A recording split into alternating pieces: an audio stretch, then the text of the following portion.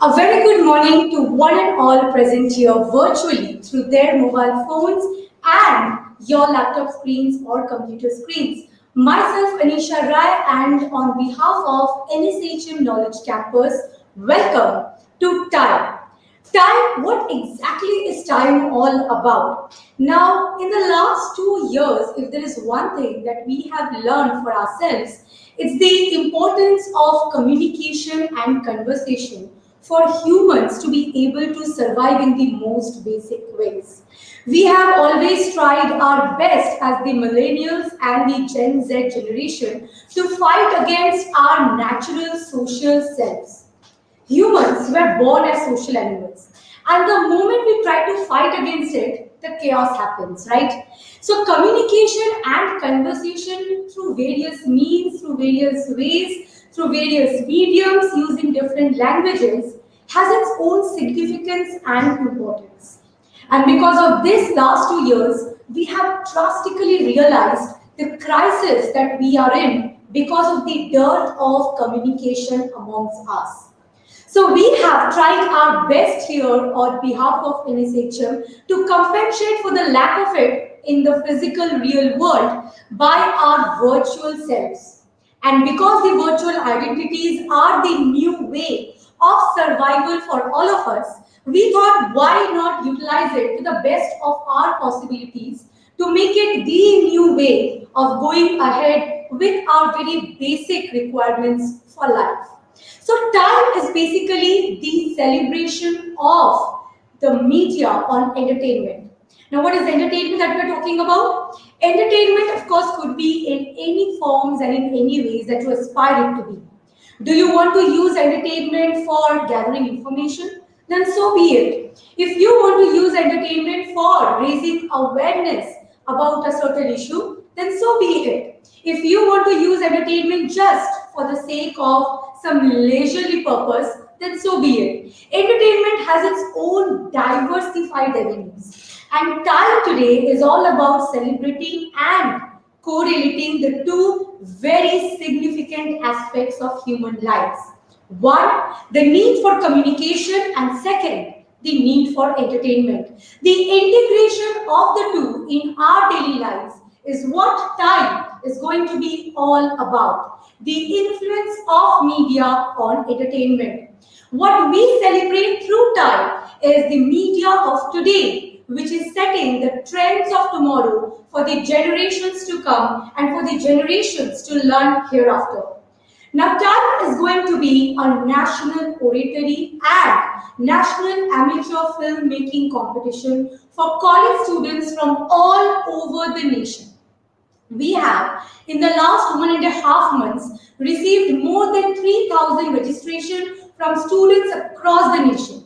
Now, how did we proceed ahead with the whole idea, the whole curation of what time is all about? Let me take a few seconds and a few minutes to give you a little insight into that as well. Now, when we had received so many registrations, of course, we couldn't do justice to all of them, but we have tried our best to be as impartial and as unbiased as possible with the whole shortlisting of the participants for the final curation of the event. So amongst the 3,000 registrations that we have received in the last few weeks, we have shortlisted a selected few that will be chosen to be streamed live from the next 3 days of this event. So if you have been shortlisted for the event, congratulations, because we have put in our very best. We have taken into consideration the opinion of the experts who are involved with the shortlisting, and based on which you have been chosen for streaming in these next 3 days of the live event. After the shortlisting, however, if you are the final participant who is going to be the part of the virtual extravaganza starting from today, tomorrow, and wrapping up day after, then we are going to go ahead with the open poll competition. It's a democracy, so we might as well make the best use out of it.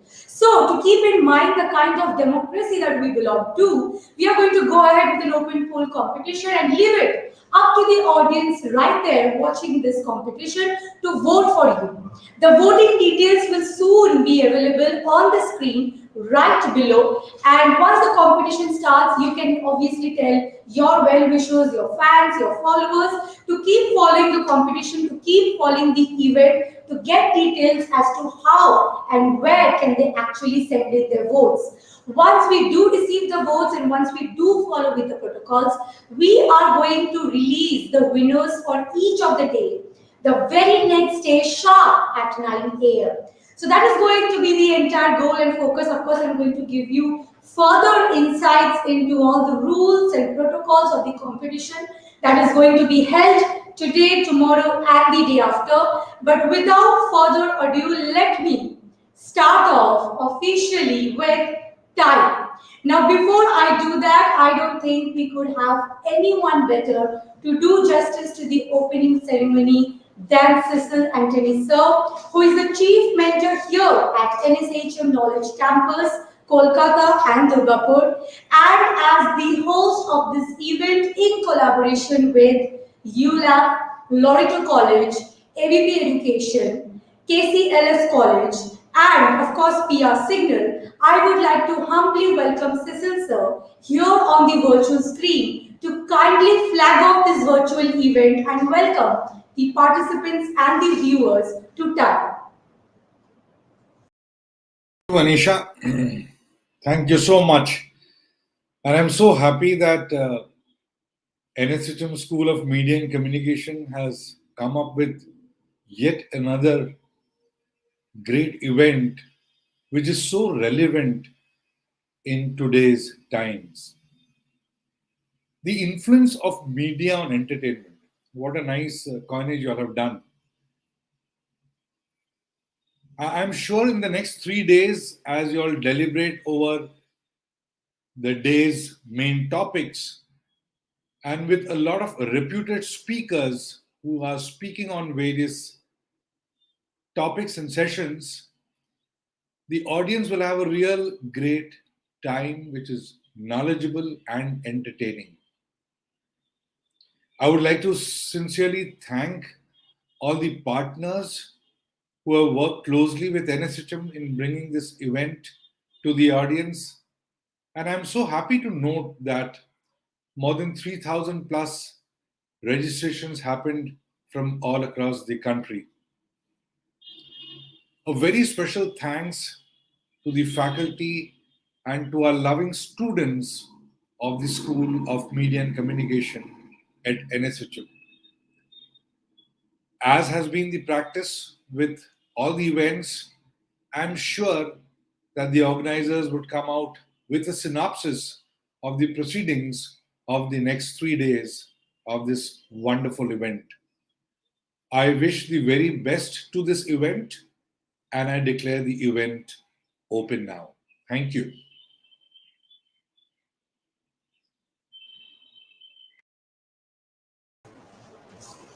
Thank you so much, sir, for your kind words always and for your cooperation. With your help and with your support and with your blessings, we are officially ready to kickstart with time, the day one of the virtual extravaganza in itself. But before we do that, let me call on screen Krishnendu Sarkar, sir, who is the Chief at Strategy and Impact Life Schools at NSHM Knowledge Campus.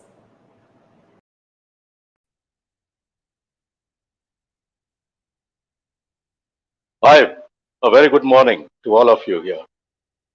I am also hugely elated to be here today and to know that so many participants have willingly and effortlessly thought of putting their ideas forward in form of stories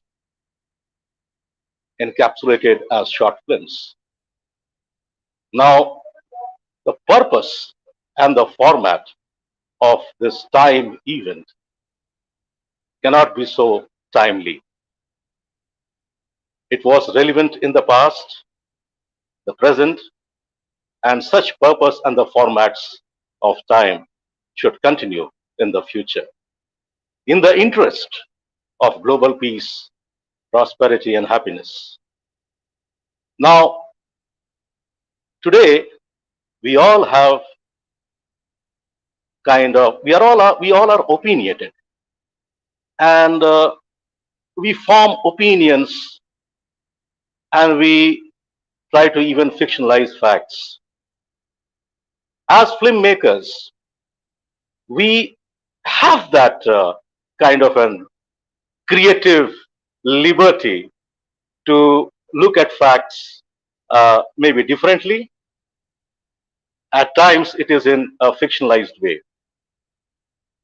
Now, entertainment should not be selling of fake or probably vitiating the conditions of the culture and the society with vested opinions. Rather, entertainment can bank on ethics, on values, and for the greater cause of humanity and the societal development. And this is the time wherein media and entertainment have to synergize, and it will require different kind of thinking. The technical skills are there for everybody to learn and to practice, but the human skills, which is paramount, a human mind can only trigger the other human minds. And this, like a baton, should carry throughout the world in these times wherein there is so much of disruption, so much of stress, so much of competition. For what? Let media and entertainment tomorrow play a pivotal role to ensure that yes, small or simple can be beautiful too. And as humans, we can live together and we can ensure that we are able to leave a great world for the generations to come. Salutes to all of you participants. That it doesn't end with the time of 3 days. I'm sure that you all will continue your, your efforts in ensuring that the right things gets disseminated at the right time for a right cause. Thank you so much. All the best.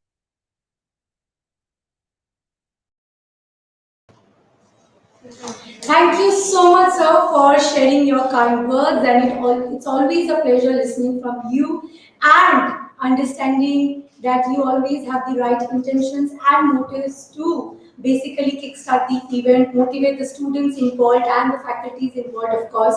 And so, on behalf of NSHM Knowledge Campus, let me again take this opportunity to officially start with time. Now, before we go ahead with the whole proceedings and we start off officially with the first session for day one of time, let me again take a few minutes to give you a few insights regarding a few protocols that we would like to follow when it comes to this event. The first being that very soon, once the competition starts, sharp at 1:30 p.m. for the oratory competition and sharp at 4 p.m. for the short filmmaking competition, please note that there will be access and information to the contact details where you have to send in your votes right below on the screen. So if you would like your friends, your well-wishers, your fans, your followers, your family to see and vote for you, remember to tell them to basically note down the contact details that will be shared right here on the screen very, very soon. We are not sharing it for now, but it will be visible to all the viewers and the participants once we kickstart with the competition sharp at 1:30 p.m. Let me also bring to your notice that the timing remains exactly the same for all the 3 consecutive days when it comes to the oratory competition and also for the short filmmaking competition. The timing for the oratory competition remains from 1:30 p.m. to 3:30 p.m. every day, starting from today and wrapping it up on Sunday. And for the short filmmaking competition, the timing remains from 4 p.m. to 5 p.m., starting from today and wrapping it up on Sunday. For the people concerned and the participants concerned with the release of and the declaration of the results.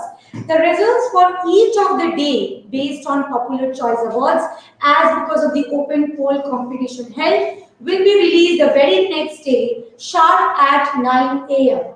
So in regards to that, let me make it even more clearer for you all. The competition held today, the results of which will be declared tomorrow through our social media platforms sharp at 9 a.m. So if you are not following the page yet, please remember to do so at the earliest, especially before you kickstart with the competition, so that you can keep a tab on the results declaration as well. Once the results are declared, our team will be coordinating and contacting with you very soon for the receiving and the sending of the e-certificates and the prizes involved. So, now that we are done with the protocols and the official information that is involved with this whole event, let me start off with the good part. And let me just be very biased and say, let me start off with the best part of this event, which is the inaugural keynote session that we are going to start off with. Now, because this whole event is about celebrating two things. One is the power of communication through our speaking skills, and the other is the power of communication through the beauty that is cinema. So, we are going to start off with the day one keynote opening session with none other than Subhrajit Mitra, who is an award-winning, a national and international award-winning filmmaker and director. And you must have probably heard about him. If you haven't, I think is the most unfortunate thing that you're experiencing the last few days. Because as you have seen that we have kickstarted our social media campaign with our keynote session, our keynote opening session with Subhrajit Mitra, and we have been totally counting days to have him here to basically start off with the T.I.M.E event.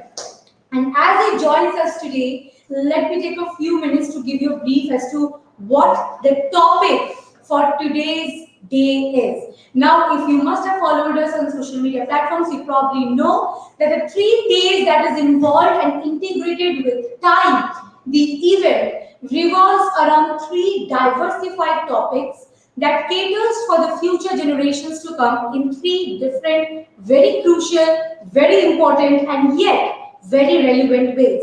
The topic for day one is basically about how the whole culture of shifting to OTT platforms is the trend for the millennials and the Gen Z.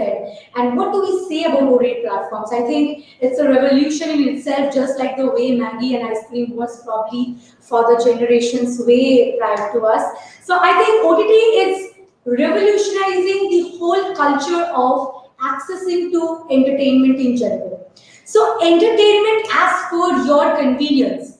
Is it the key? Probably it is. So if it is, then how is OTT actually bringing out a revolution?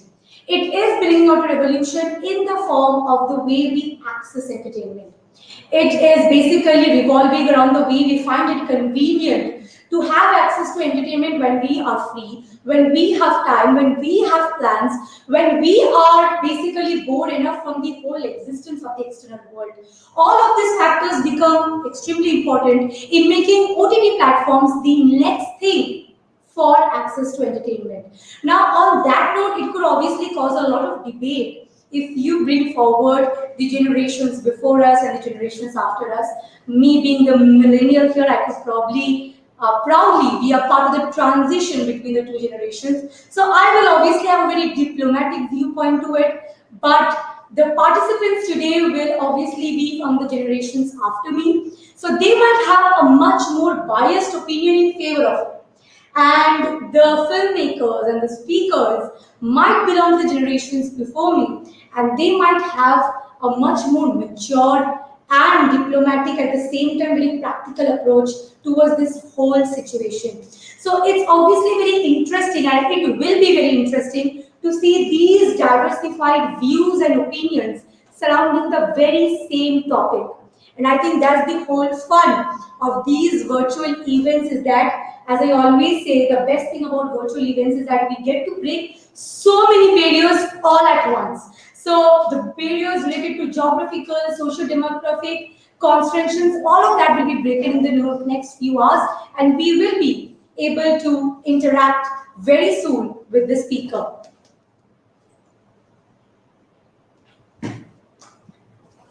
Now we have with us Shubhrajit Mitra. I think all of the audience were very reluctantly waiting for me to stop talking and for our keynote speaker to start giving his point of view about today's topic for the day, for the first day of time. But I would, as the anchor first, would like to extend my warm greetings to sir. Thank you so Thank you. much Thank you so much. for taking out time amongst your busy schedule. We all know that it's quite a hectic schedule for you because of your upcoming movie release, and we have Yes. been earnestly looking forward to it as well. And as I was talking to the audience just before you came in, that today's topic has a very diversified views surrounding it, I know. depending I know. on the way we decide to use OTT platforms. But before we go to that, sir, I would like to start off with the conversation by asking you the most integral point of the conversation. That is, as a filmmaker, what do you think is the role of cinema in the whole contribution to the idea of being a medium for communication? What is its role, especially in today's day and time? Pardon, come again. You're not quite audible actually. I would like to It's know, sir, what is your opinion about cinema being the medium of communication in today's day and time? What do you think is the relevance of cinema as a medium of communication? yeah. Good morning, everyone. The thing is that film is always been a kind of uh, this medium, not only as a film. I mean, before the film there was theater, and before that there was different forms of narrating a story. So this was always been a kind of medium to influence people and to communicate and to express oneself or to express a certain kind of ideology. So this is a very powerful medium, film as a whole, and I guess that's the point to convey certain the ideologies or the philosophies, or there are several other factors which the maker wants to convey to the audience. And so I guess that's the thing, to summing up it all.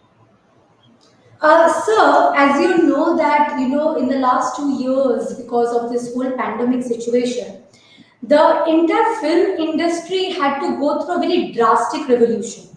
So Yes. suddenly the streaming had to be changed from release in theaters to OTT platforms because that was the only way to move forward with making the films available for the audience. So how do you think that this I'm transition just no. The thing is that this is basically a stopgap arrangement. This cannot be a final arrangement because film is always always remain a film. So watching a film in a theater, that's a different kind of experience altogether, and that's a unique experience. And OTT cannot replace that. OTT will never replace that. So OTT is OTT, or watching something on a small screen, is basically a stopgap replacement. So and that's because of the pandemic. We cannot go out. We cannot have that community experience to watch something. So this whole point, the OTT and the streaming services have replaced the film. This is not true at all. This is mainly been propagated by the OTT channels for their own vested interests. As simple as that. Film is there to remain, and film this is a kind of experience. This you cannot experience that in your home. So OTT or TV is for repeat viewing. This is not for the primary viewing. So if the film students are watching this, don't concentrate on OTT or TV. Concentrate on film. This is a lower grade version. So if you concentrate on your idea and imagination based on OTT and TV, you can never upgrade yourself. So your imagination, your idea of thinking, your technical expertise will be limited. So always, groom yourself to be a feature filmmaker. Then you can adapt to a different standards, OTT and TV. Those are basically downgrading yourself.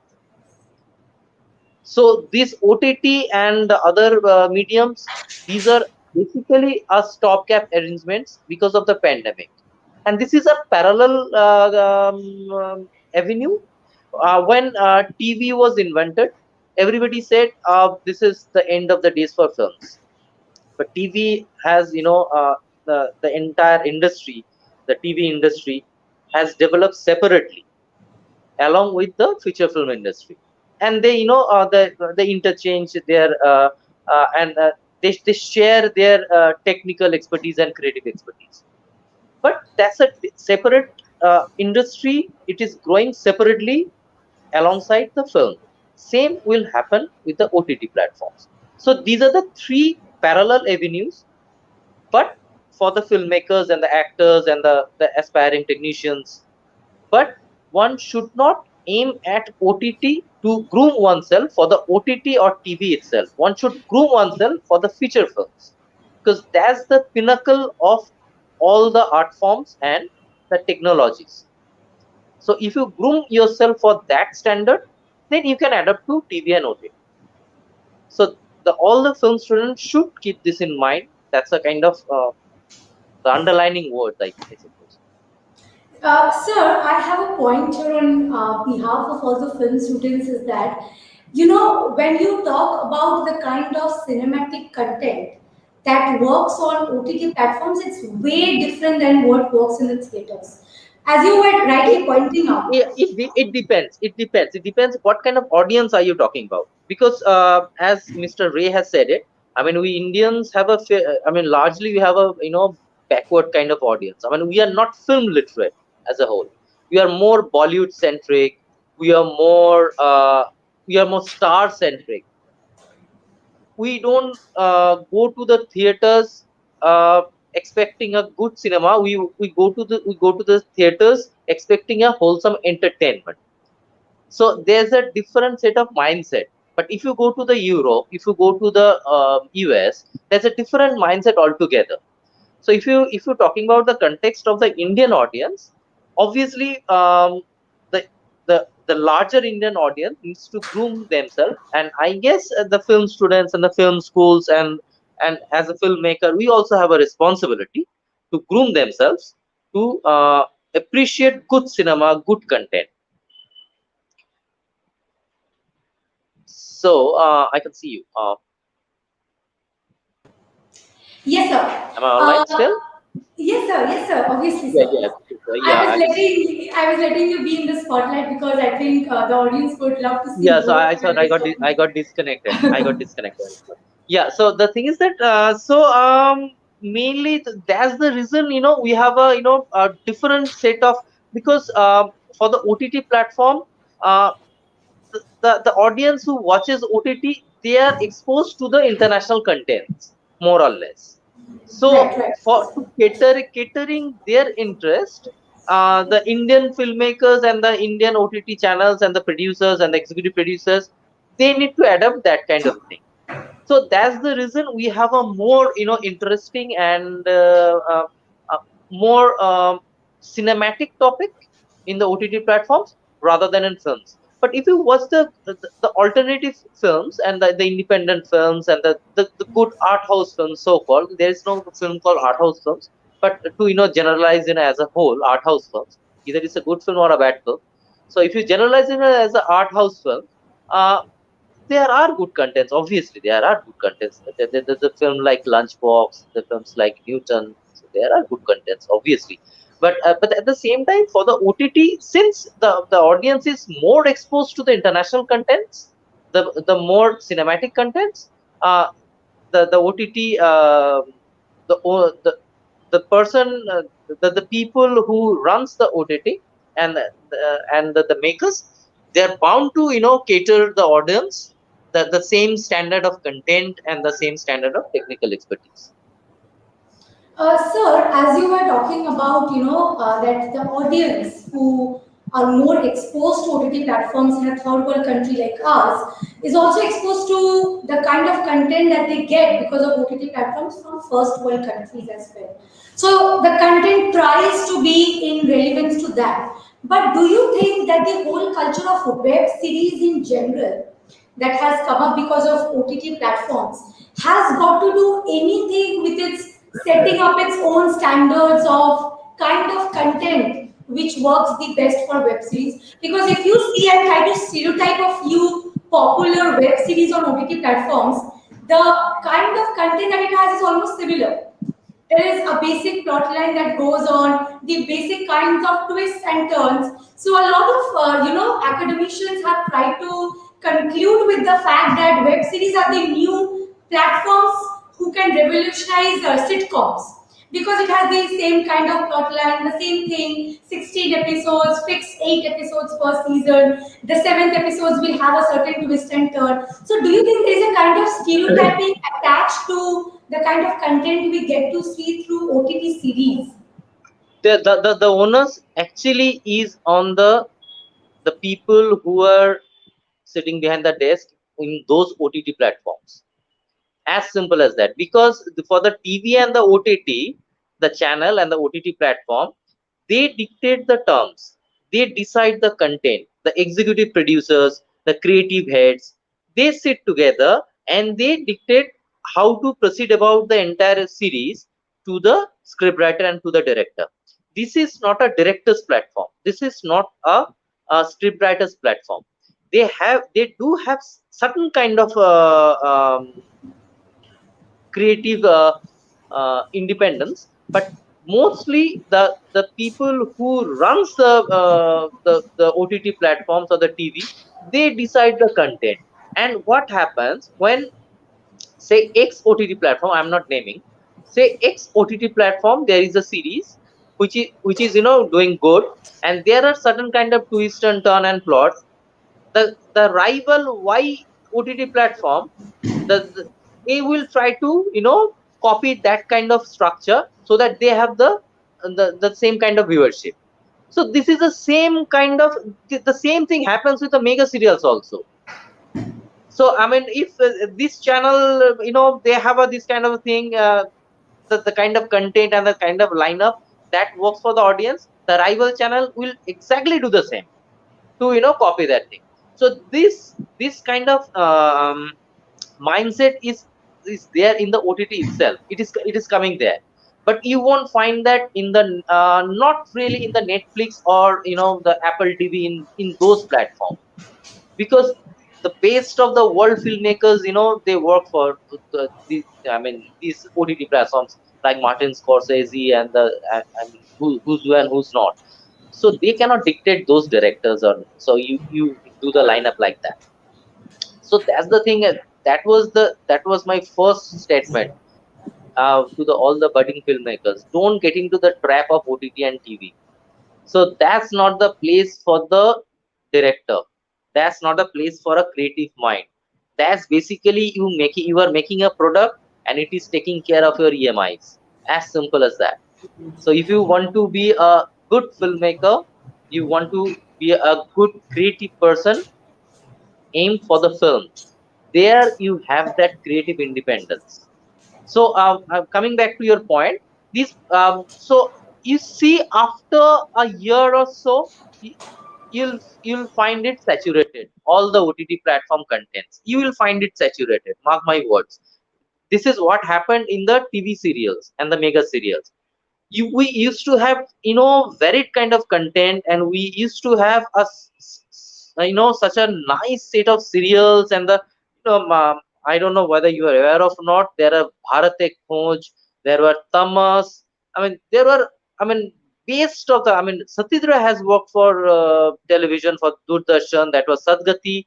So there were extremely cinematic contents, and extremely better contents, and the Malgudi days.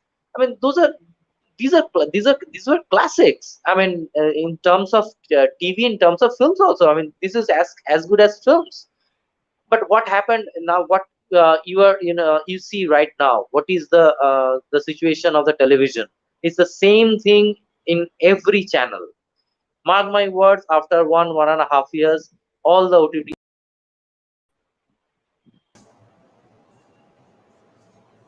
Right, sir, but you have a very aggressive approach against OTT and the integration of cinema. But what if I have to ask you, say, from the point of view of the Gen Z, who basically did not see the transition as well to digitalization? They have been exposed to the whole process of OTT platforms quite at a budding stage, say from classes 2 to 3, probably. So they are probably growing up with the whole culture of convenient cinema. That is what OTT is for them. Convenient is cinema. They get to watch a cinema as per their convenience, as per their plans, as per their social culture, and all of that. Yeah, So but how do you think? that's actually disrespecting the creator. That's actually a Exactly. disrespecting the creator. So ultimately, film is a creative experience. It's a combined creative experience where the director, the cinematographer, the writer, the sound designer, the music director, the actor, they have put in all their heart out and made a good product, and they have expressed their creative excellence in that medium.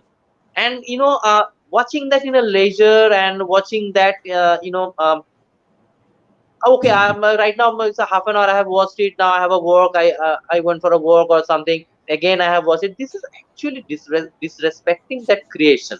One should not do that. So That, how do you I mean, think, that's sir? good for a series or something. That's good for a series or something. It's basically something like, you when you are watching a magazine, you are reading a magazine, maybe say a Stardust of Filmfare. So, or you are reading a classic novel, you are reading maybe a theater from a Shakespeare. So what would be your mindset? Watching a OTT, watching a web series is like a reading a Stardust or Filmfare. So there lies the difference.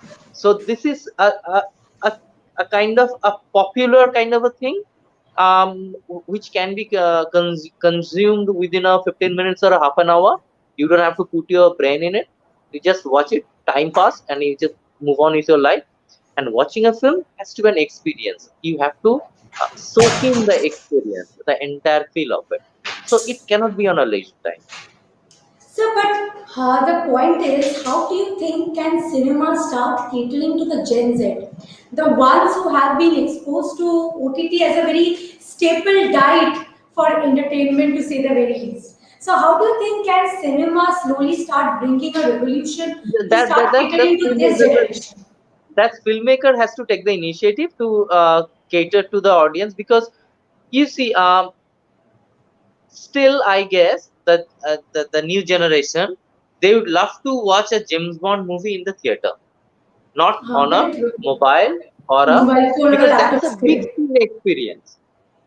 You see Right, what right. happens in the Suryavanshi, because that's a big Hmm. screen experience. They won't watch it on a laptop or on a mobile or maybe a home theater. They will watch it in a big screen. So I guess filmmaker has to evolve and cater to the audience, that larger than life, that large canvas, the visual and the audio canvas, so that again these people who are glued to the OTT platform, they come back to the theaters.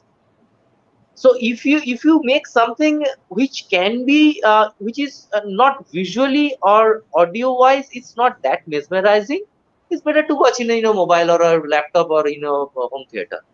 So you are not getting something extra, but you just cannot experience that grandness of a James Bond movie in your whatever you have. If you have a 70 inches home theater, then you also cannot experience that kind of grandness.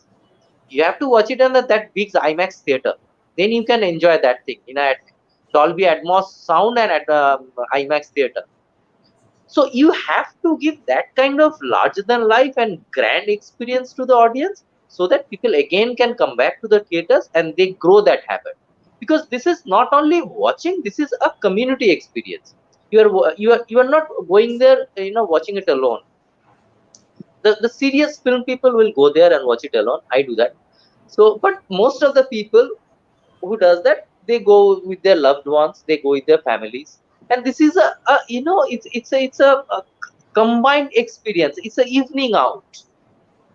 So that's and talking about that film, going out for a dinner after the film and talking about the film. So this is a combined experience. You cannot replace that with the OTT. So it's a the people, the new generation, they can go with their friends. They hang out. They hang out after the film and discuss about the film.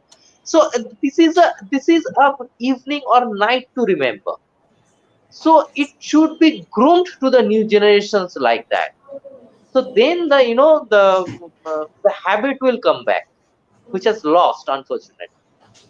Sir, irrespective of the streaming platform that we talk about, be it theater or be it OTT platforms, one very relevant point, which is quite relevant today's day and time, especially because of the recent experiences about Indian films contents recognition in international market, especially when it comes to international award recognition and all of that. That hasn't quite changed, be it OTT platforms or be it the theater.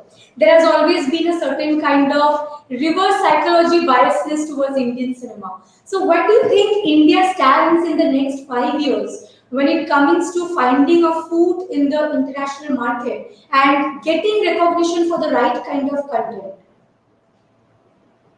Um,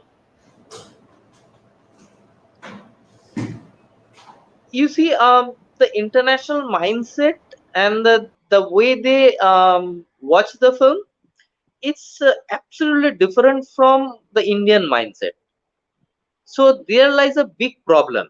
The makers needs to decide first whom they want to cater, because it's so varied, it's so diversified from the international audience and for the Indian audience.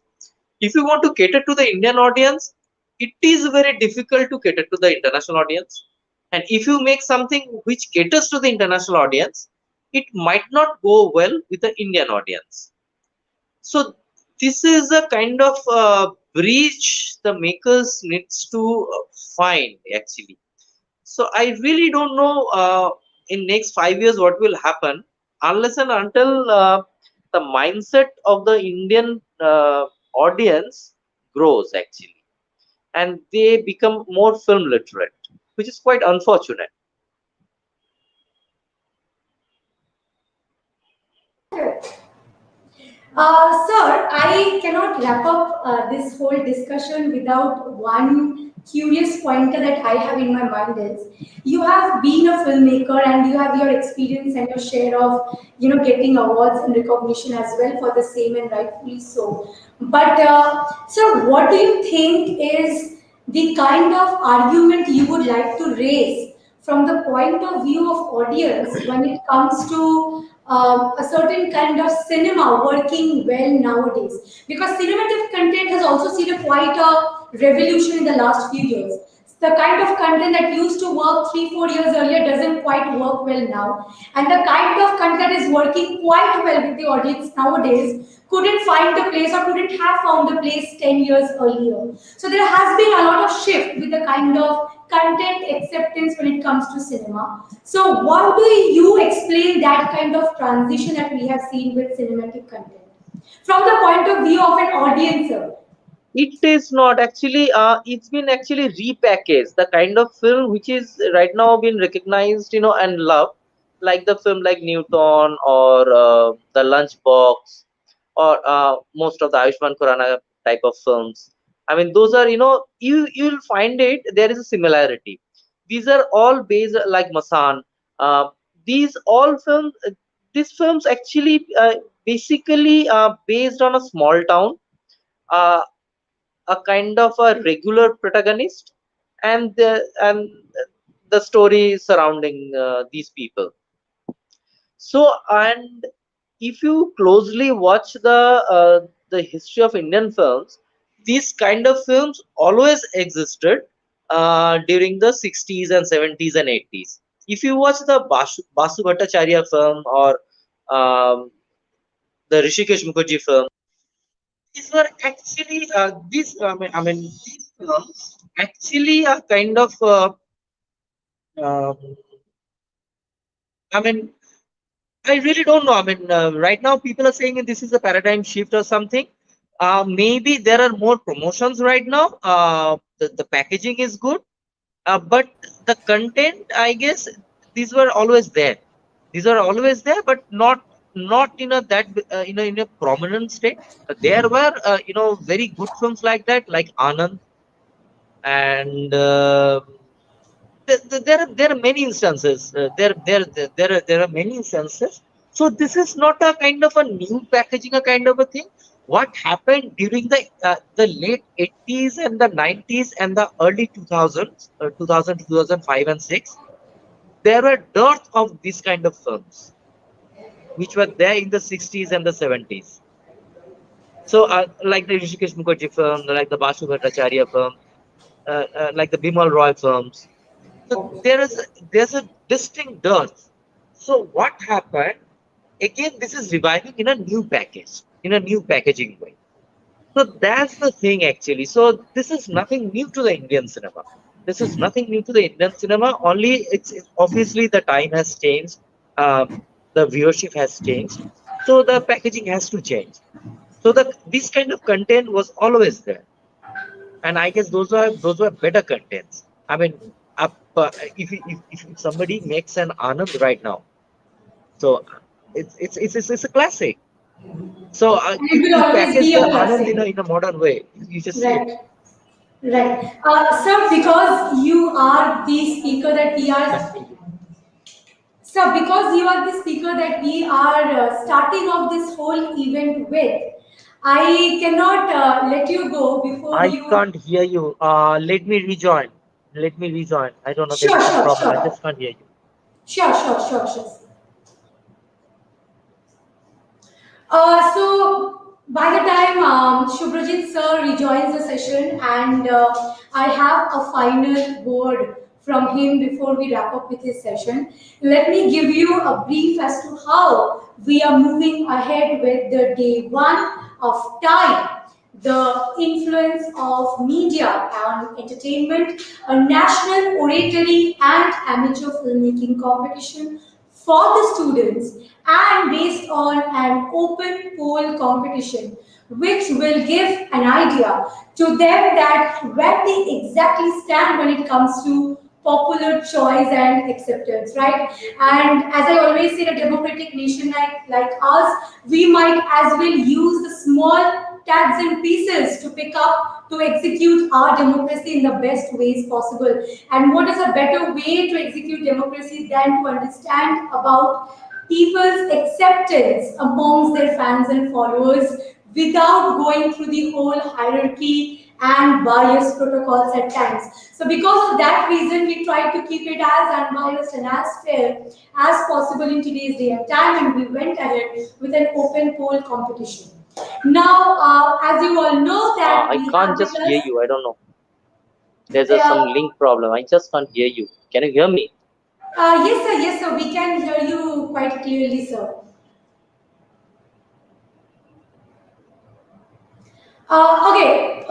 So basically, what we can do right now is technical glitches, packed parcel that comes along with the virtual life and its ways of going on and on. Something that we cannot escape from, something that we cannot run away from, something that we need to embrace. And there is always the better side and the lower side to all things that exist in the world. These are the low sides, but the better sides is always a notch higher than that. So the survival along with the virtual extravaganza becomes easier for all of us. And as you know, things slowly are starting to opening up. We are slowly getting back to the normal life. I think we have slowly started realizing the kind of importance that the virtual life holds in our lives, right?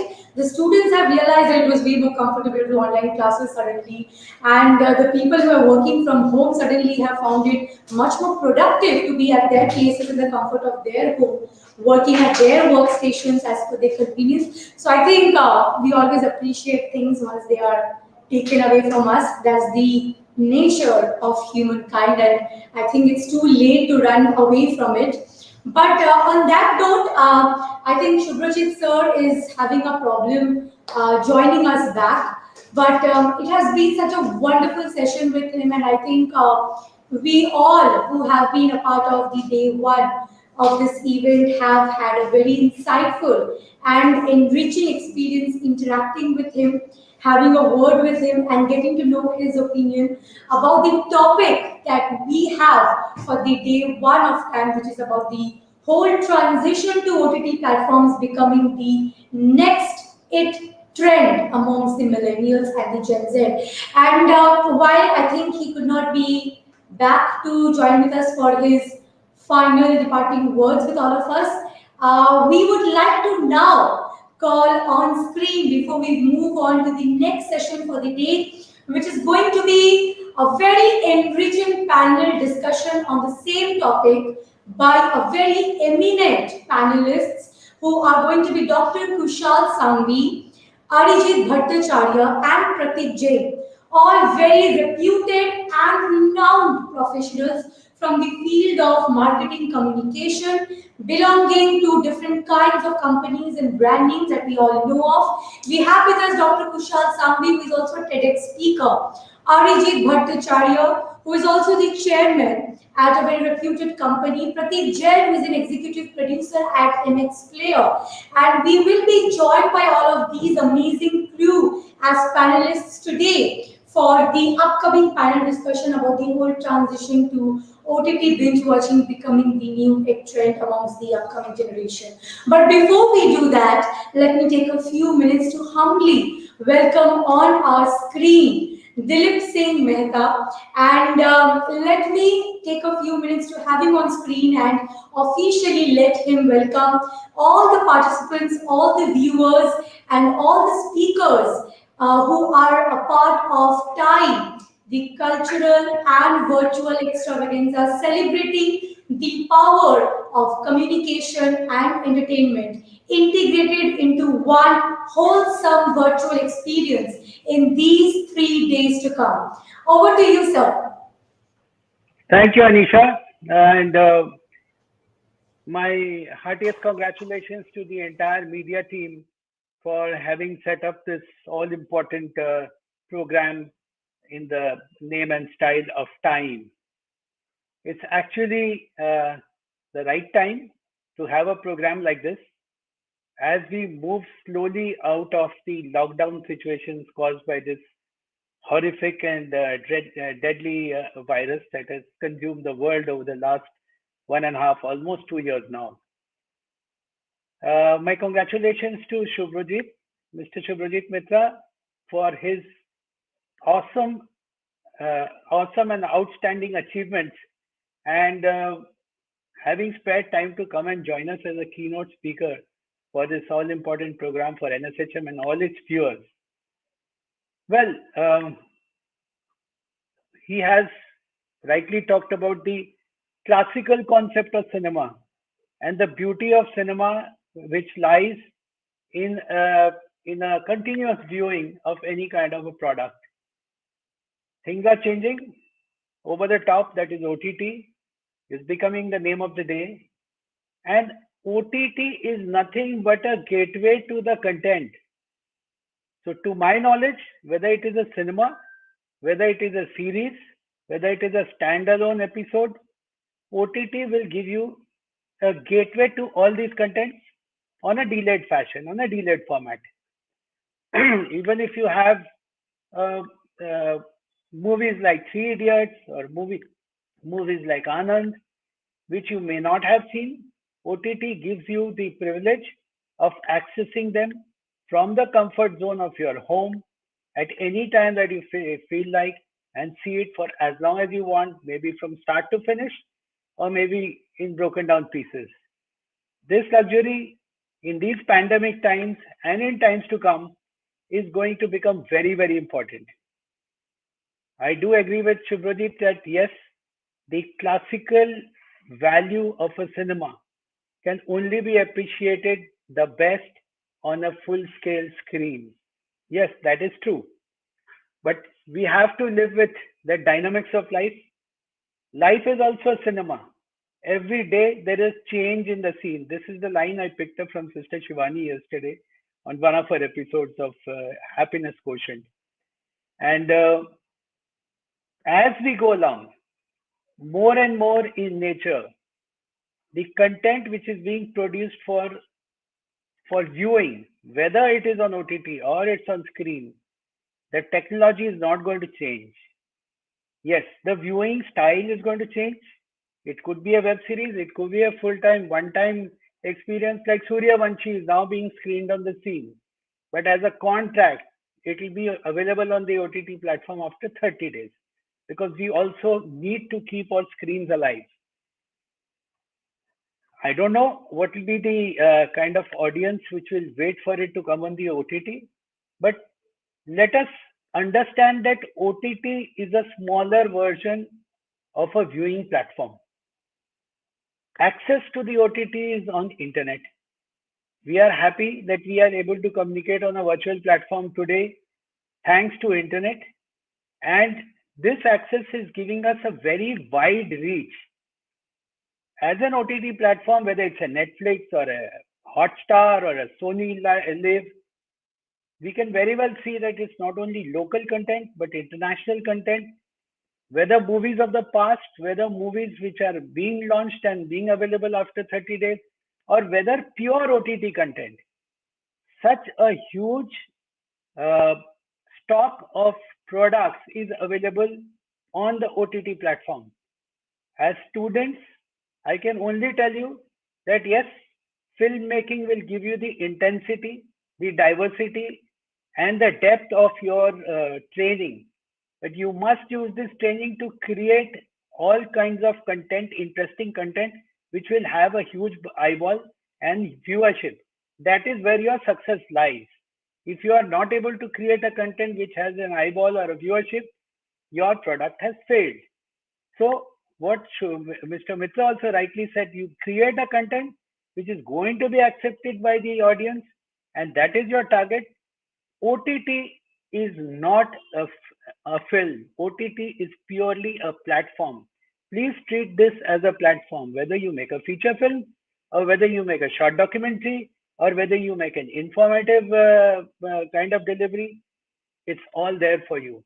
So put your whole hearts in, get into all the techniques that are possible, and you will see as times go, content on OTT is going to keep increasing on a daily basis. And thank you, and I wish you all the best for all the future speakers. I will definitely join you intermittently because of my other schedules. And Anisha, congratulations once more for this Thank excellent you. effort. Thank you. Thank you so much, sir. Thank you so much, sir, for taking out time and being a part of this opening ceremony. We couldn't have started without your kind words to the audience and to the participants who Very kind of are you. very Thank you. eagerly waiting to start off and kickstart with the competition. Thank you so much again, sir. Thank you. Hi.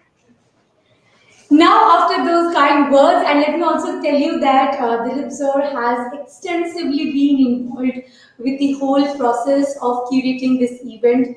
It is because of him that we could get in touch with very eminent speakers that we have lined up in this next 3 days of this virtual extravaganza.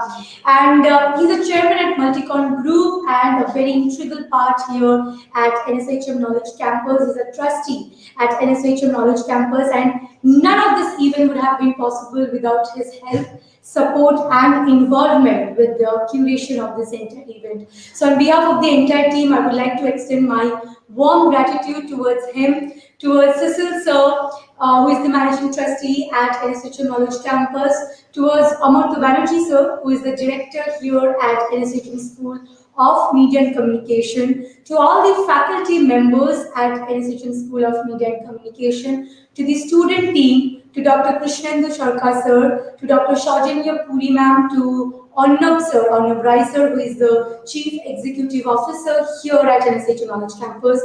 With all their help, their support, and their mentorship and supervision, we could come up with this event. So, on behalf of the team, I would like to extend my warm gratitude to each and every one of them for making this event a possibility. None of the seconds and the minute of this event would have been an actual possibility without their help and support. And of course, to the audience and the participants who make the event what it is by their involvement and participation. But let us take a few seconds to welcome back the star for the morning today here at Time, which is none other than Shuprajit Moitro, who was having such a wholesome interactive session with us before the downside of virtual life got in between us. But as I was saying, sir, that we cannot wrap up this session without hearing from you. And because we are starting off this event with you as our opening speaker,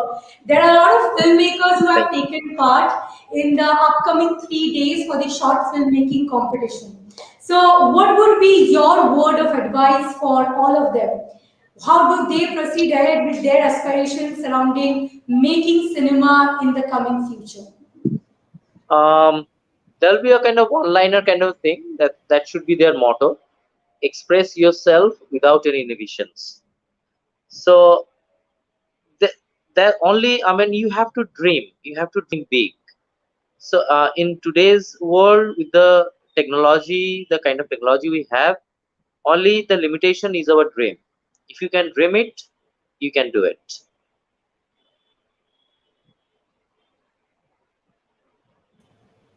Thank you so much, sir. Thank you so much for your involvement today. And as we all know that I told in the beginning, you have been very busy with your upcoming movie release. And despite that, you chose to come here today and start off with our day one of the event.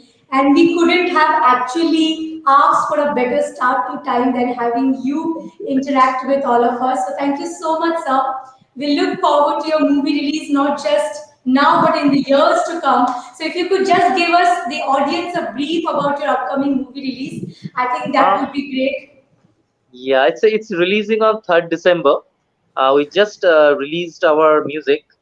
It's called Abhijatrik, The Wanderlust of Opu. This is the sequel to the famous Opu trilogy by Satyajit Roy, and this is the final chapter of Opu's life in Vibhuti Bhushan's novel Aparajito, and it's set in 1940s. It's a black and white film, and the music by Pandit Vikram Ghosh.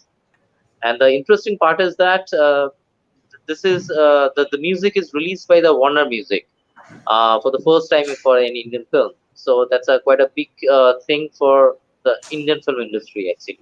Because we all know the Warner Music Group, they have got the biggest of the film series, like the Harry Potter series, the James Bond series, the Indiana Jones series, and in that series, I mean that bouquet of series, the films we have added our film, the Obhijatre. So that's a kind of it's a good day for an Indian film as a whole, and we are releasing on 3rd December.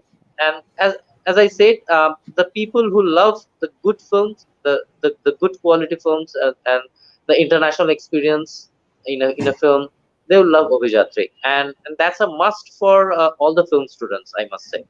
So all the aspiring filmmakers and the film students, because the people who have worked in these films, and the technicians, the head of the departments, HODs, they're all masters in their craft. So the budding filmmakers and the technicians, that will be a good master class for them if they watch this film. Thank you, sir. And I would like to give you a humble bow because of this overwhelming success that you have brought for Indian cinema as a whole. So, thank you so much. And congratulations, sir. I am not the right person to congratulate you. I am the only right person to bow down in front of you out of humbleness and gratitude. And thank you so much for being a part of today's event. It truly means a lot to all of us, and we are eagerly looking forward to your release and also to interact with you again in the future. Thank you, sir. Thank you so much. Now, after that experience of interacting with none other than Shubhrajit Mitra, we are going to move forward towards the very next panel discussion for the day. The panel discussion is based on today's topic, which is about the whole binge watching culture on OTT platform being the next it trend amongst the upcoming generation. Of course, we started off with a strong view against it, but I'm eagerly looking forward to see that what do the panelists who are about to become a part of the upcoming panel discussion have to say about the very same topic. And I think that's the whole fun about selecting such a controversial topic is that you get to see so many clashing viewpoints, all of which is equally enriching at the same time and equally informative and offers us an in-depth experience into the same viewpoint but from different angles. And I think that's the best part about looking at any particular topic from different point of view is that we get to understand, we get to interact, we get to network with people with such diversified opinions about the very same thing. So we do not like to prohibit any kind of networking because of this whole pandemic and lockdown situation. We believe in letting life flow normally, of course, maintaining safety protocols, henceforth the whole transition to the virtual world and comfortably and compatibly so. But on that note, we are going to shift to the panel discussion that we are looking so earnestly forward to. Let me give you a brief about the panelists that we have lined up for the panel discussion, which is upcoming in just a few minutes. We will be joined with Dr. Kushal Sangvi being the digital transformer, media content specialist, and a very renowned TEDx speaker. The next panelist for today is going to be none other than Arijit Bhattacharya. Arijit Bhattacharya, who is an entrepreneur and chairman at Coinnovators and Accelerator and Fund. And he's a philanthropist and startup mentor and also a very renowned TEDx speaker. So, of course, when we're talking about communication, who better to make the panelists than some very renowned TEDx speaker who are going to give us insight into the topic while giving us insight into the very power of communication in itself, right?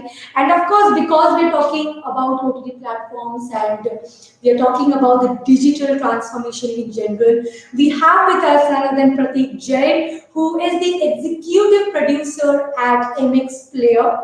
And he is going to give us insight, I think, on a very favorable biased point of view against the traditional platforms. But we will see. Surprises wait for us at every corner when it comes to these topics and understanding point of view from different people about the same topic. So that's the kind of panelists that we have for the upcoming panel discussion. And post the panel discussion, we will be quickly moving on to starting off with the competition, the Oratory National Competition for college students from across the nation. So if you have been a part and shortlisted for today's day one of T.I.M.E, then you have been probably been chosen by a team of experts from renowned marketing industry professionals, and they have shortlisted you for today's streaming. And if you're a part of today's streaming, please know that you are also a part of the open poll competition. On that note, it's a virtual world, but nevertheless, we all deserve a few breaks here and there. So we will be taking a quick break. The information details for the participants will be available on the screen in a few minutes. Please keep a tab on that, and I'll be back in a few minutes with our panel discussion for the day.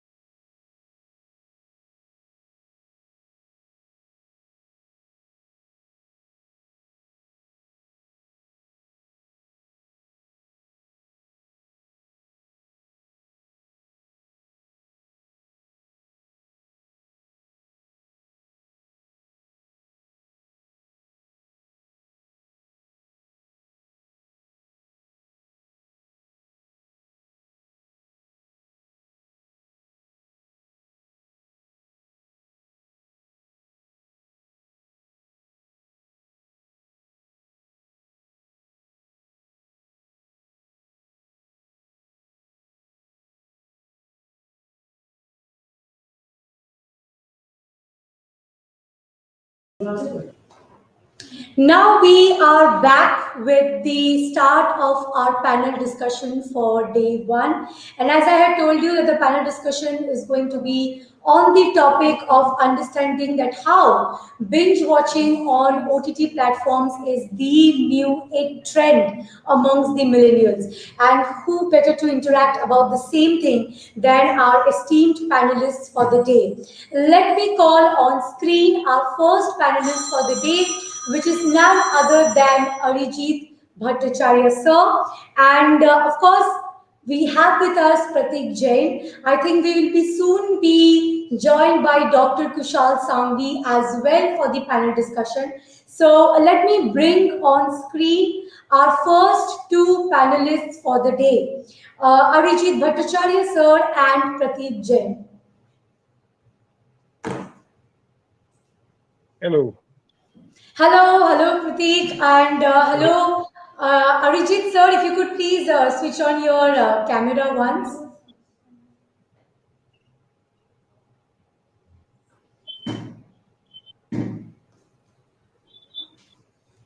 Sir, are you there? Okay, I think what we can do is by the time Arjit sir joins us, is that I will like to start off with the conversation with Pratik. And first of all, thank you so much, sir, for joining us today here and being a part of this panel discussion. We have a very diversified opinion when it comes to the whole culture of transition to OTT platforms in general. And we started off with a very reputed filmmaker who had a biased opinion against OTT platforms. So I'm eagerly looking forward to see what is the kind of opinion that we have moving on with this panel discussion. So before that, let me ask you, sir, is that what is your opinion about OTT platforms in general? What do you think about its existence in general? Let's start from the absolute basic. Pratik sir, over to you. So, when it comes to OTT, we call it over the top content, right? It's the content that is so interesting that you end up paying it for. You end up paying money for it. The subscription model and the whole business game is like that. We're talking about the content which is not available or which was not available on. It's the content which is very refreshing. You're talking about so engaging stories. The first season, second season, so the whole hierarchy of the content and the story of the content is like that. It is getting built accordingly so that you can consume it in a one go. The engagement is high. The interest of watching that content is high. That's how we have these. Again, I'm saying that's how we have this season. What they are giving you is spoon feeding. They give you a small in episode one, or maybe a teaser episode we call it, right? And then only we always go for a pilot episode. Whenever producers or anyone is creating content, they create a pilot episode to understand where the story is going, what is the scenario, how the cast will look like, and how the grading will look like. In fact, everything, the richness of the content and the level of the content is also very different, as you see, because the technicians are different. Uh, this is very different than a movie. OTT is something you're talking about filled with n number of content, dictionary of content. What do you want? You want comedy. You want, it's about feeding you the way you want.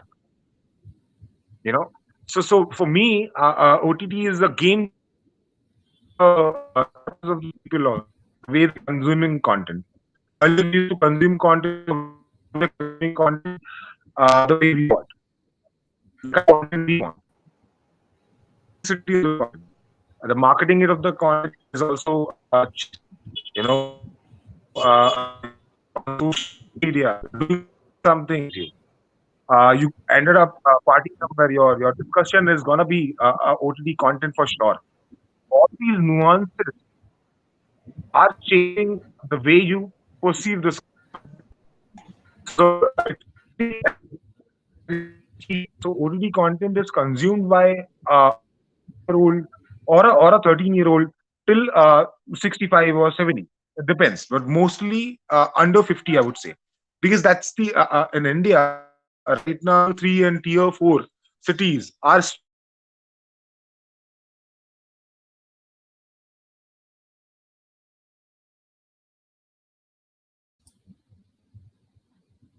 to get subscription in the tier 3 and a tier 4 cities. I think this is a network issue. I think.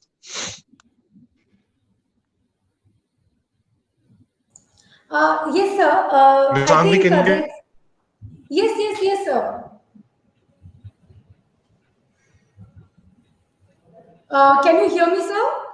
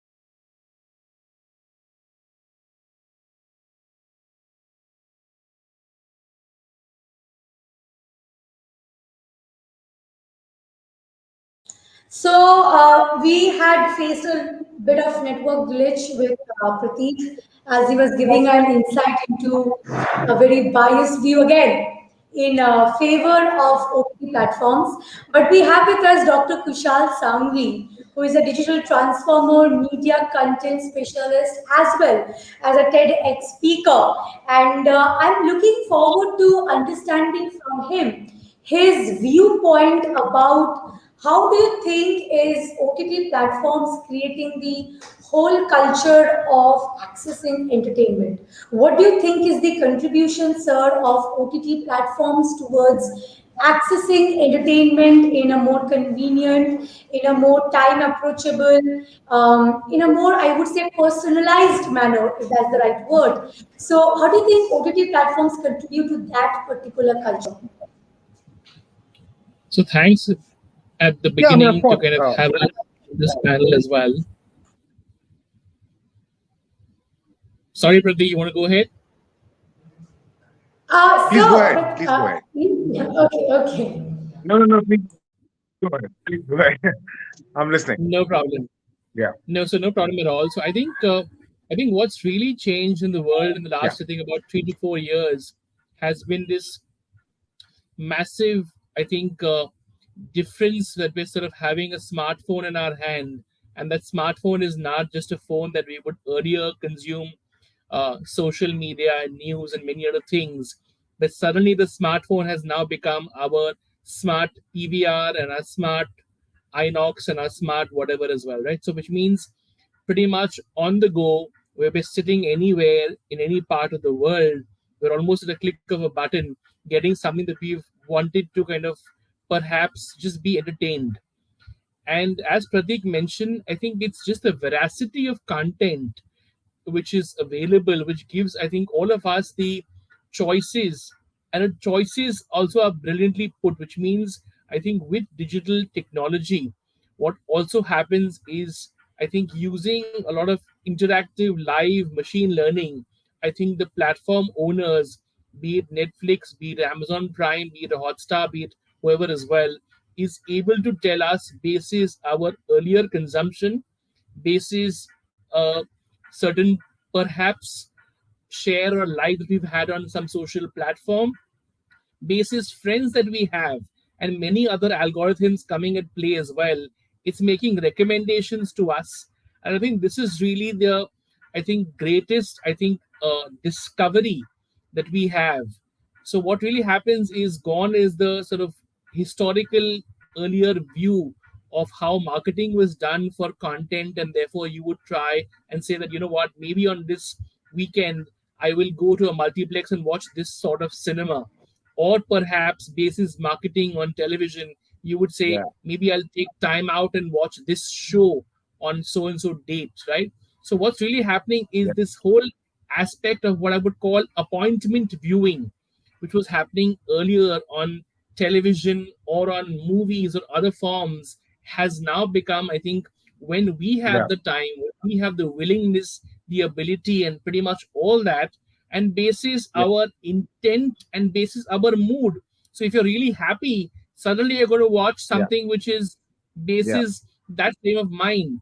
Or sometimes when you're in that mold of, trying to just, have one of yeah, those moments where you're trying to be analytical, or thinking about life in a different perspective, you're probably going to be thinking more to watch something which is more perhaps what you feel for.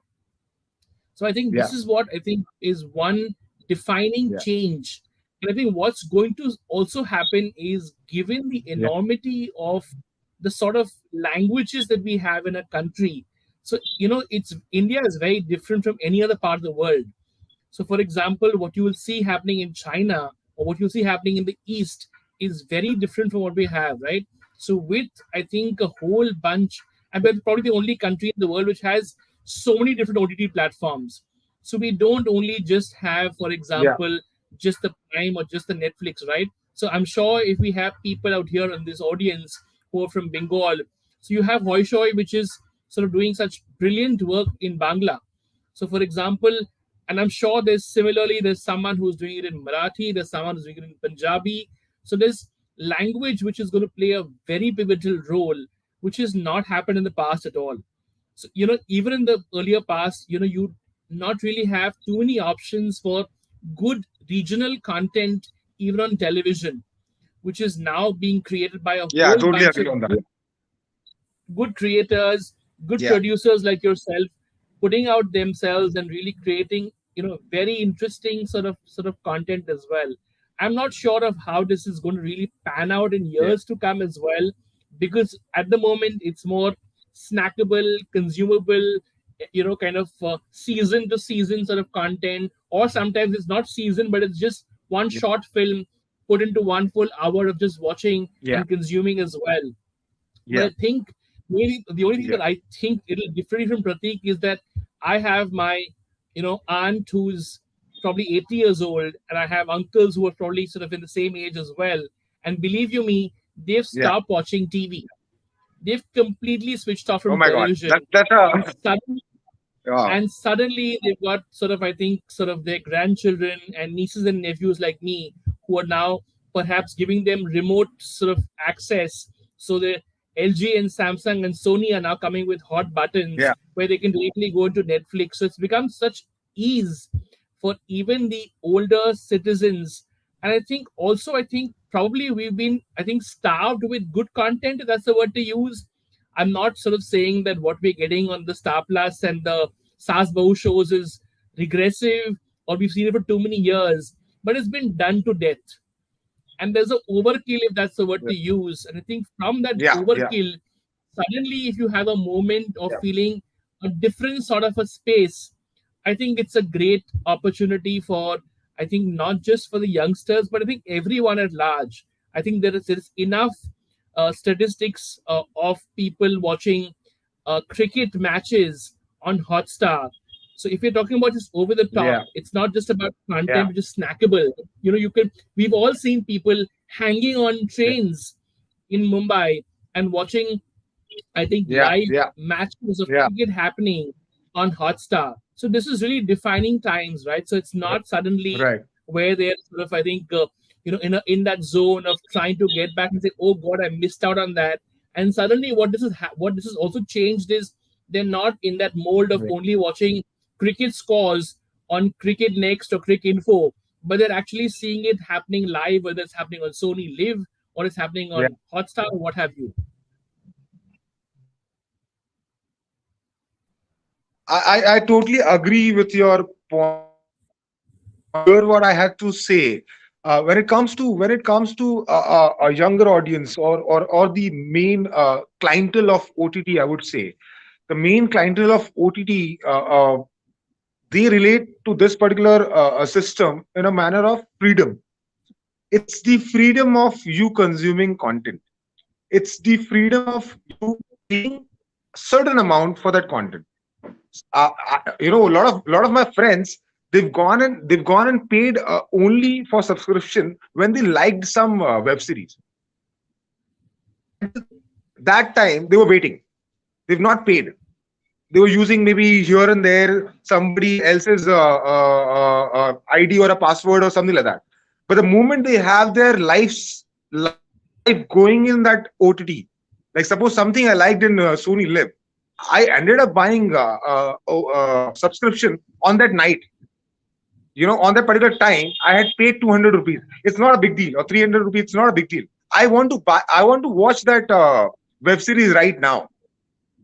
So that's how they've gone and watched that web series, and binge watch No, again. I can Binge I watch is can something completely relate. which is I can relate to you completely. I can relate to you, and I think if we're talking the same yeah, language, yeah. Pratik, I know exactly what you're referring to. I will come in between and cause a rift in the opinion between you two, because that's what I am here for. So that we have a clash of Okay, opinions. I think right now about the fact that you're okay, telling is something we all agree to. But if I point out a certain pointer which is about OTT platforms, I think that is going to create a clash of opinion. Is that when you talk about a third world country like ours, India, where the digital integration into a common man's life is on a very basic and minimum level. I mean, only I think 26 or 27% of the population have access to digitalization in general. So the whole culture of OTT platforms is a very narrowed and target audience specific. It is not catering to Indian mass in general. It's a very narrowed down, very very narrowed down audience in general. So how right. do you think can OTT be the future of entertainment when the access to it is a very debatable kind of a situation to start off with? Please go ahead, So do Mr. you want to go Kushan. for it, Pratik? You start. Okay, so I can just I'm going to in fact I'm going to actually challenge the anchor itself. So when she sort of Okay, said that, I think the when she actually said that the numbers are very low still. I don't know, when you say low is what okay, number, to be very honest. But I think in a country like India, where we have closer to about 700 million people on mobile alone, right? And Right, today, right, all right, of sir. us have, I think, all of us today, for example, have even maids or people who help us in our homes, in our offices. And when today they're consuming content, they're probably consuming content on a platform which they understand pretty well. And that Right. platform perhaps is YouTube. Now, YouTube Hmm. classically or historically has been put as a social media platform, Media but I'm sure platform. YouTube has now tried to reinvent itself with also a YouTube membership program and a couple of others, right? So if I Right, was to right, right. slice and yeah, dice to sort of say that if today, if I miss out on watching, and I'm talking about that sort of really sort of person, that person who is either a driver, someone in a small town, tier 3, tier 4, or whatever as well, who's looking and watching something that he was earlier watching on the classical television, right? Or it's not even yeah, that. The fact is, today he is a little more aware than all of us because he knows which Punjabi artist has made the latest new video, or which new person is creating comedy in particular language like Tamil, for example. Now he or she is looking at this on YouTube. Now, if I was to sort of put a small chunk of saying YouTube users are also sort of watching snackable content, and that's probably also in a manner which they say. So Google says that it is their version of short format video as well. Right. So it's not necessarily positioned as OTT, but in a manner that yes, there are tons of people, already accessing content. It's just that I think what happens by default, I think what we've done is we've kind of, we've compartmentalized ourselves saying OTT equals Netflix equals Amazon equals this. But in a sense, any format of short content watched on a device which is on the go is really the actual definition, as what even Pratik just mentioned. It's basically just over the top on your phone or your handheld device. So which means whether it is agnostic to an app or whether it is perhaps watching it on the open web and I'm seeing content. So therefore, I think the numbers are already there.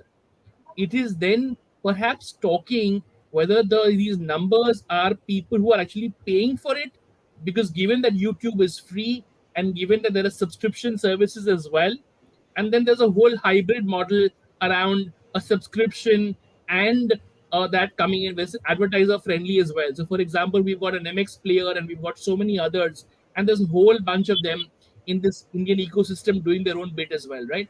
And I think if we get numbers, and I think I have friends in all of these sort of companies, and they keep telling me that, you know what, the sort of growth which they're seeing suddenly in the pandemic is crazy, absolutely crazy to another level that they've not seen Yeah, this yeah, yeah, before the 18 yeah. months. So 18 months suddenly you had a number growth, which is also resulting. Therefore, what we're seeing that I would relate this. I'm sure that sort of 20 years back when you create content and you would have massive amount of marketing advertising that they would do to put up outdoor advertising to let people know that you can watch this show on Star Plus, you can watch this show on something else.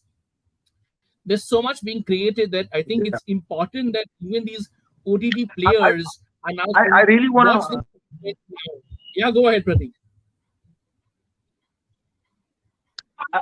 Sorry to interrupt you, but I really want to ask you one question, guys, including Dr. Kushal and Anchor. You tell me, uh, do you think that the television is going to die in next 10 years? If no, I will start this conversation before letting you both again take it forward. I don't ever believe in the whole idea of replacement. There is nothing which can replace anything else. Okay, and but I personally feel like the moment something becomes a possibility of discussion of replacing something with someone, I think it's worth a debate. So that is why we are here today having, clash of opinions about the same I'll thing. give you the answer. I'll give you the answer. That television is Yes, never going to die. sure, sure, Television sure, sure. I would agree to that.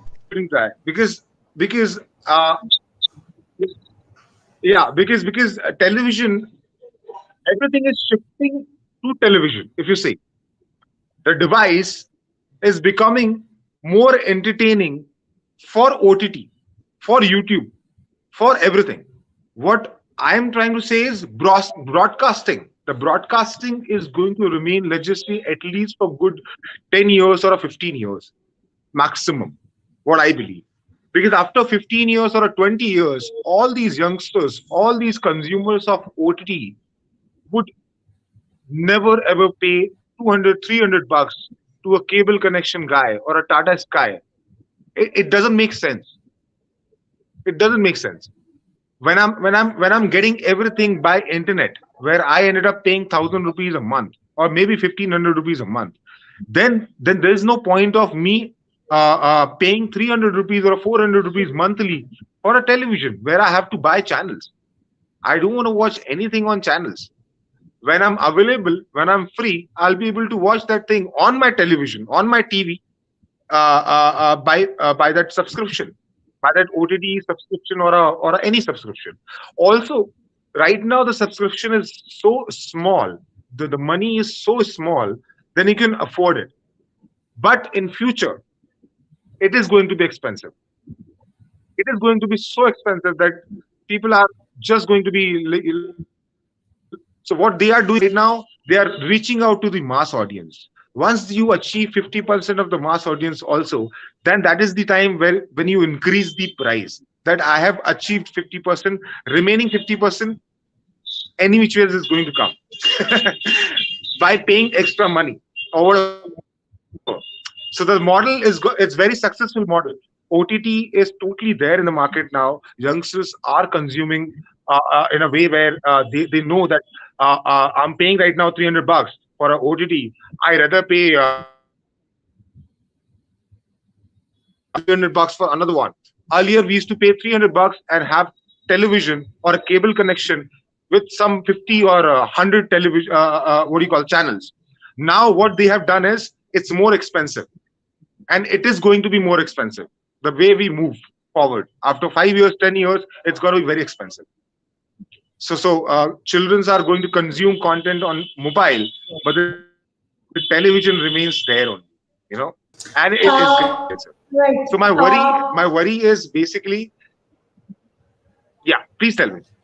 No. I'm just sorry to interrupt, but I will support you on this point. But my only contradiction is on the ground that when you talk about the coexistence of both, okay, how do you think is it going to affect the kind of content deliverance? Because when a content is being made for an OTT platform, it's quite different from the kind of content which is made for a television series. But at the same time, it imbibes the same culture of binge watching. Even when it's television, it's a much more structured, scheduled format of binge watching. And when it's Netflix, it's much more less structured way of binge watching. But either way, it's binge watching if the content is good. So, how do you think is the content going to play a role when it comes to its deliverance, either through OTT platforms or through television? I think the next tool of binge watch is going to be live. The Okay. next tool Okay. of That's binge watch interesting. is going to be live, which is already there right now. We are consuming cricket in one go. How about me giving you 2 to 3 seasons in one go where I'm launching these seasons on live? Then after that, you will get to see that season any which ways. That's okay. But the moment I launch, let's just say for Game of Thrones next season, if that season is coming live at particular some day,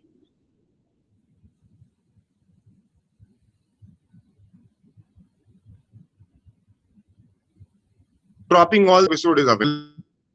Live is going to be a very big thing in terms of the OTT also.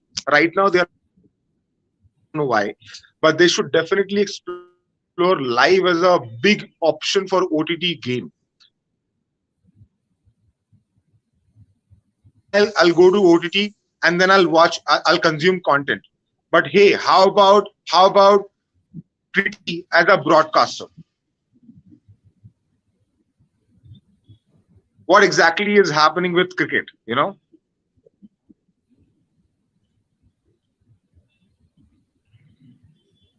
What do you say, Mr. Kushal?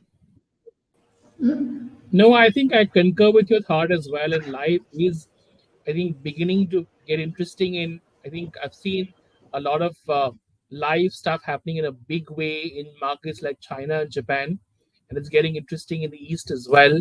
One Yeah, of the latest shows, very popular yeah, within India, which is Big Boss.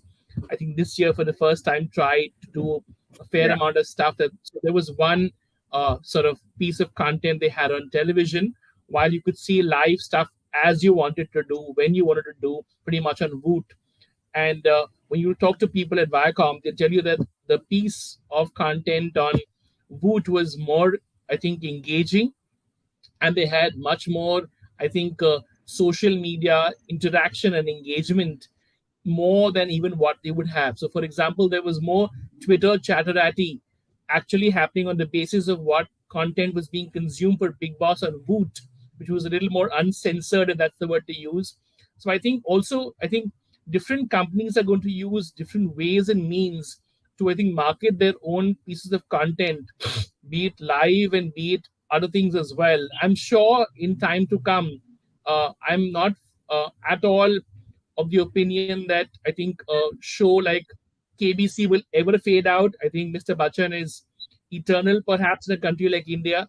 And what he's done for that yeah, show is something which really massified that, because if you see, people from the smallest towns watch it and even come for the show as well.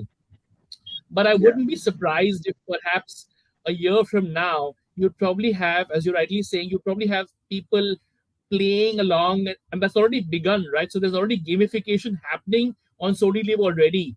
But I'm thinking for the next season, which is 2022 and 23, you'd have more, I think, shorter format of, I think, the entire KBC created specifically for Sony Live or whatever the platform may be, because that's really why, because the audience is going to demand it.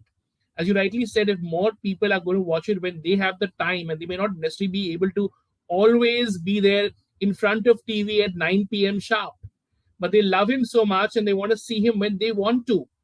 So I think that's going to be the defining moment, and that's what you even asked, right? So for example, even if the TV is not replaced, so my grandmother or someone else at home is stationed at home can still watch it there, but perhaps my sort of niece or nephew or son, whenever he wishes to see that, he's going to see it between his, between his time or convenience.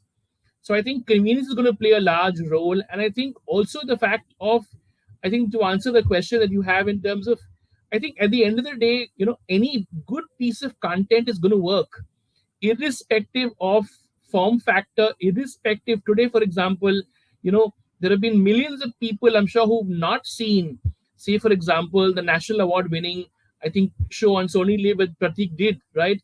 But they probably haven't yet subscribed to Sony Live, or they haven't for one particular show only, really invested in that. But suddenly, if they were to put that movie back on Sony, for example, I'm sure there are millions of people who, because of having television access still. But I can also draw parallels still to sort of say that, what, while all of us say that yes, when you go down to tier 3 and tier 4 and tier 5, believe you me, there are ways and means that people watch TV without paying the cable guy. They all have those ways and means. So we've always been a country of Joel, right? So you go into a tier 4 city and you'll have someone putting up some sort of antenna and catching signals and watching whatever it is. And probably you'll have 40 people hustled into some street corner in some village and watching it as well. So no one's paying the cable guy. So I think, yes, I think just to answer your question, I think 10 years from now, we're definitely not going to have the cable guy. But for sure, if there are ways and means that perhaps a lot of these content creators and platforms are going to be just viewed on, and I don't even know 10 years from now, it's not just, I think, in a world that we're living today. 10 years from now, in the smart Tata Motors car, you're going to probably have the car driving for yourself, but you're going to watch it on your own screen. So you'd probably have two screens in the car itself. One is where you're sitting and the car is self-driven and you're going to watch it. And you'll probably have hot buttons inside the car, depending on your mood. If you're very tired from work, suddenly it'll show you something which will be maybe a comic thing to keep you happy and peppy.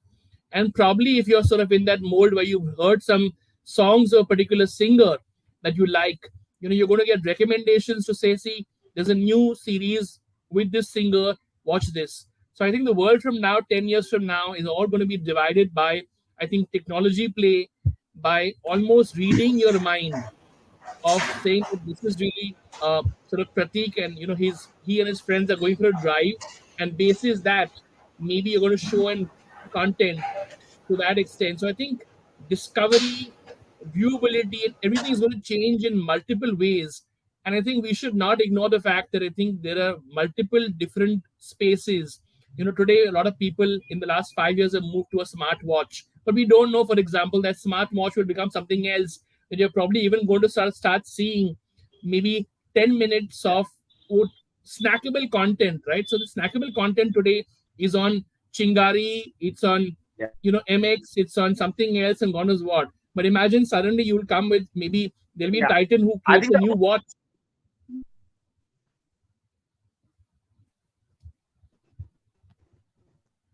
I think there is a. Sorry, Pratik, we are having a technical glitch. Yes, please continue. Please continue. Can you hear me now? Yes, yes, loud and clear. Please. So what I was saying is OTT is going to directly clash with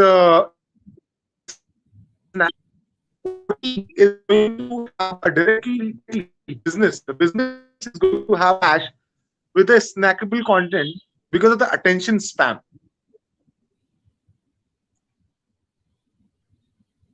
When I am getting 10 seconds,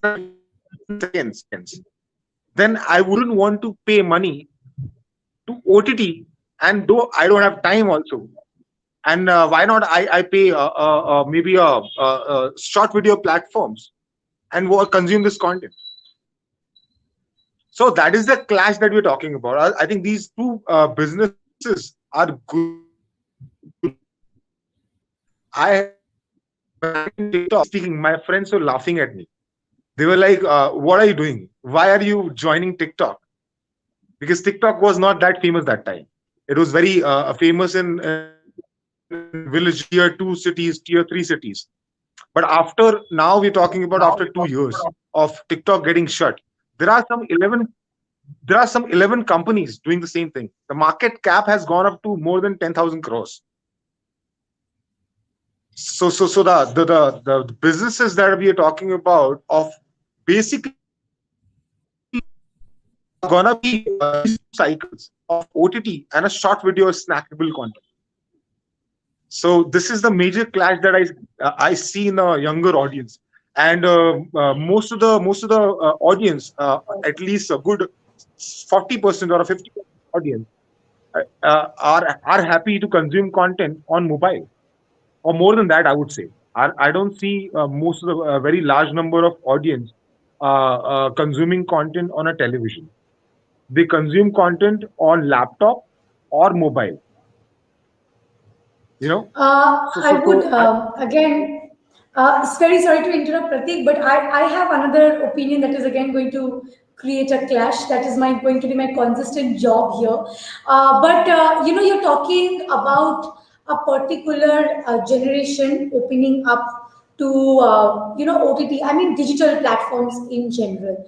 But if you talk about a generation that has been very rigid against the whole existence of OTT platform that is obviously there. How do you think we can start catering to that generation as well? The one who is very rigidly against the whole idea of anything that has got to do with mobile phones and laptop screens and internet in general. So how do you think can OTT and content through OTT create a revolution in catering to this particular generation as well? Because let us be very honest, this is a very integral part of the Indian entertainment target audience. They are the ones who contribute a lot to consuming entertainment because of the lifestyle that they choose to have, cultural factors, social demographic factors, and all other factors combined. So, how do you think can their rigidity against digital platforms be converted to a sort of mutual understanding, to say the very least? So I'm not I think if you understanding when agree, go ahead, Pratik. sorry to interrupt. I mean, please continue. No, go ahead, Pratik. Go ahead. Okay. So you tell me, guys. I mean, in worth 130 crores. Do you? I mean, I'm sure you'll be able to map this number. But in 130 crores, I think only 60% audience is willing to entertain themselves. Remaining 40%, I don't think so. They are bothered about the entertainment in India. Do you agree in this point? Like in 130 crores, 100% audience, only 60% audience is going to entertain themselves. Apart from them in India, the entertainment, watching something is not the culture. In tier 3 cities, in 3 or 4 cities, they don't have time. People are struggling to make money to eat food in the night, and most of them they don't have mobile phones also. So when it comes to the mass audience, only 60% is going to consume. Only 60% is entertain themselves.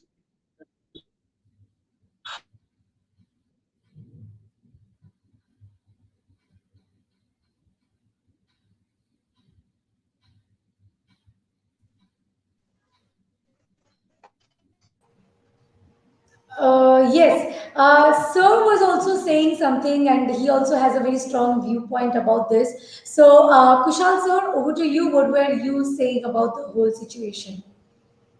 So, I think I'm unable to kind of, in a world that we're living today, I don't know firstly what is digital and what is non-digital. Because today, pretty much everyone is buying something, today, even a small 20 rupee item using phone pay, for example, or Paytm. Now that person is a 50-year-old, is a 10-year-old, is a 20-year-old, is a 70-year-old as well. So the person selling vegetables on that side is, getting his money Now imagine a whole world where we're talking about 400 million people using phone pay, and these are people across all sorts of smallest villages. Now just flip this thought, that imagine if phone pay bases the money that you're spending is going to give you now content to consume, which means suddenly your platform has shifted from Amazon Prime or someone else to watching content on phone pay or Paytm. And that's a space which you've been regularly using every day to pay some fruit or buy your eggs or something else or whatever as well. And this is happening across anywhere.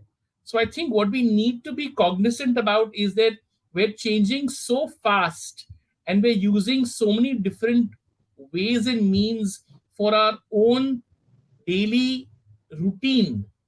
And if our daily routine means even buying groceries, so suddenly imagine that maybe 10 years from now, you're going to be actually consuming content actually within perhaps big basket, and you're probably going to have basis. If you spend 100 rupees within a week on big basket, you're going to get 5 options of watching content, which means this whole thought of, I think, feeling that you need to subscribe for something is going to be subsidized basis already a utility payment that you're doing. And I think those are going to be large change agents of partnerships. And this is already happening. Believe you me, it's already happening in various parts of the world, that the person or the platform of the delivery agent has shifted hands. And when that shifts hands, Yeah. uh, one is the fact that you're obviously going to see it in different spaces. Number two, I think it's also going to be that there'll be much more content created, because imagine, then you will have saying, you'll actually have a Paytm sort of company becoming an OTT platform, or you'll have a Flipkart. So today, for example, I'm sure all of us know that I few think years back, yeah, Flipkart tried to create yeah, its yeah. own platform as well to create content. Yeah, we, So that's where it's good things are that you happening.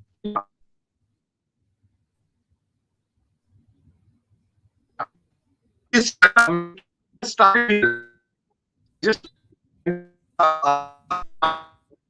see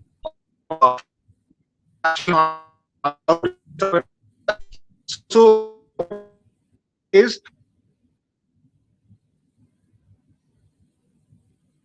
at least food related content. A fashion oriented stuff would have a content related to fashion, or music apps, Spotify. You never know, Spotify will get it. Why not? When they have a video advertisement going on, I'm sure they'll be able to give you video content also in a moving time. So Sure. what you're suggesting is totally agree with this, and I'm sure people are there right now. They are consuming content. I consumed content on a Mentra yesterday, where this show is there, where the Manish Malhotra is trying to tell you something in that fashion related stuff. This is a show going on Mentra. It's not there on OTT. It's not even available on YouTube. Nothing, nowhere. It's only available on Mentra when you're shopping. So when the shopping and you consume content, so so not you just that website is going to involve their strategy in your life.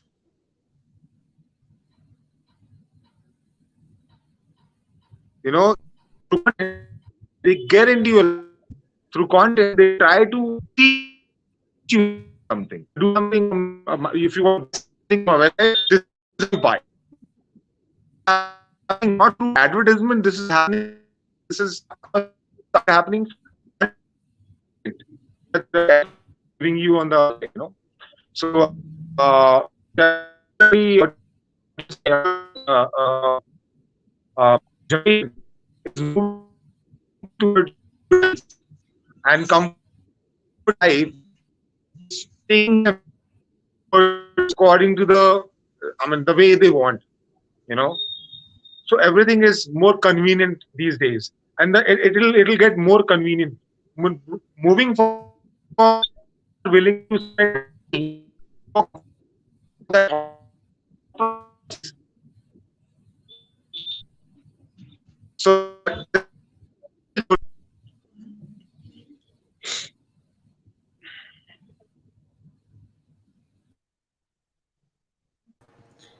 I am extremely delighted with the whole point of view that both of you have, and mostly on the same page, on the same note.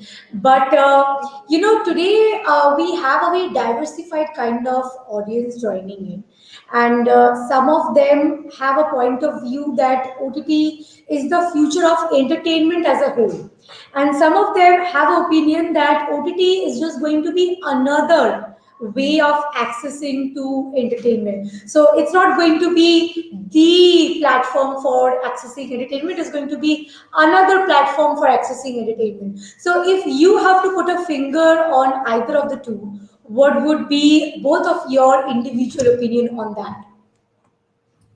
I think definitely I agree with the second that OTT is also going to only be one format. Let's not take away from the fact that entertainment, which means that I think when you're watching cricket live in a stadium, it gives you a different energy rush as compared to watching it probably sort of on your sort of any screen. And the good old cinema experience is never going to die. I think there is enough statistics which show in the most evolved market. So if you just look back, perhaps in terms of the latest Disney release of the new Avengers series, it's done more business than before of the earlier series as well. And obviously, people have been starved of going for a cinematic experience in the US because of the pandemic as well.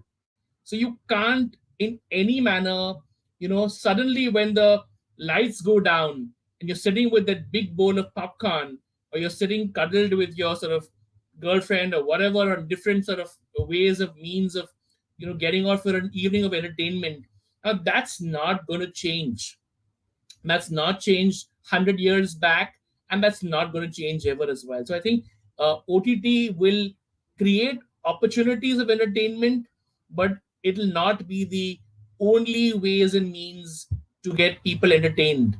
You go to countries in Europe and you'll still go in the evening and watch an orchestra, you'll watch a ballet. That comes also within the space of entertainment, if that's the word to use. And there'll be many such examples where a lot of these opportunities are not going to ever be able to be embellished with an OTT, right? You can't watch a sort of a orchestra playing out of 500 people in Austria or Vienna, on your mobile phone. yeah, I totally agree. I mean, experience is something you can't get from your such experience. You gotta feel the sound. You gotta be there in the vibe. Feel the whole atmosphere or something.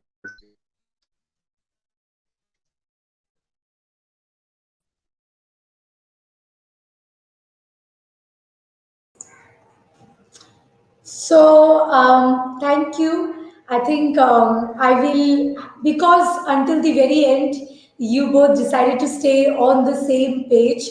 That leaves us with very less scope of debate. And it was more of a discussion because of you both being on the same page, because of you both being on the same page. So I think again, unfortunately, we had a technical glitch on behalf of Pratik. But thank you so much to both of you for enhancing today's whole experience of understanding what OTT is going to be all about and how it is going to create a revolution of sorts in the field of entertainment. Today, I'll just give you an insight into how interesting it has been, because we started off with a session that was extremely rigid against the whole existence of OTT platforms platforms, and then we quickly transformed the whole session into being very biased about the existence of OTT platforms, and favorably so.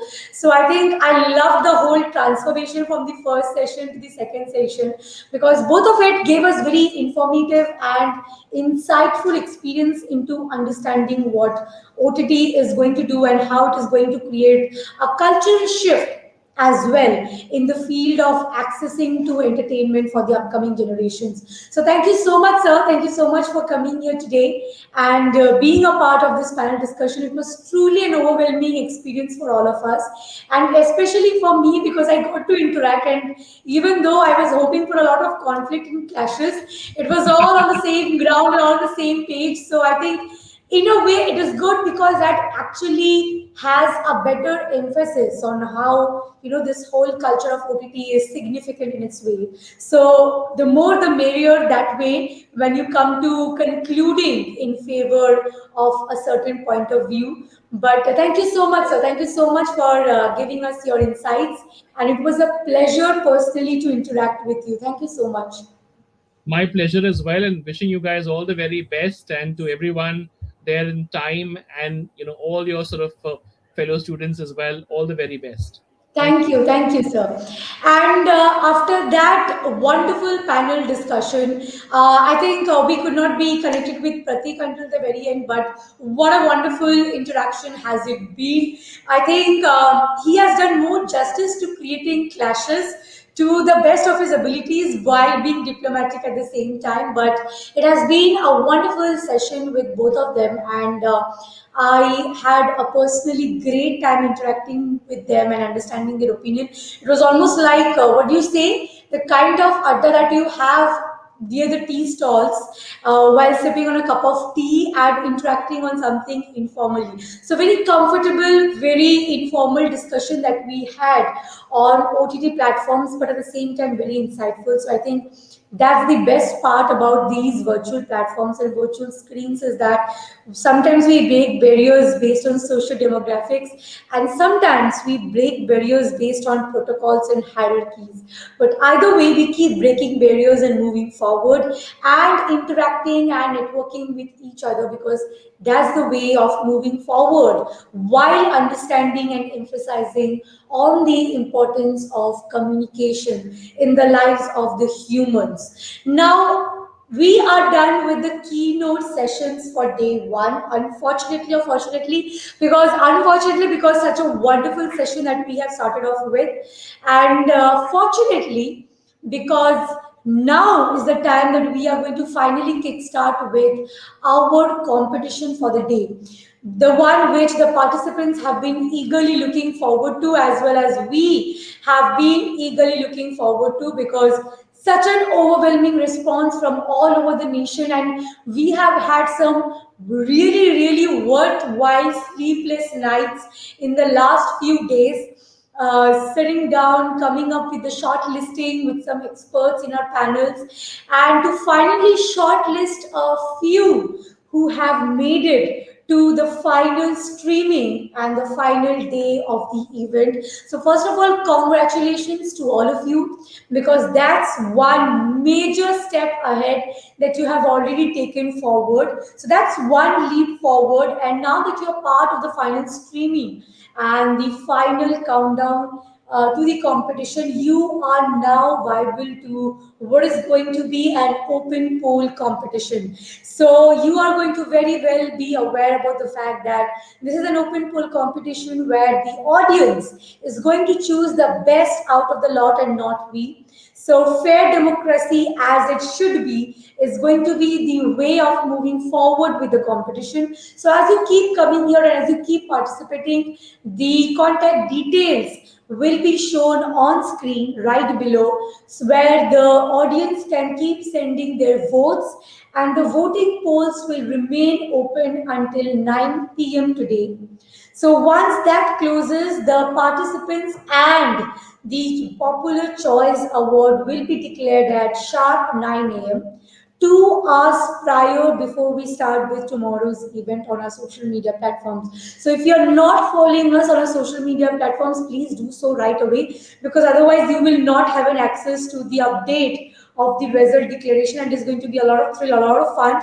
We are eagerly looking forward to spending even more sleepless nights in the days to come, because we are equally excited, like all of you who are a part of the competition, to make it a possibility, because this is something new that we are trying out with. So anything which is new is always a point of curiosity or as well as a point of excitement. So we as a team here at Time are equally looking forward to that. But before we kickstart with our competition officially, we want to take a few minutes and welcome on screen Professor Debanjan Banerjee, who is the HOD here at NSHM School of Media and Communication. And without his support, the entire curation of this event wouldn't have been possible. The execution of this event wouldn't have been a possibility. And he's here joining us today to share his viewpoint on behalf of the entire team at Time. To all the participants who are joining us today, to all the audience who are watching us today and becoming a part of the oratory competition, which is going to be a virtual extravaganza, the first of its kind, starting from today, tomorrow, and wrapping up day after. So, a 3-day national oratory competition, which has received over 3,000 registrations from all across the nation, and quite a deserving few have made it to the shortlisted ones who will be a part of the final event today, tomorrow, and the day after. So I would like to take a few minutes to welcome Professor Debanjan Banerjee to address to all the participants on behalf of the team here at Time. Thank you so much, Anisha, and good afternoon, everyone. On behalf of Time and on behalf of NSHM School of Media and Communication, I'd like to invite all the participants, those who are logged in from the different parts of the country. I think right now, Anisha rightly pointed out, 3,000 participants is not a matter of joke. So this kind of a competition, we are the pioneer, we are the first school, media school across the country. We come up with such a wonderful concept of this virtual kind of a fest, which will definitely showcase the different talents of many of our students, those who are hooked from the different parts of the country, from Kashmir to Kanyakumari, from Kutch to Kachar, across the country. 3,000 participation is really a very good, toll in that way. So I welcome all the participants and all the visitors at Time today at this point of time. It's almost 50 minutes past 12 o'clock Indian Standard Time, and we are live on our Facebook page and YouTube page. And our concept of the tagline for this event is "Media of Today, Trends of Tomorrow." Under Time, the influence of media on entertainment. Time 2021. So after this a keynote session, we are going to start. We are on the threshold of starting our event. Just within few minutes, we are going to start our oratory competition 2021. Before I start, I would like to quote two famous quotations which are very essential for this kind of oratory competition. Like, let thy speech be better than silence, or be silent. Else, be careful with your words.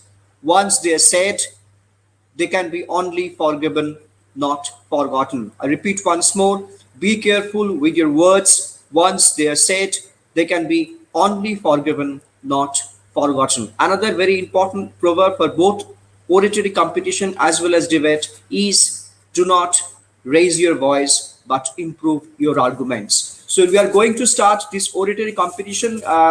As per the volunteers of our department, my beloved students, those are working relentlessly for the last 3 nights. In fact, not only the days, even they're working for the last 3 nights to make this virtual time as a grand success. So naturally, this time there's an overwhelming participation in this oratory competition. Almost today there will be 3 colleges will be participating today. The colleges are Sri Shikshatri College, Loreto College, and our own NSHM College, NSHM Knowledge Campus, both Kolkata and Durgapur. Today, there are, I think, 12 participants are there in today's day one. The topic remains the same for both the days, all the days for this competition, oratory competition 2021. The topic is very interesting. Binge watching on OTT is the new trends for millennial. I repeat, binge watching on OTT is the new trends for millennial. I think every participant would get 10 minutes time to say about this topic. Definitely, they can speak in favor of the topic and against the topic. They can definitely go ahead with different demerits and merits about the topic, different angles, different plus, different minus, different advantages, different disadvantages of this particular binge watching on OTT platform, which is a new trend for this millennium. So the topic is very interesting, very latest, very trendy, and we must be knowing that this generation is no more citizens; they are more netizens. They are all log on to the virtual platform and the OTT platforms. Because of this pandemic, also we are all confined at home, and virtual has become real in our life. In fact, we all become heavy media consumers, and we are using different virtual platforms, and OTT is one of them. At this point of time, at this crucial juncture, OTT is the leader. Once we are watching anything entertainment on any of the mass communication platforms, starting from the traditional to the latest one. So, best wishes to all the participants in the forthcoming hours and the forthcoming day tomorrow. Also, we'll be bombarded with words on the virtual platform to our Facebook and YouTube page, and definitely, I think this will be a very unique opportunity for all the participants to showcase their talent, their oratory skill. I repeat once more before I conclude my session that again I repeat once more, be careful with your words. Once they're said, they can be only forgiven, not forgotten. Over to Anisha, and best wishes to all the participants for the oratory competition 2021 under time, an event organized by NSHM School of Media and Communication, NSHM Knowledge Campus, Kolkata and Durgapur. Over to Anisha. Thank you, sir. Thank you so much for your words. And now, after Professor Dibanjan Banerjee addressing to all the participants, we would like to let you know a few rules based on certain inquiries that we have received in the last few days. So let me take a few minutes to clear that out. The first of the inquiry was based on the fact that how exactly are we going to be evaluated to be declared as the very best, right? So as I'm keeping on repeating, it's an open poll competition. So the winners will be declared based on a voting mechanism. So the moment we start off and we kickstart with the competition, there will be the contact details available below on the screen. So you will be able to have access to that information once we go live with the competition and the participants joining in. Based on that contact details, we will be keeping our lines open until 9 p.m. every day. And you can send in your votes based on the name of the participant to that particular contact detail. And once we close our lines sharp at 9 p.m., we will be able to take a few minutes, a few hours here as a team, obviously, to come up with the results, to conclude with the results. And tomorrow sharp at 9 p.m., on our social media pages, the results will be declared. So whatever competitions happen the day prior, the results will be declared the very next day hereafter. Now, let me also tell you another protocol that we would like you to follow is that we would like you to refrain from using which college or institution you belong to, what is the kind of stream that you specialize in as a college student. The only information as a participant that we would prefer you to disclose is your name. That's it. Only your name and the topic of the day that you will be delivering your content on. That are the only two sorts of information we would like you to present in front of the audience. Again, I repeat that we would really like to request you from refraining from using the institution that you belong to or the stream that you specialize in. Please kindly use your name to introduce yourself and the topic that you will be delivering on. That is the only kind of information that we would like you to indulge in when you are starting off with your oratory speech. The second most important thing is that the whole entire oratory competition has been scheduled, and I'm hoping it has been coordinated with you on behalf of our team by our team member as well. The fact is that each of the participant will be given 10 minutes each for introducing themselves as well as for delivering their content. The buffering time is for 2 to 3 minutes. The actual content deliverance has to be restricted between 5 to 7 minutes only. It cannot be more than that. Please understand that if you do choose to extend your time limit beyond a buffering period of 10 minutes, we will be unfortunately be forced to cut you off from the screen, and the anchor and the moderator will be joining in to basically conclude your speech very abruptly. So we would like to advise you to not be in a hurry and not to indulge in any kind of content deliverance beyond the time limit. Please restrict yourself specifically to the time limit that has been mentioned to you and the schedule that has been sent over to you over the communication that has been done on behalf of our team. Now, let me also give you an idea about the moderator who is going to take in charge for the oratory and the short filmmaking competition for day one. We will be joined with Arundhati Ganguly. Arundhati Ganguly will be the moderator for the short filmmaking as well as the national oratory competition, and immediately post our next quick address by our faculty member who is in charge of the film department here as well.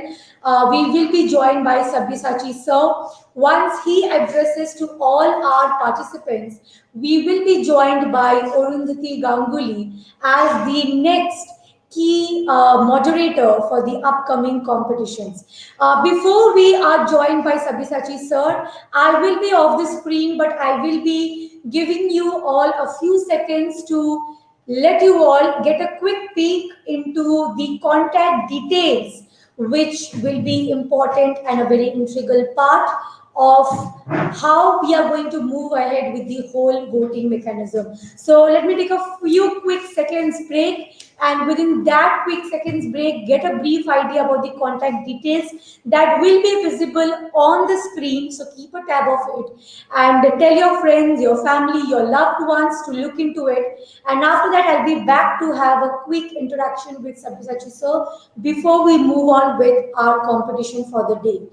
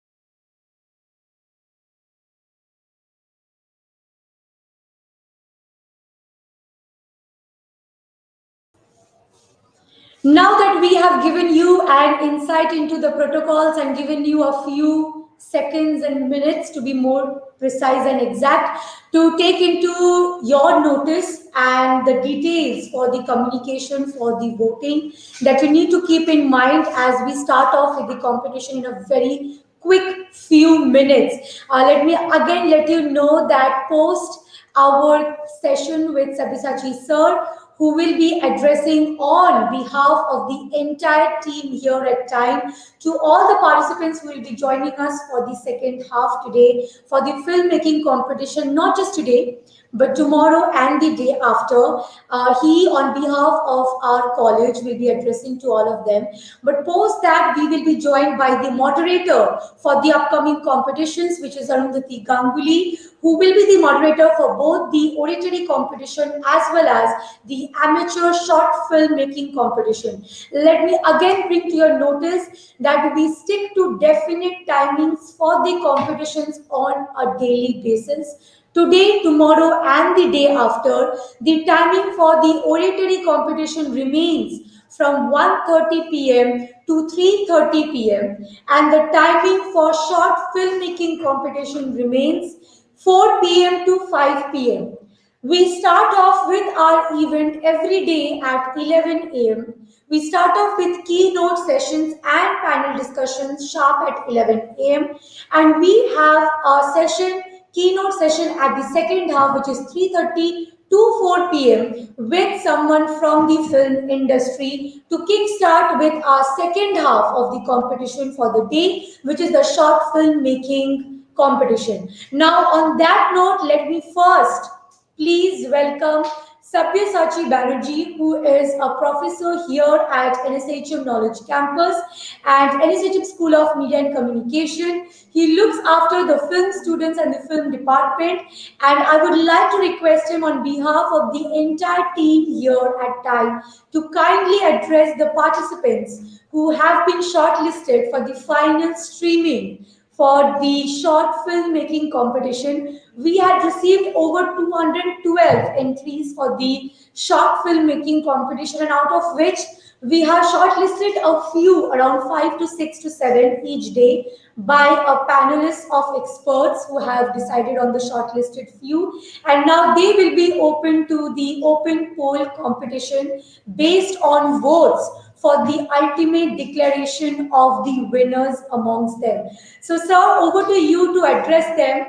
And on that note, I will be wrapping up for the opening session for the time event and letting Sir take over. And eventually, Arundhati will be taking over with the start of the competition. Over to you, sir.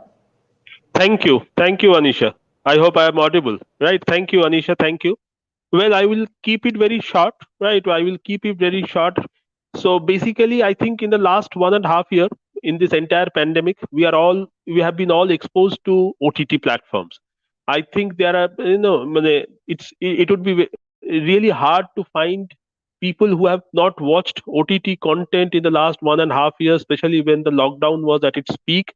People were not able to go outside. So, outside our work from home or the online classes, whether it's the students or the professionals, we have all spent a fair bit of time watching OTT content, right? And when we talk about OTT content and the kind of popularity OTT content is, earning day by day, so it will not be an exaggeration to say that OTT is really the future. To be very honest, we really don't know how much cinema halls will survive, but one thing is for sure, that OTTs will not only survive, sustain, but they will prosper like anything. Now, when we talk about OTT, where there are series, there are feature films, there are a lot of other stuff, but obviously short films have a very special role to play, and not only in terms of OTT, but even on social media also, because short film has always been there. Short film has always been there in the film world, especially if we look at the film academics. When we were students at the film school, Film and Television Institute of India, all the short film, all the projects, projects that we did were all short films, right? But it was not that popular among the common audience, right? Because obviously there was not much opportunity to show short films, right? Even with the advent of television, also short film didn't get that much of a shot in the arm, if I use the phrase, that was not there. But with the social media and especially with the OTTs coming up, right? With the OTT, and so short films have really become a very important part and parcel of today's cinematic world, cinematic universe. And we are seeing, big names getting themselves associated with short films. Actors of the stature of Manoj Bajpayee, a lot of other actors. Even Manoj Bajpayee came to my mind, maybe one because he's one of my favorite, but also there are a couple of favorite short films of mine. Films like Tandav and all, where he has acted, or a film like Juice, or a film like Rogan Juice. So there have been fantastic short films that has been made, not only India but overall across the globe. And somewhere down the line, this coming together of the OTT and the short films, right, like for example, yes, the topic is the binge watching, right? Now obviously, when you if you suppose, if I try to connect that between binge watching and short films, now one advantage is that if you are we actually don't associate exactly binge watching with short films, but one can do binge watching short films also, right? It's nobody will disallow you, right? Because binge watching, if I use the if I want try to you know interpret the word, it's basically about you are watching lot of things one by one. Binge watching basically is more related to web series. Like it's like I watch in one go, I watch the entire season of a web series, right? So, but at the same, but I can watch maybe 10, 15 short films also one after another. And I think what is very exciting about, what is very interesting about short film, now what I personally feel is that short film actually, like, it would not be exact, but it will not be wrong to say that if we if we take short film as a as short film is to cinema what short stories are to literature, right? So obviously short stories, we if we recollect some fantastic short story writers and short stories. So short stories, one high point of short stories, there is that twist, that there is that twist, you know which comes at the end part of the narrative. Now that is what is there in cinema, in short films also. If you look at any good short film, now that short film, in terms of structuring, short films are very different from feature films, because in feature film you have minimum 90 minutes. If I take into consideration today's today's situation, because I think now we don't get to see much of 2.5 hour film kind of thing. So whereas a short film, it can be 5 minutes, 10 minutes, 15 minutes. So within that time you have to really tell your story as a filmmaker in a very interesting way, and the script needs to be structured in such a way that there needs to have some kind of a dramatic element, which will be a kind of a surprise.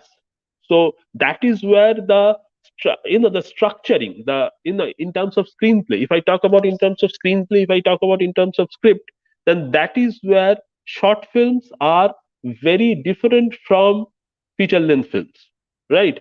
And also, here I would also want to mention is that the popularity of short films in the recent past can also be understood from this point also, is that earlier it was always presumed that as amateurs you just do short films, and once you're professional you become a film. I mean, you make feature film, you become a feature filmmaker in that way. But that is also not a right point, because in the recent past, if we see Indian cinema, lot of big name directors have made short films, not just in India, global. I mean, whether it has been a lot of makeup, I mean, Shujoy Ghosh and people like that, a lot of people who have been making short films. Although here I would also, I would really want to add, earlier also the practice was there, right? Like if I give you the example of Satyajit Ray's famous film Teen Konna. Now Teen Konna is nothing but three short stories.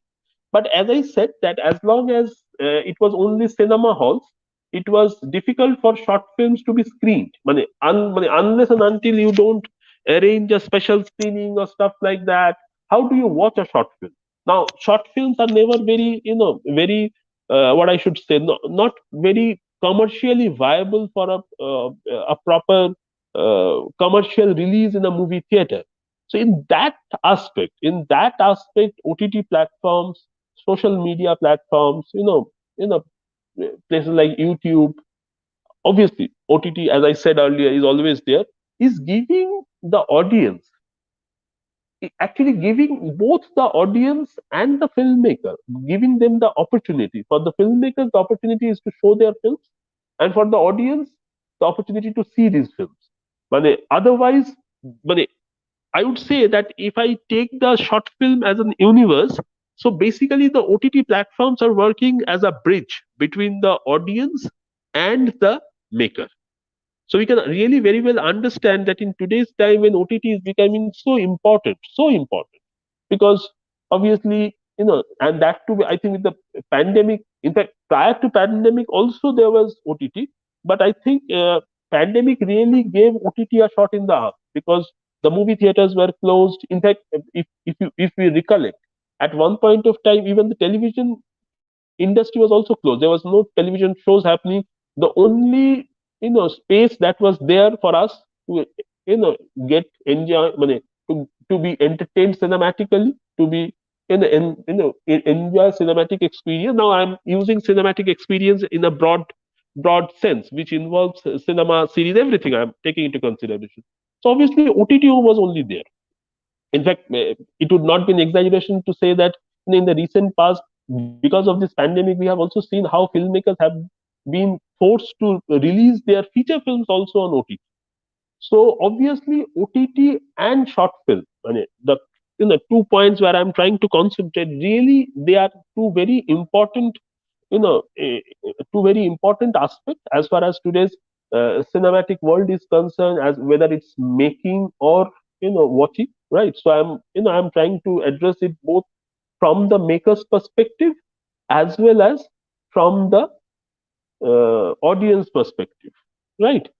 So obviously, I think, and some very fantastic work is being done in short film, because short film also, I think there is another advantage with short film is that you really always don't need huge budget, because basically what happens with a lot of young filmmakers, and that is a genuine problem, is that very young filmmakers are fortunate enough to get huge budget, or at least, if not huge, at least a decent budget to make a feature film. Why will anybody support you? But it is easier to make short films. It is easier to make short films. A lot of student short films are being made, and with the democratization of the cinematic media, or the cinema medium, right? What I mean by democratization is you can use a DSLR to shoot the film. You can use your computer which you have at your home to edit. So it's not that you need access to any professional equipment, right? The kind of equipment that you have, and it is possible to make. In fact, leave aside camera, leave aside camera. A lot of people are making a lot of interesting short films with mobile phones also, right? So I think this has been, short film down the line has really kind of, it has kind of democratized the entire filmmaking process. I mean, there was a point when a lot of great filmmakers used to feel that the real day of awakening will be the day when making films would become as easier as writing, where you need just pen and paper. And okay, today's time most of the people write on the internet, laptop or PC. But if we talk about the simplicity of writing, the process, I think filmmaking is also slowly, almost it has reached there with the mobile phone, laptop, computers. You don't need to go to a studio. So I think, and that is somewhere down is very needed, because otherwise many a time, because of the budget constraint, because with budget comes the box office and a lot of problems coming.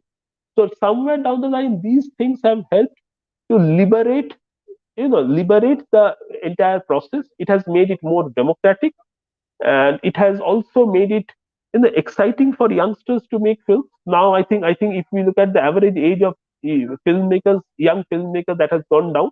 If I compare maybe 20 years before, 10 to 20 years before. And I think somewhere down the line, short films have been instrumental in opening up a very exciting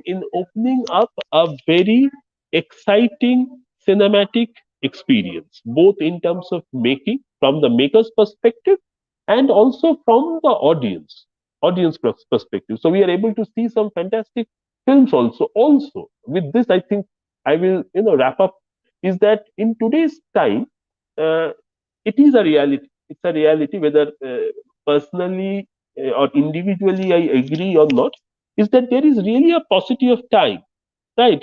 That we can understand with the that we can understand with the growing popularity of 2020 cricket also. So short film advantages. Suppose I am I'm a working professional. Now in between my office work, in my break also, I can very quickly watch one short film. Now that is not possible with a feature film. I can't bring out some time to watch a feature film. That time will not be there. But I know a lot of people who in between their work spend half an hour, 15 minutes to watch a interesting short film. The timing factor is there. So I personally feel that this timing factor is also an important point or important aspect, which is making the making short films a very exciting proposition both for the makers and for the audience, right? So all my best wishes to all the participants who are participating, and I, you know from the core of my heart, I really, I want all of you that you will make fantastic films, and I'm sure some of you will eventually become great filmmakers. And maybe, at that point of time, maybe, we will think that okay, the journey somewhere started from this event, from this film competition. So we always talk about, where it all started, right? So I think on that very note, I think I would really want to, wrap up my session. So all the once again, all the good wishes, best wishes from my side for all the participants. Thank you. Thank you so much, sir, for sharing your valuable thoughts with us. I think this will be very helpful for the young filmmakers. Thank you, sir. So, good afternoon, everyone, and I welcome you again to the Time. And this is Arundhati Ganguly, and I'll be your anchor for the National Oratory Competition and the Filmmaking Competition. Hope you all are enjoying this session till now, and we have more exciting stuff coming up for you all. So please hang on with us, and the topic for today is binge watching on OTT platform is the new it trend for the millennials. So we can all see that this topic is very exciting and very relevant for us, the millennials, as we are like binging Netflix and Amazon, Hotstar all the time. So our participants are eagerly waiting to participate, to share their views and thoughts on this very topic. And without further ado, we would like to call Shrestha Datta from Loreto College. Hello, am I audible and visible? Yes, you are audible and visible. Am I audible and visible? Yes, you are. Yes, you are audible and completely visible. Thank you. Okay, so I'm going to start now. We live in a world where Netflix and chill has been claimed as a hobby by most people. We live in a world where not knowing a reference to a Squid Game meme might get us some stares. Well, having said that, I would like to greet a very good afternoon to all the esteemed guests present here and my worthy opponents. I'm Shrestha Datta, and today I will be speaking on the topic binge watching on OTT is the new IT trend for millennials. Now, time, quarantine, and a few Google searches has proved that this term called binge watching has become a buzzword among the thriving millennials nowadays. So much so that the previous IT trend, which required people to get IT jobs by the millennials, has even been replaced by this. With Netflix topping the list of the most viewed OTT subscriptions, followed by Amazon Prime and YouTube, it is pretty clear that the days of you calling up your cable provider and asking, why don't I get Sony 6 on my television, are long gone. It has been found out that 49% of India's youth spends almost 2 to 3 hours binge watching their favorite content online, which, if you ask me, is pretty huge.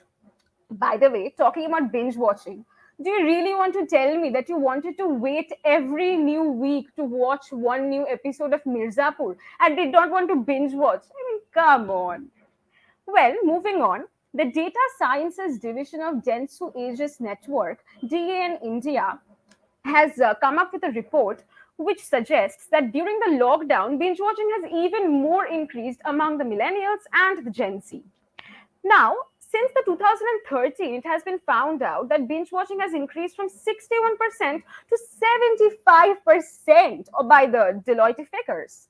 It has also been found out that among the millennials, people are watching science fiction more than thriller. And I know this will get me a few stares, but honestly, I would binge watch Stranger Things over Money Heist any day. Now, why do you think OTT platforms are being so well watched by the millennials? One of the main reasons is that it's very flexible, you know. Like, I can be at a place where I cannot watch television and I want to watch Stranger Things. What will I do then? Of course, go to the OTT platforms and binge watch a season. Now, these are one of the main reasons because it's flexible. Television, it's not that flexible, you know. Second of all, millennials don't really have that much money to, buy a whole subscription for a whole year of the television. However, for the OTT platforms, we can buy at least 1 month or a week or so when we can watch our favorite shows and, kill some time. Well, one of the next reasons is that it produces dopamine in our brain. What dopamine is, you ask? Well, it's the happy hormone for the humans. And let's be honest, the quarantine has been very hard. We need to get all the dopamine that we can use. Next up is that it creates a shared cultural space. It gives us beneficial social connections. For example, I have been in college for about 1.5 years now, and I have barely met my so called new friends only like 2 to 3 times. And you know why our conversation started? Because we both used to watch Friends. And how did that escalate? We both watched Friends on these OTT subscriptions. Actually, we binge watched them. So, binge watching is actually creating new beneficial social connections. However, binge watching also has a few disadvantages, like every other point. Now, one of the main disadvantages is that has been come up by the university in Texas. So they found out that binge watchers could actually be more depressed or lonely or have less self-control because we are continuously, watching something that we like. We are less capable of controlling ourselves. The next point, I would say most of my fellow binge watchers would agree with me. When I end a particular show which I really like to watch, for example, Stranger Things, I know I'm talking about it a lot because I really, really like it. So the fact is, when I ended watching Stranger Things for at least like 2 to 3 days, I was binge watching it.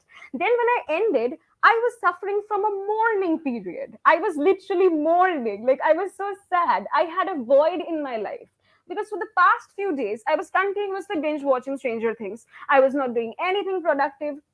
I at least watched, I would say, I'm being honest, 5 to 6 hours of Stranger Things every single day. From the next day I was in a mourning period. I was sad. I didn't know what to do. I was finding for my next oasis in the midst of a desert. Well, moving on, these are one of the health related issues. Now, I wouldn't say that binge watching causes death because I'm not Google, but binge watching does cause a few health issues in the long run. For example, when we are binge watching, we are sitting and we are eating food, right? That's pretty normal. So when we do that, it can actually reduce or slow your metabolism, and it can cause heart issues because we're sitting for a long time, right? And it can also cause blood clots. So these are a few reasons. And one of the more important reasons is that people are getting very much distant. Now, every single day when I'm watching something, my dad comes up and tells me, you will only watch these things, you will not make any friends, talk with us. But they don't understand. Over there, Ellie's fighting demons in the, Stranger Things. They don't get that. But the fact is, there are many disadvantages and advantages in watching OTT platforms on a binge watching period. So, to conclude my speech, I would like to say that binge watching has both its advantages and disadvantages. And as responsible citizens of India and responsible adults, as we like to call ourselves, it is totally upon us whether we want to, use binge watching as a boon or a bane, only for entertainment, or use it very productively as well. Thank you. That was my speech.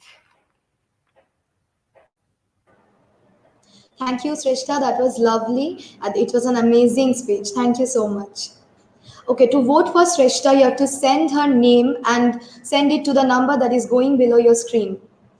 And our next participant would be Shanjukta Das. Hi, Good afternoon, everyone.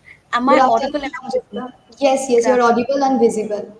All right. Actually, I'm a little nervous because it's my first time speaking on the virtual platform. So please excuse me and forgive me for the mistakes or No, the no, it's improv. absolutely okay. All the very best. Thank you so much. So I am Sanjukta Das, and today I'll be speaking on the topic that binge watching on OTT is the new IT trend for millennials. Now, I don't know all of us. I mean, maybe some of us have come across this new advertisement that was by Amazon Prime that was just like airing on. If I'm not mistaken, I came across that from Instagram where it was showing where it was showing that.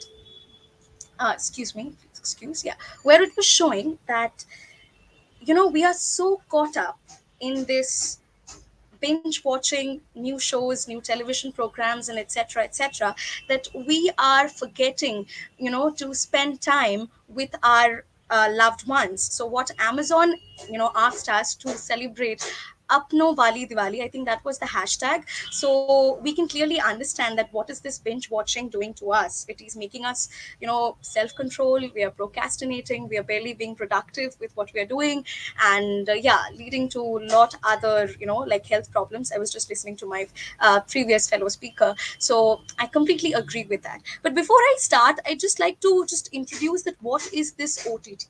Now, to talk about OTT, we all know the full forms, that it is over the top media services for the mass, and it is delivered by the internet because of our own request, and we are the consumers.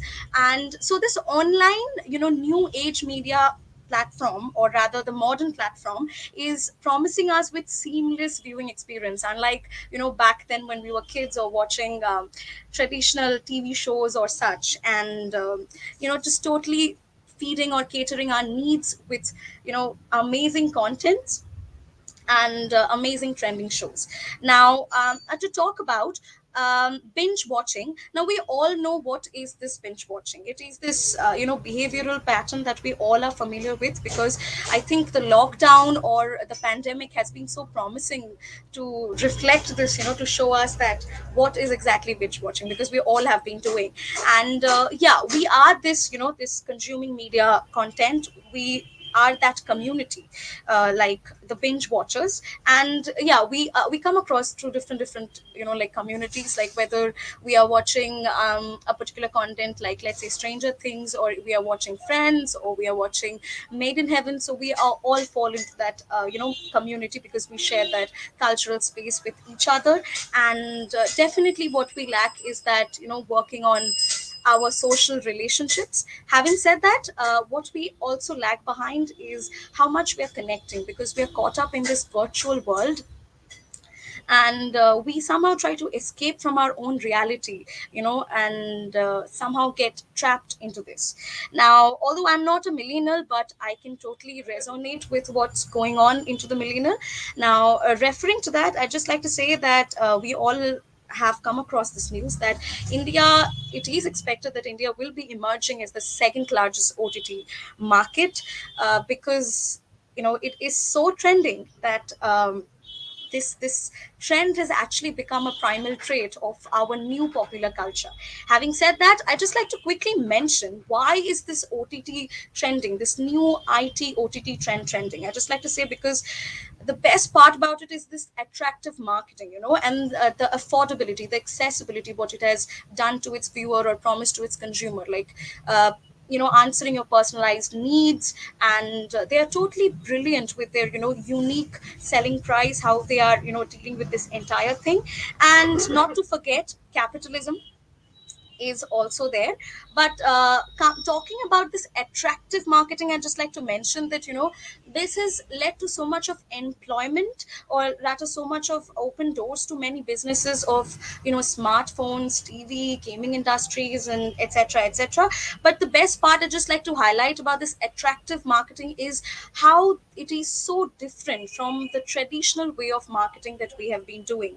I mean, this platform believes in completely, that is totally digital, that is totally data driven, utilizing, like various new tools of advertising and totally standing out. And to mention of, I think the best examples would be Netflix, Amazon, Disney, Hotstar, how they have been, doing this business in the present time.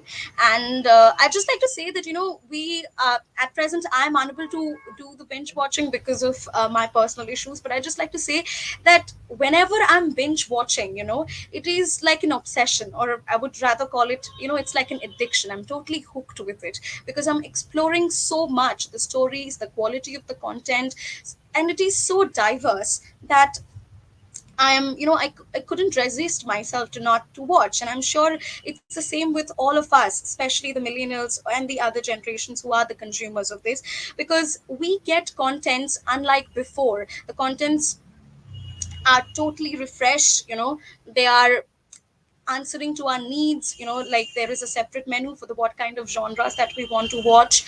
And it's unfiltered. I mean, like if I talk about Mirzapur or Sacred Games, I barely, doubt that have we ever come across such kind of contents before, unlike this time. So it generally stand as why this is so trending, because somewhere deep down the line we are sharing that deep connection of, connecting, that deep connection of resonating with the stories that are being told. And therefore we are ready to do, just to feel belonged, or to rather to feel acceptable with the stories, because somehow we do share that common knot. Like and also, like I was talking about the community, and just like to mention one thing is, how when we are watching, like let's say when we are watching Mirzapur, how the meme culture grows. So that is also somehow related to marketing, how we are involving the social influencers, and how, they do the reviews for us, and gives us more reasons to binge watch. And it is so accessible, it is so affordable at our one go. So definitely I stand by this motion that, that it is the new IT trend. And therefore we look forward to the future of coming out, which is definitely challenging for the content creators to create such amazing new contents completely out of the box, because we have so much that we have discovered yet. So I think there's so much more to explore, and definitely I think this will continue to be the new trend. Yeah, and that's how I'd like to conclude. Thank you so much. I'd just like to apologize for the inconvenience that caused while I was speaking. Hi Sanjukta, that was amazing. And let me just ask you something informally. I'm just curious. What is your Yeah. favorite web series and why? All right, my favorite web series that is recently I've been binging over, if I'm not mistaken, Made in Heaven. So that is my favorite. I mean, I was literally hooked by it. I was very moved by that stories. Like we can gel in with these topics only nowadays because we are always binging Netflix or Amazon or something like that. I Yeah, and haven't then seen also, Made in Heaven, but yeah, you can hook me up with it. definitely, I would say Made in Heaven was a beautiful story that was talking about how this Indian society's attitude towards marriage has been. You know, like the real life stories, the reality, how Zoya Akhtar and Rima Kakti, noted all the stories that happens all across our country. And it is about, I mean, the real life issues. I mean, we are real people. Like, we were all hooked by the character that Shobita Dulipala played as Tara, and Arjun Mathur playing the role of Karan, if I'm not mistaken. So, I mean, we are totally, hooked. And because, and we're ready to, to get involved in this OTT platform because we feel belonged. And um, having mentioned that, I just like to state is that we're ready to we be the subscriber, to be the consumers very willingly, because we're ready to get a subscription for Netflix, get a ready subscription for Prime, or be it Amazon, or sorry, Hotstar, VIP, etc., etc. There's so much more. And especially because of this OTT, I think there has been a birth of new regional OTT platforms like Voot, Z5, and etc. So it's promising a lot, and it is completely, I think, helping the community to survive in our frustrated, isolated life that we all are. So definitely I'd cling on to OTT. And thank you so much for this opportunity. Yes, you're welcome. And to vote for Sanjukta, you have to write her name in block letter and you have to send it to this number which is going below your screen. And Sanjukta, you can also share these details to your near ones to support you, to vote for you so that you can win the competition. All right. Thank you so much. You're welcome. So our next participant is Sagarika Ganguly.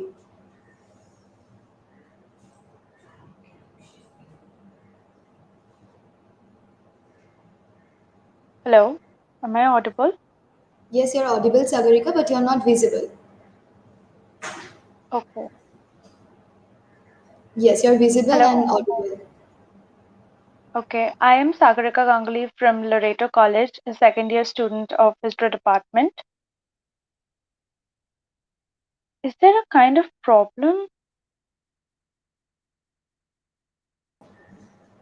Hello? Hello, can you hear me, Sagarika? I think my screen froze. I'm really sorry for the inconvenience. No, no, you were completely audible and visible, and we could hear you. Perfectly all right. I'm having some problem with my mobile. I'm really sorry for the inconvenience. You can join in again if you want to.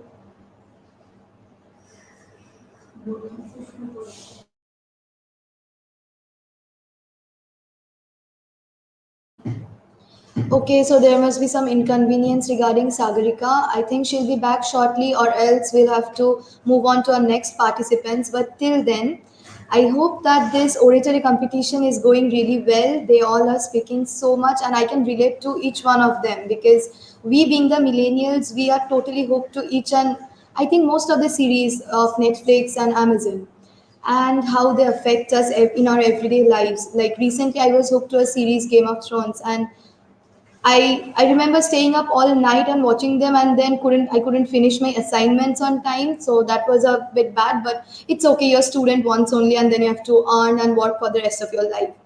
So this is how binge watching has affected me. I think we got Sagarika back. Hi, Sagarika, can you hear us? Yes, yes. Actually, my screen froze. I'm really very sorry for the No, no, it's okay. inconvenience. It's absolutely okay. So are you ready?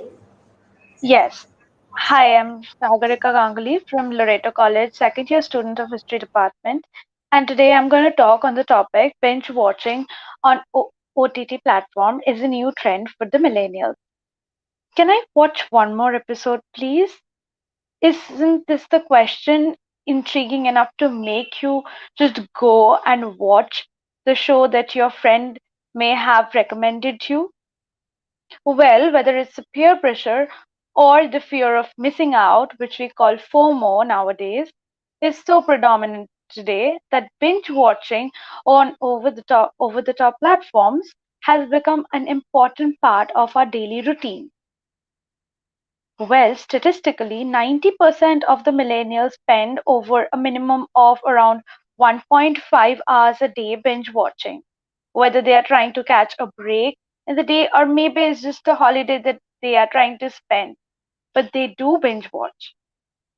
I personally think that nostalgia plays an important role here for the millennials for their binge watching because there's a big complaint nowadays that new films are not good enough, new musics are not good enough, new series are not good enough.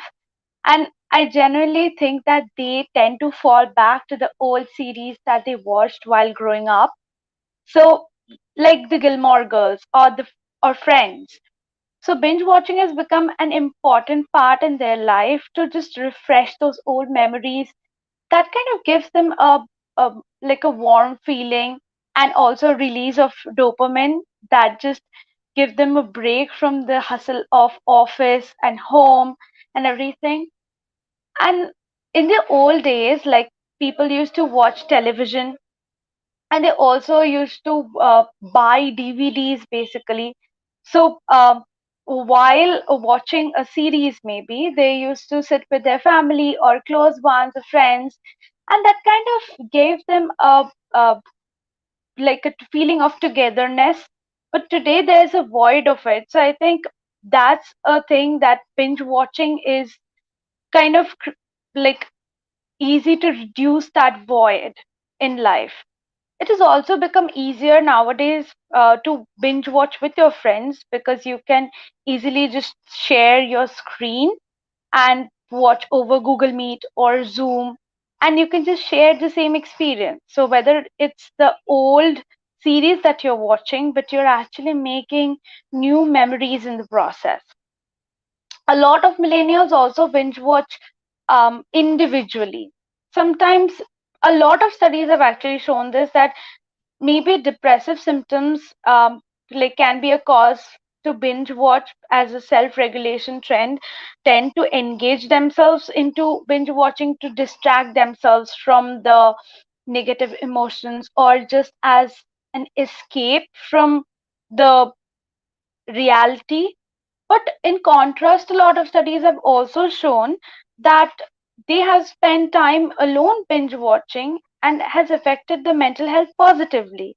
Because if you are binge watching alone, you get the content which is curated for you on your taste. And you might like The Big Bang Theory, or you can be a huge fan of um, maybe Squid Games.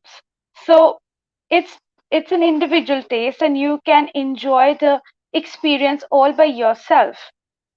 So I somewhere think that when it comes to the psychological perspective, then it's extremely subjective to that person's state of mind and the environment that is moderating his or her mental health.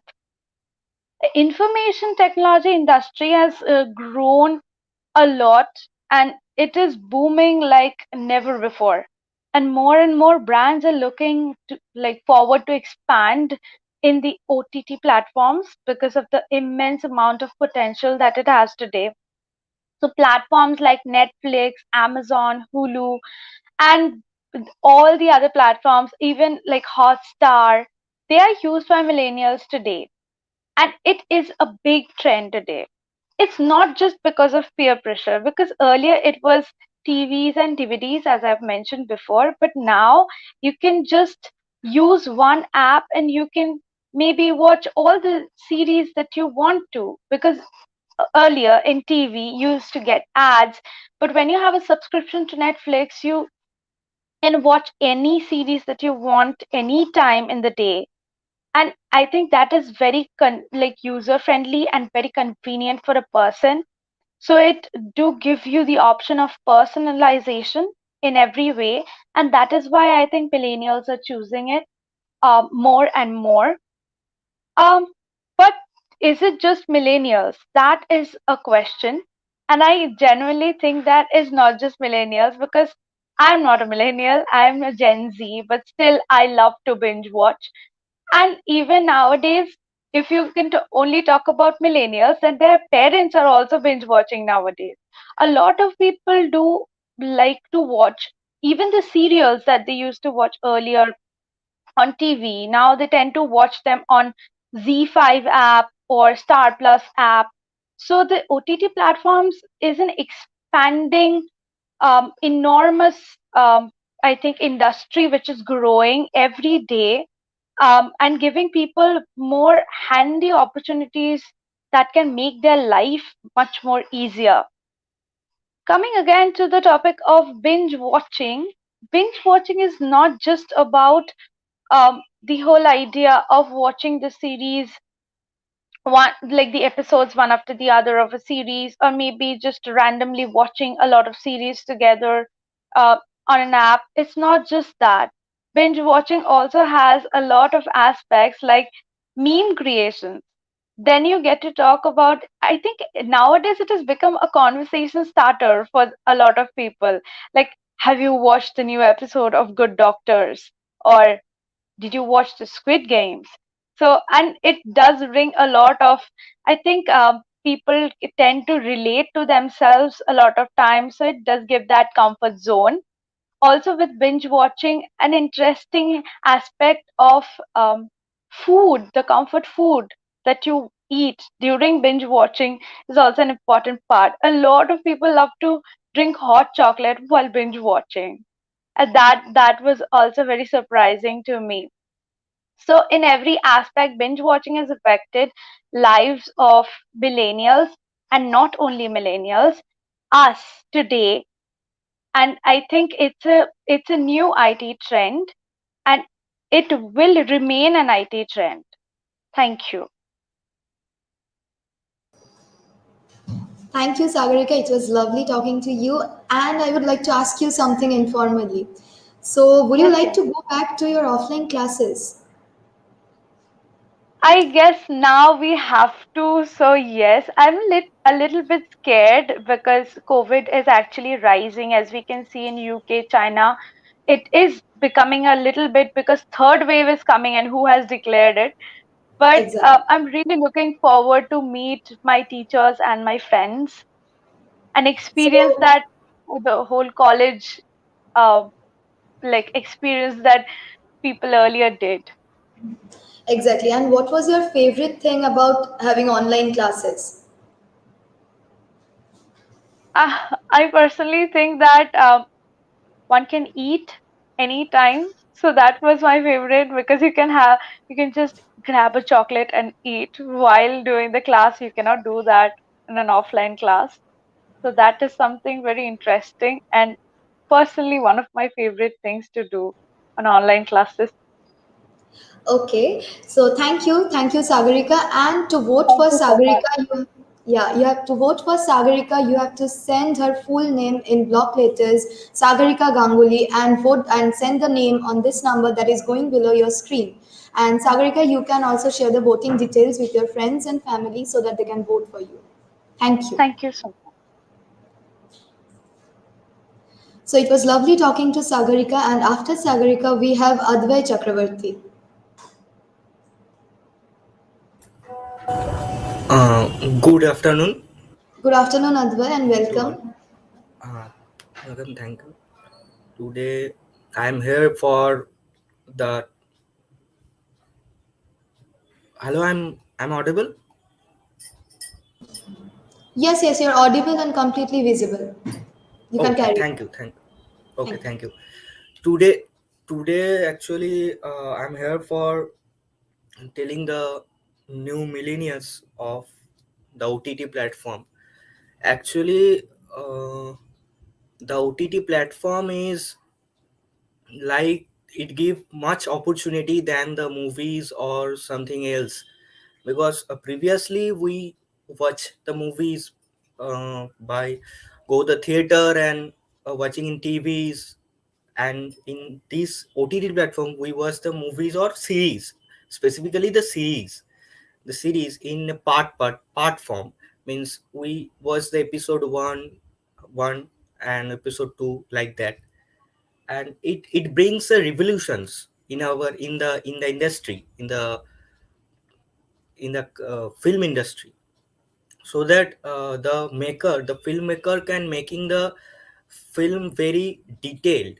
So because there is no time bounding, means there is 3 hours or 4 hours there, because there is a episode of 54 minutes or 25 minutes, like that. So they can make like this.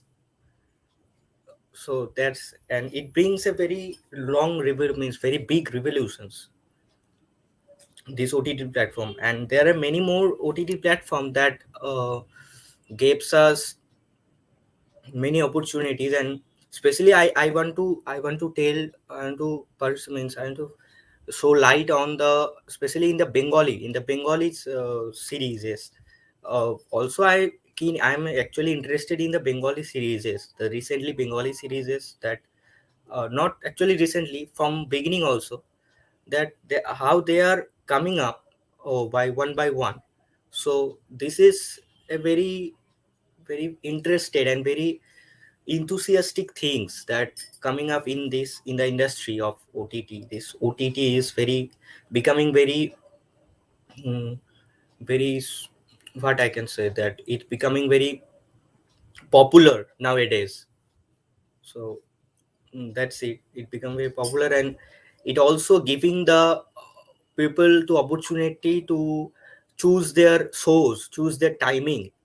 That suppose anyone want to watch the film, want to watch the a web series, specifically quote unquote web series, is basically means the main, the core thing here. So somebody is the job doing their job in the office or in a corporate, so somebody wanted to watch one show. So it brings them to them that they have the opportunity to watch their show in anywhere, any time, any place. They only should have the subscriptions, and they only should have the internet connection nowadays. And I think everybody has their internet connections in their laptop, mobiles. So it really brings a very lot of for us, and for the for others also, for the other people. So it's a very big thing, and it's a very opportunist thing, means it become very opportune. We are very opportunate to take this. So that's it.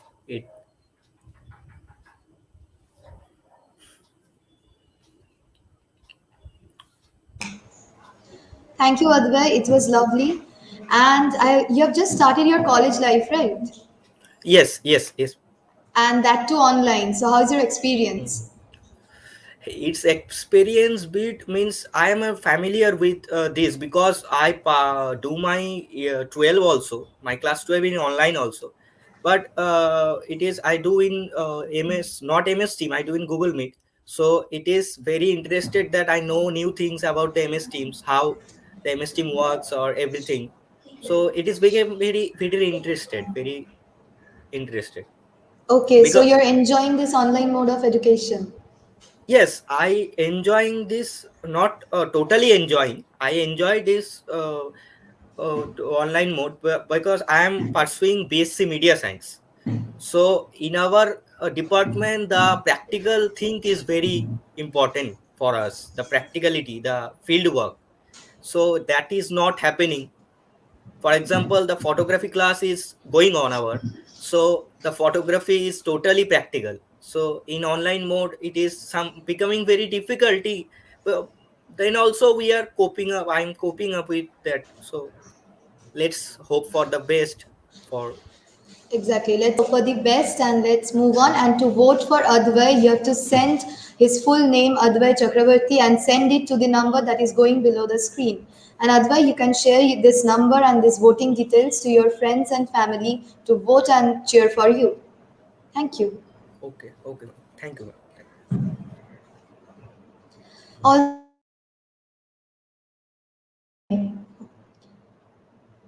I would like to request all the participants that please don't disclose the name of your institution. You can just take your name and the topic of today and start whatever you want to say.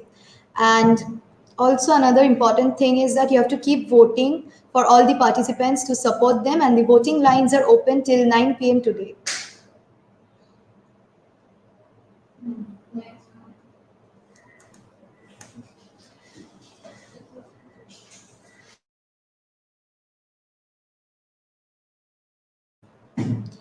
Okay, so the next participant of today for today is Ahana Mitra. Hello, am I audible and visible? Yes, you're completely audible and visible, Ahana. Welcome. Thank you. So, did you know according to a Netflix survey, about 61% of its users watches almost 2 to 6 episodes in a day, and about 361,000 people streamed all the 9 episodes of Stranger Things on the very first day of its release. Hello, everyone. I'm Ahana Mitra, and today I'm going to talk about the topic, well, what everyone else is talking about. Right now, the OTT platforms is the new ID trend for the millennials. So, what are millennials? According to the internet, millennials are a group of people born in between the years of 1984 to the early 2000s.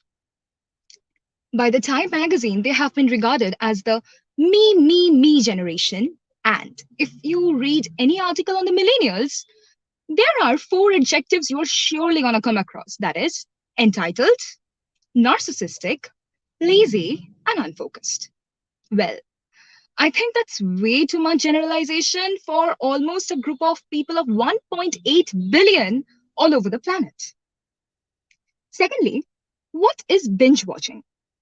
Well, if you know the name Money Heist, you know how popular it was and it is right now. It's basically finishing all the episodes and rather an entire season of Money Heist on a very single day. And lastly, what's an IT trend? Well, trend is something which is right now really popular and everyone else is doing it, like we did the Dalgona coffee trend at the beginning of the lockdowns. So IT trend is something basically related to the technology, and right now it's the OTT platforms, which is really popular. So last year, in the month of March, something really terrible happened. And the entire world went into a state of lockdown. All the schools, institutions, jobs, work, and everything was shut suddenly. And people slowly got acquainted with it, with the online medium, and we all shifted from offline to online, that is, work from home, online exams, and each and everything which can be done online. Besides all this, with all the theaters and cinema halls being shut, something else started to grow popular. That is Netflix and Prime. Basically, all the OTT platforms became hyped. Well, what do you think all the people did on the initial days of lockdown and even right now when they're spending almost 24 into 7 hours at home? They're not reading books, of course. Of course, they are binging. Rather, we are binging. I can still recall that I almost watched about 100 movies over a span of 6 months, though my J mains was due like in the month of September. And I was like, okay, fine, this is the last movie I'm watching. And I almost watch at least 4 movies a day back then. So we all did that. And that is basically binge watching. And yes, I admit I am a binge watcher. Now, the thing is that I often find people blaming us being unfocused, blaming us being lazy and binge watching. But I have a simple question. What do you think would Akbar have done if Netflix was present on that day and he had a chance to watch Friends over it? Or Money Heist or anything of that? Of course, like he would have watched it with Jodha, right? I mean, come on, like who wouldn't? Since it wasn't there back at that time, that's why people didn't. So it's basically the situation. Means of course. Like, had the smartphones not been invented and had the internet connection not been so profound, then maybe this competition right now, which is going on, it wouldn't have been online. So basically, it's a situation which kind of creates another situation in between, and we follow the trend as well. And similarly, it's with the OTT platforms. You are watching your favorite web series, and the content gets better and better every single day. I mean, what you watched 5 years back is like nothing right now. Well, except for Friends, I have to say that. And the thing is that, of course, the millennials are watching it. Why won't they? They have it. Like, for example, if you meet a person who had been alive at the time of Great Depression, it's bound that he will be miser. Come on, he has seen a situation where money is actually a very big problem. So how can we expect him to spend thousands of money on maybe on makeup or something like that? So similarly, it's the case with the millennials. So instead of blaming the millennials, I think it should be rather called a situational crisis. And since the millennials are almost the people like me, maybe like correcting us if we are going wrong somewhere is far better way of saying rather than calling us narcissistic, unfocused, lazy, and most importantly, the E word, that is entitled. Now, secondly, everything has a pro and a con. Well, so does binge watching. Being a binge watcher, I observed 2 things. Well, let me talk about the pros at first. Rather, let me share an incident. A few days back, while I was traveling to my college, I boarded the metro from the Baranagar station, and there was this lady sitting beside me. She was watching Friends over Netflix, and being a diehard fan of Friends, which you might have realized by now, I started watching as usual. And I know how much bad it is to invade someone's privacy, but well, I went on watching, and then there was a scene, and I just started laughing out so loud, almost the entire compartment of people were looking at me. So she just turned, she just smiled at me, gave me her headphones, and I was like, thank you. And we both binged it for almost next 45 minutes till my stop came, and I didn't even know her name. I just said thank you once again, and I left. So the thing is that if you put an introvert into a room where he's really uncomfortable to talk, well, start talking about your favorite web series. And I think the OTT platforms really create that kind of a situation for everyone. So I'm talking about, like, I will go and talk about Monica and Rachel, of course. So that's the thing. It helps you to build a form of community, a sense of community for everyone. And secondly, the cons, which I have experienced myself personally. Firstly, it's a dopamine effect. That is, like, if you meet a gambler or a liquor drinker, rather an alcoholic, you will find with each and every peg they consume, they are more ecstatic, more happy. All their tension, stress are relieved. Well, according to a research, it has been found that brain shows similar effect in case of binge watching.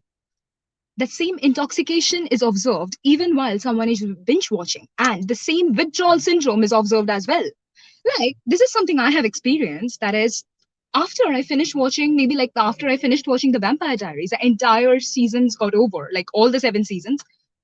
I was kind of upset and I had no idea why. So I Googled it and I realized that according to a research done by the University of Toledo, they have stated that people who are binge watchers, they face this kind of situational discomfort after the current suddenly drop from the ecstatic level to a level where that series, that particular thing is not there anymore, that they were so much connected to. And so they are more prone to depression and stress as well.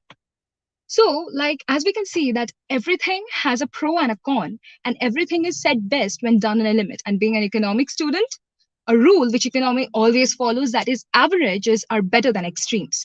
Anything done in extreme is not the right thing to do. Binge watching done in extreme is again not the right thing to do. Yeah, it's a trend. It's really nice to like flex among your friends that, well, I have watched the entire all the 10 seasons of Friends. I mean, I did that personally. So I can say it's really, it gives a sense of satisfaction, of course, but again, it's not the right thing to do. Just because something gives you satisfaction, just because something feels right, that always doesn't mean it's the right thing for you. And I think before taking a decision, before something which like confuses you and you know somewhere that it's not the right thing to do, well, follow Mel Robbins' 5 seconds rule. And if you want to know it, please Google it. It's amazing. And it's like just counting 5, 4, 3, 2, 1 before you make a decision. It shuts your monkey brain and you are like, voila, I know it. I shouldn't be doing this. This is the wrong thing. Because your all-time decisions cannot be taken on the basis of emotions. And that with that, I would like to conclude for today. Thank you.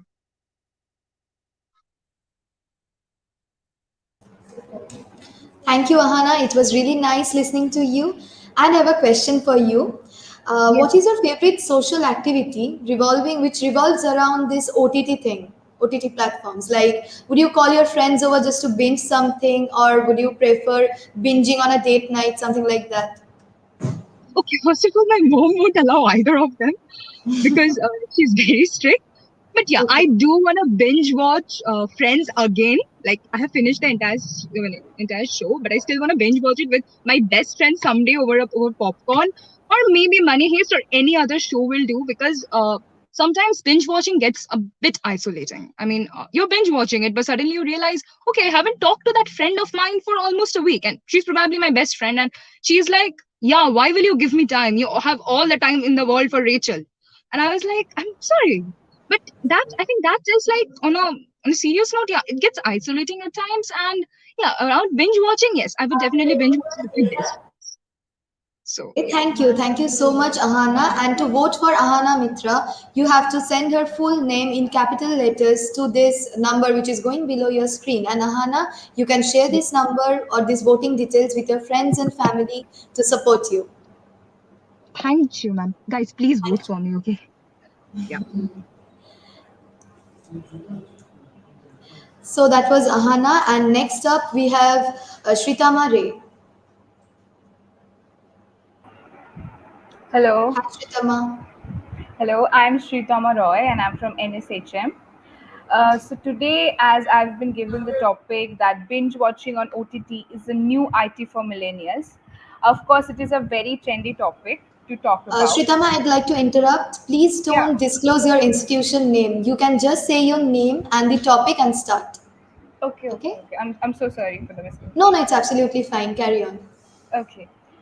So OTT, as the word seems very common nowadays, a very commonly heard name across the teenage group as well as we call the millennials. Like the word itself, OTT is actually creating over the top impacts on the human race recently. Uh, a quick escape from reality to reliving the daydreaming thoughts through that screens of glass, we are all more or less dependent on the fictitious world. And that world depicted through series and movies, what we really look up to these days, whether happy endings or questionable heartbreaks, or inspiring biographies. The unrealistic world is really taking over the millennials for the go to phrase as we know as Netflix and chill. The various information and sci fi series and contents across the world assembled in a platform is quite hard to miss for the confused and lost minds as we known as the millennials. Hence, as for the IT world is concerned about, the OTT subscriptions are actually taking a very good care of the knowledge department. To focus on the brighter side of the OTT platform, if I may say, it is extremely flexible when it comes to accessibility, as well as it is quite cheaper as compared to the cost and content that the OTT platform provides. The contents are mostly relatable to the reality, focusing on the teenage problems or what the world is actually turning into, spreading a social message. Producers consider OTT as a great platform to release movies as well as series, as the audience reach is quite higher than the normal TV screens or movie theaters, turning it a great platform of opportunity to launch fresh talents as well as fresh faces of the actors or actresses. Recently, the Korean dramas are also stealing the spotlight of the common regional contents, and it is obviously needless to say that anime world was also quite popular among the teens beforehand. The OTT also gratifies every demand of the viewers across the globe, and the AI based platform filters the viewer's taste to suggest a well assorted sections of movies, documentaries, and series. Those are easy to serve and look up to when you really don't know what to watch and come up with at the time when you're bored. The viewers can watch similar content as well as the same series and go on binge uh, anything they like over and over again, because that's the flexibility of an OTT platform based on the viewer's comfort and convenience. The OTT is nowadays a go-to thing for the millennials. The series are very important part of our gossips of our day-to-day life nowadays. The exchange of Netflix and Amazon passwords are also more common than exchange of storybooks or journals.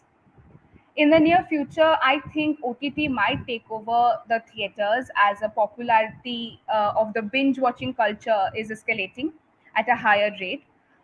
The way these platforms are recreating real incidents from across the world within the boundaries of episodes or movies to spread the social awareness and the unreal are unreal. It attracts viewers from all over the world for its variety of language options.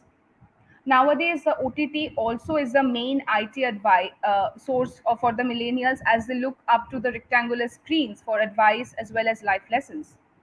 The contents are more realistic and truer to reality than it gains the trust of the audience to relate their life with the scripted characters.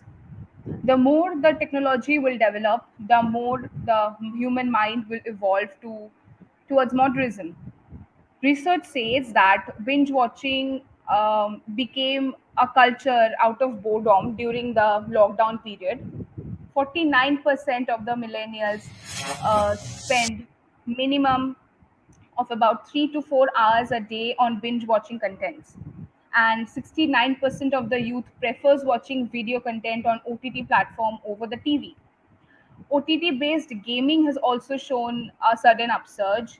The gaming industry is also steadily moving towards incorporating cloud based gaming. OTT based gaming has gained significantly popularity during these lockdown period hours, as most of the millennials spend their free hours on the screens of laptops or computer just to spend time on the gaming screens. This could be due to several purchasing consoles to keep themselves entertained during the COVID period. OTT is helping to open minds to the orthodox cultures and bounded contents, and it also helps to spread awareness among the mass as well. So, to conclude, it is a great opportunity and platform to showcase their talent through content and to come up with new contents to entertain the world and to showcase the skills to the world. Thank you. Okay. Thank you, Shritama. It was lovely listening to you. Thank you so And much. I would like to ask you something. Yeah, sure. How do you think binge watching has affected your academic life? It actually has affected a lot because it is like an addiction nowadays. Once we start a series, it's like an addiction when you cannot you cannot just stop in between watching an interesting series, or you cannot just leave a movie in between. It is obviously very addictive nowadays, and of course, in the free period, as the lockdown has been since the COVID, we have got a lot of free time. The pressure of studies is also reduced because we are mostly at home and we all are bored. And staying at home, it's all about comfort, food, and wi-fi. So it has always been, it is affecting the studies a little bit. Exactly. And that's all with Shritama Roy. And to vote for Shritama Roy, you have to type her full name in blocks and send it to the number that is going below your screen. And remember one thing, the voting lines are open till tonight 9 p.m. So keep voting for Shritama. And Shritama, you can share these details with your friends and family Of who can course. support you. Okay, Okay. thank you so much. Thank you so much, Please Shritama.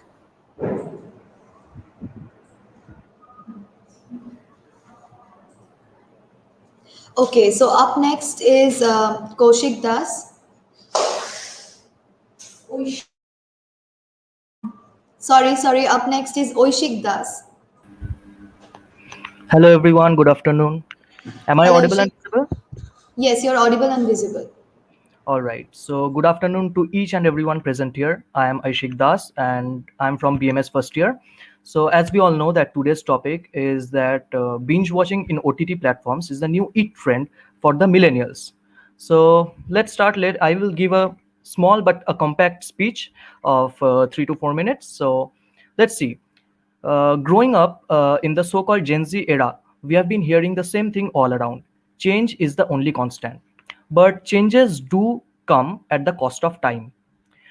Being a millennial, one can relate to the changing trends on a stretching time scale that have never disappointed for even once. From skipping classes to visit theaters, listening to the stereo, flushing about the floppy disks, and playing around with the CDs, neither did time stop nor did the changing trends. The way introduction of social medias converted the trend of phone calls, of text messages, to prolonged WhatsApp chats, prolonged messenger chats. In the same way, the introduction of OTT platforms, the introduction of web series in the OTT platforms have converted the trend of going in movie theaters, watching television, into binge watching series in the OTT platforms. Well, especially during the COVID situation, the OTT platforms saw a significant rise in their usage. People confined in their houses due to lockdown, unable to visit anywhere or attend the get-togethers, go to movie theaters. So they found themselves an amazing way of entertainment to spend their free times. Well, OTT platforms like Netflix, Hulu, Disney Plus Hotstar, Voot, Hoichoi, and many others, they have made their ways into the daily necessity, into the daily lives of the millennials. Not only the millennials, I'll say the whole Gen Z plus millennials.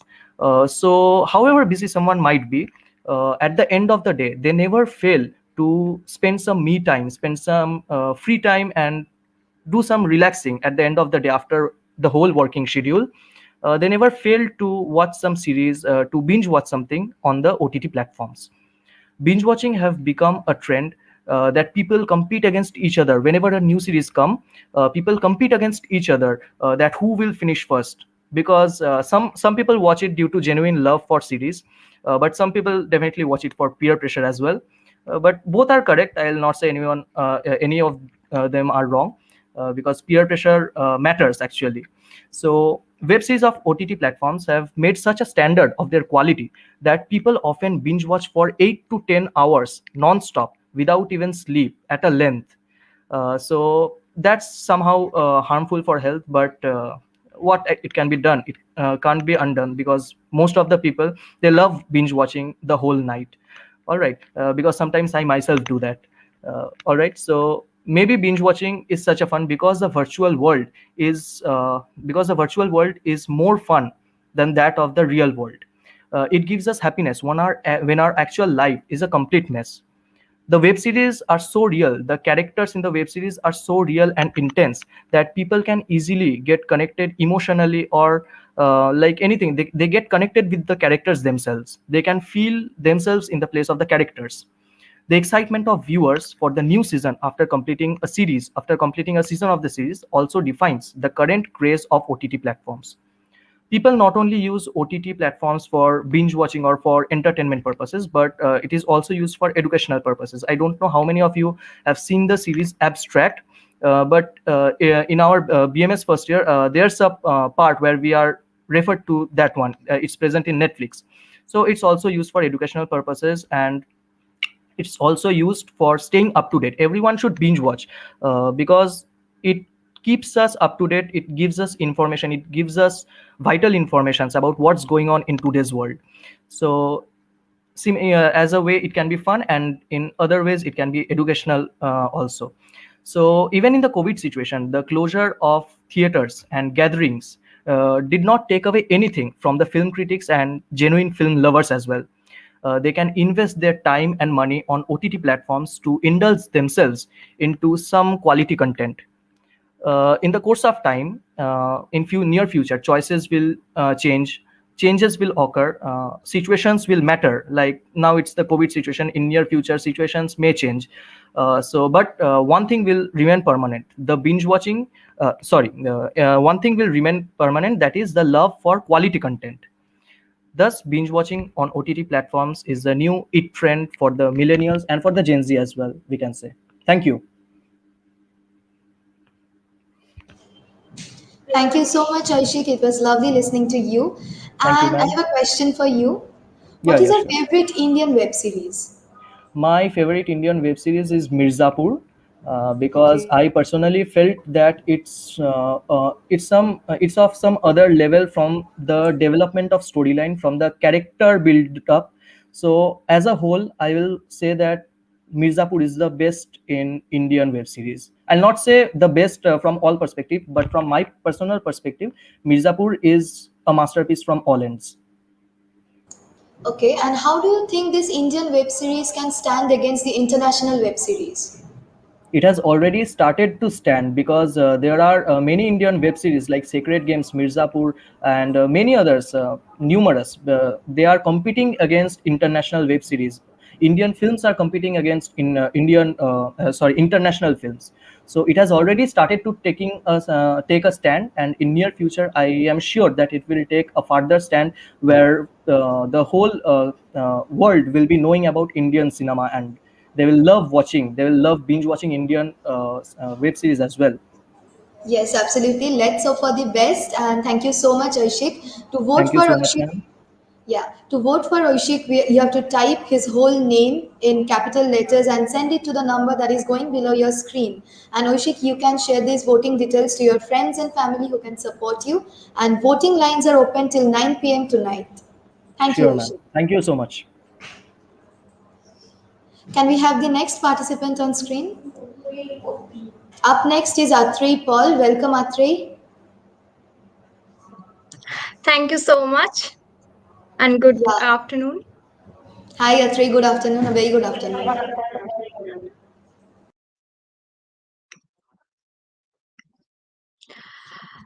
Should I start?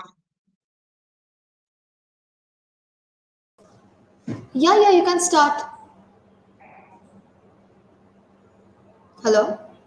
Hello, ma'am. Should I start? Yeah, you can start. You're absolutely visible and audible. Okay. Thank you so much, ma'am. A very good afternoon to all the respected dignitaries and all the audiences present here. Ayatri Pal of BBA Hospital Management from NSHM Knowledge Campus is going to speak on the topic binge watching OTT is the new IT trend for millennials. I would like to start my speech by quoting the lines by Raju Atri, Mudhar. hello. Atri, I'm very sorry to interrupt, but you're not allowed to take the name of your institution. You can just take your name and the topic and start right away. Okay. Sorry. It's absolutely okay. Just carry on. Okay. Now, I would like to start my speech by quoting the lines by Raju Mudhar.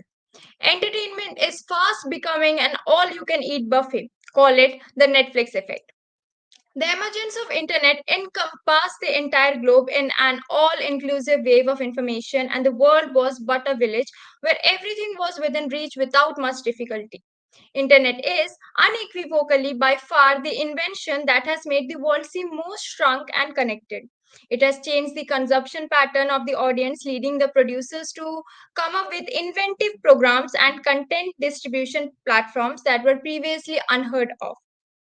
One such invention was OTT platform that made direct to consumer chain possible.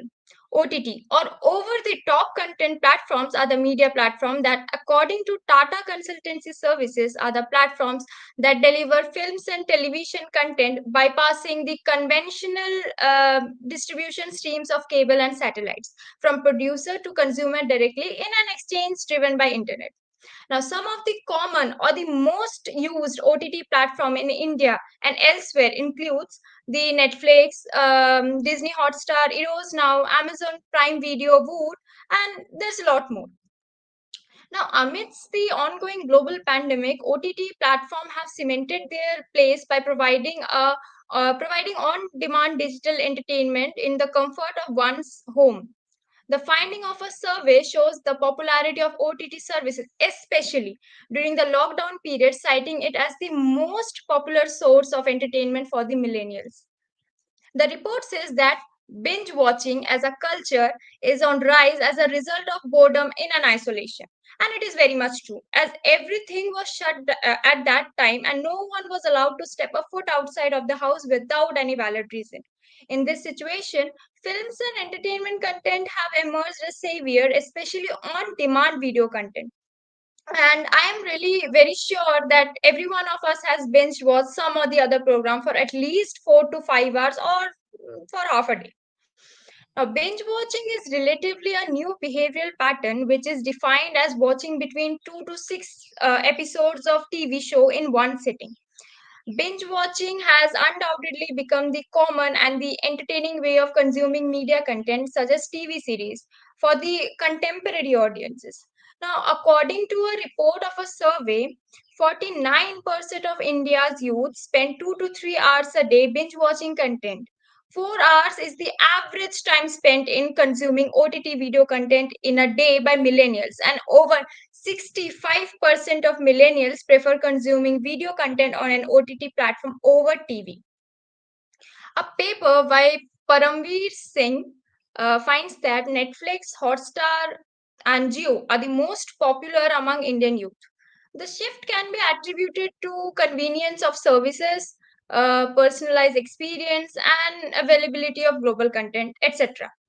The study finds that the future of OTT in India is to be very promising due to increasing of smartphone penetration. Then there is economic convergence of media companies at national or international level, and the quality of reception of digital content. Also, the competitive internet data plans offered by various telecom service providers in India. Now, as Pamela Rutledge, the director of Media Psychology Research Center, said that every new technology that comes in creates a moral panic. Therefore, binge watching on OTT has also led the negative impact of young people ingesting a steady diet of fictional melodrama, banality, televisual representation of sexual content and violence. Moreover, there is a widespread and long-standing concern about young people and the inactivity associated with being a TV couch potato and about the resulting health risks, including obesity. It is also important to mention that since most people binge watch in solitude, now this can be conditioned by specific personality traits, while excessive or problematic binge watching may lead to further isolation and a feeling of loneliness. The highly immersive behavior provides immediate gratification, and thus it may lead to loss of self control and spending much more time on watching TV series than a person originally wanted.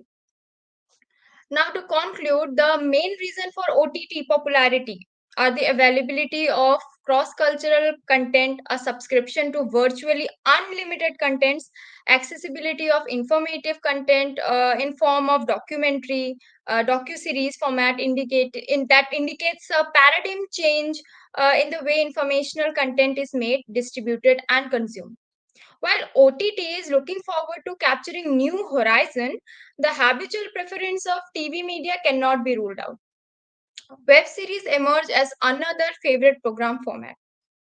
Lockdown is merely not just a social or political mandate, but also cues a looming economic crisis of global scale.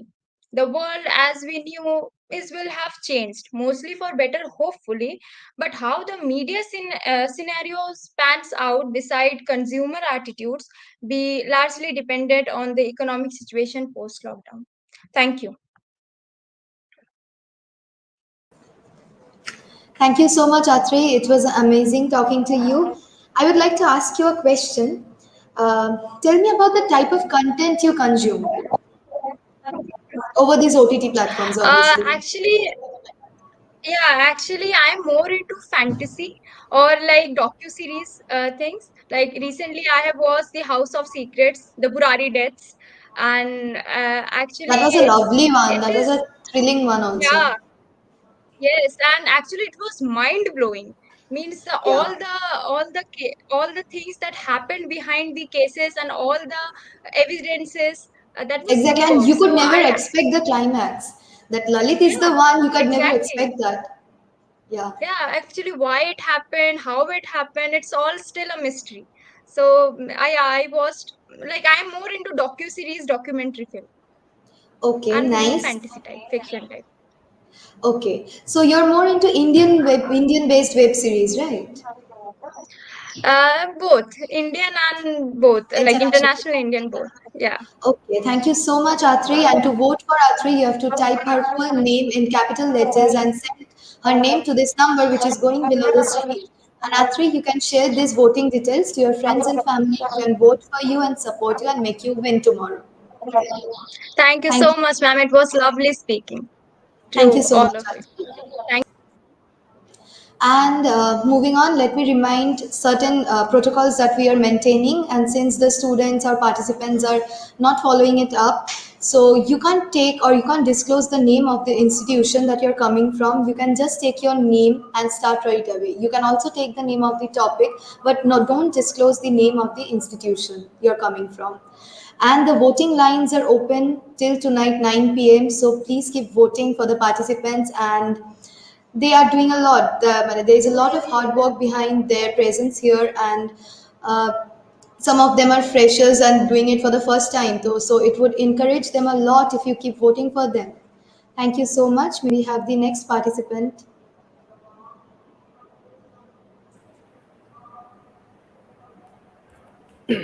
Am I audible? Yes, you're audible and visible. We welcome Shomik Manna as our next participant. Hello everyone. Good afternoon. I'm Shomik Manna. So I'm starting with, and today I'm going to cover this topic. Being watching on OTT is the new IT trend for the millennials. And as we all know that OTT is a new trend, but the question is why this is a new trend for the millennials. But before I go with this question, I would like to share some informations that are very essential for this topic. So, Netflix was launched in 1998, but in 2007, Netflix came up with the idea that changed the way we watch everything. Netflix launched the new revolutionary concept of being a streaming platform and delivering the contents directly to the customers. But it was not in a trend, many were not aware of it. But due to the global pandemic and lockdown, everything changed. The OTT platform provided the digital entertainment in, in the comfort of one's home. So where everyone got good quality of contents, worldwide contents, uh, and from different genre of content. And from WAT consult report, we get to know that about 65% millennials and Gen Z prefers to consume video content over OTT platform. And from DNA report, we also get to know that being watching became a culture and it became popular due to the rise of the video streaming platforms such as Netflix, Amazon Prime, and etc. So now the question that arises that why this is a trend for the millennials, as we all know that millennials are the persons who have achieved their adulthood in the early 21st century. That means they are the working class. And during their generation, the system was totally different. They have to go to the cinema hall, have to hustle for the ticket for watching a single movie. But with the flow of time, the world is getting busy. And we all are aware of it that movies are the most popular source of entertainment. And with every generation, there will be a change. And obviously, we have to remember it. The change is the only constant. So if a person can get different kind of content worldwide, movies, TV shows, web series, and lot more in a single platform at the price of a movie ticket, so why they will not go for it? And moreover, OTT is a platform where there is no boundaries. Whenever the person wants, he or she can watch and can download the shows very easily. So the system is changing, and now the millennials are getting something new on their demand, and which is easily affordable. So that's why this is a new trend for the millennials, and I think it will be for some period of time. Thank you. So this was the thing.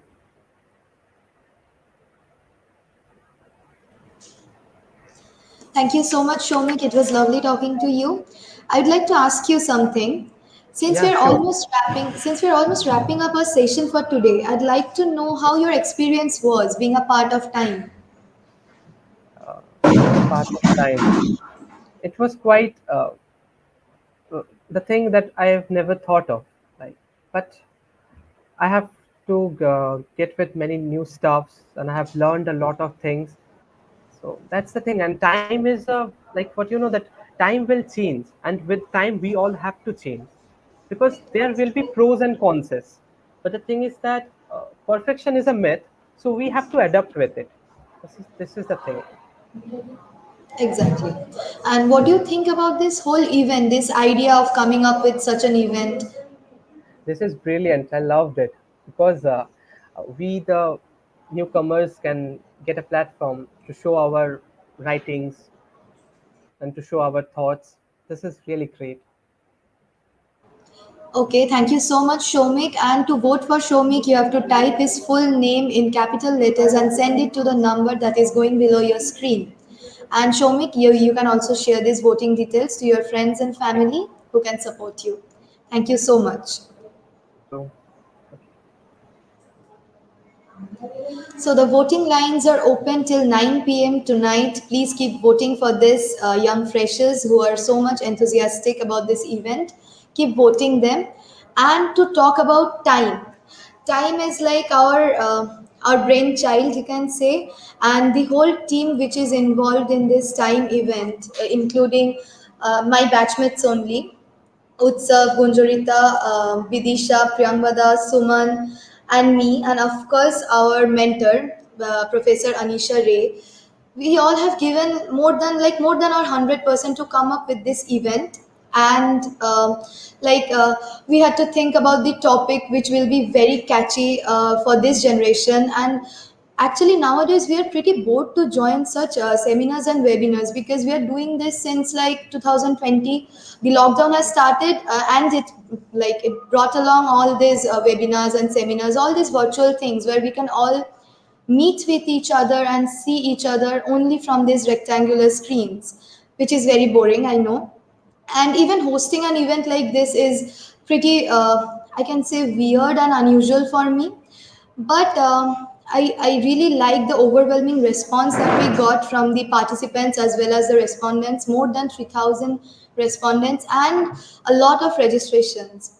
Also, I would like to thank our college for giving us such an opportunity to do this event, for providing us with all the necessary things from the technological equipments, and to whenever we wanted to stay late in college to work and all, they have always allowed us, even amidst the COVID, even amidst this COVID period.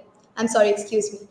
And then I would like to say that the work we have, the efforts we have put in this event is reflecting today, because like we can say a lot of speakers, a lot of young minds have shown their interest in this event to talk with us, to share their views regarding binge watching. And nevertheless, we have more events lined up, like the short film competition, and before that we'll have a short interactive session with someone from the Tollywood industry, which is going to be very exciting as well. So let's wait for that for a while. And more than that, I can give you a summary of the events of following days. Like for tomorrow, we'll again meet with another national oratory competition, and after that we'll have a short film competition. And then it is on the topic of youth and politics, so tomorrow is going to be exciting as well. And for the last day, we have the topic gender neutrality, so you can all guess that how exciting that is going to be. So hold on with us, and keep watching the events and what we are going to show you afterwards. So we have our next participant on screen, Kuheli Das. Welcome, Kuheli. Hello everyone, and thank you Arundhati for that Yeah. warm welcome. So I'll start with the topic. Yeah, sure, you can start, Kuheli. Yeah, thank you. So good afternoon everyone present over here. This is Kuhili Das from NSHM Knowledge Campus, Kolkata, and I'm currently pursuing BMS and I'm second year. Yes, I must say that OTT gained huge popularity in India in a very short period of time, and it has created a massive fan base in this short period of time. With consumer lifestyles changing, access to numerous viewing devices has permitted viewing content from any place in the world at any time. A usual weekend without your favorite binge watching web series seems as dull as your dal khichdi without achar and papad, right? New content in the digital space drops as fast as the speed of light. We internalize the dialogue, start believing in the protagonist's life, idea of life, and we care for our favorite character more than we have ever cared for our dark circles included by non-stop binge watching. Binge watching is not just a one night practice anymore. It has become a lifestyle. As the country followed the lockdown and adopted a work from home culture, this freed up more time and data for them to explore other forms of entertainment too. The media and entertainment industry, like everything else that took a 180-degree turn overnight when the pandemic hit the globe in 2020, rounded a curve that is unlikely to return to normal. Over the top, that is OTT, has gained a huge popularity in India, as said, among the millennials, of course. Most OTT platforms witnessed an extraordinary increase in subscribers as a result of people being forced to stay at home for months. Furthermore, because of COVID-19 rules and the lockout laws made it impossible for films to be physically released in theaters, big production houses moved to OTT platforms for their new releases. The new concept of OTT, that is anywhere at any time watching, was actually the audience what the audience was looking for. And in my opinion, subscribing to various platforms like Netflix, Amazon Prime, Hotstar, and other infotainment apps like Let's Up saw a big increase in its subscription. Most viewers worldwide, regardless of their age of socio-economic position, consume content on several screens. People all over the world started craving for the shows like The Marvelous Mrs. Maisel, The Crown, Sacred Games, Stranger Things, Fleabag, Made in Heaven, Delhi Crimes, and of course, Friends. And many similar shows that release every day with a view to alter prejudices existing in the society, thanks to the streaming platforms, of course. Consumer lifestyles are changing, and access to numerous viewing devices has permitted viewing content from any place in the world at any time. Essentially, humans have developed their own methods of content consumption. In comparison to cable operated television network, the platforms offer the ability to play and pause content as desired, as well as to choose what and when to view it. Considering the daily soaps that still run on the TV screens of hundreds of Indian families, certain stereotypes have been ingrained into the minds of the consumers. OTT content, on the contrary, has multitudes of fresh perspectives. That is the major reason for viewers shifting to digital space. Women oriented shows have been massively encouraged on OTT platforms, and most of them have succeeded in breaking the predefined gender roles. In last years, the platform has created and promoted more women-centric content than mainstream cinema has done in the past 5 years.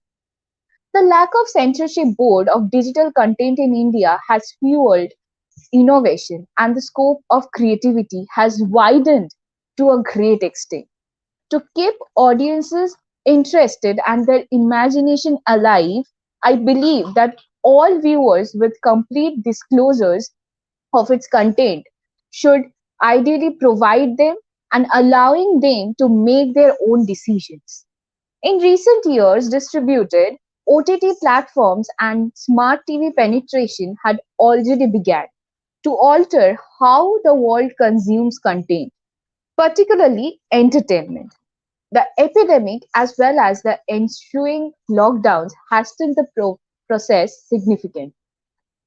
In the upcoming decades, in this arena will most probably belong to not only those with the best original show or film, but also to the new fangled technology, analytics, and user friendly features.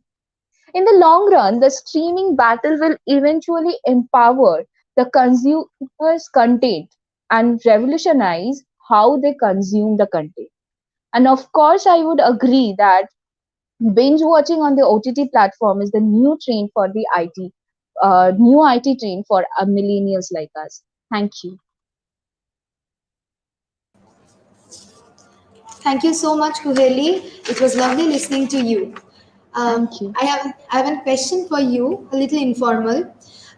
Do you like someone's communication skills in this online platform? Like someone you know who can carry himself or herself very easily or fluently, rather confidently through this online platform?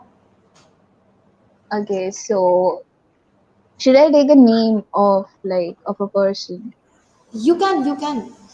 Okay, so of course, first of all, like a professor and mentor, Miss Anisha Ray, from whom we all learned like how to conduct any online shows and how to speak and everything. So of course her, and then my senior Dipanita Di is there, and many other people, of course, whom I'm still learning from. And yeah, that's Okay, and what do you like the most about everything being online, like this new normal mode? the only thing I like is as OTT platform has this facility like anytime, anywhere, and the classes do also have that.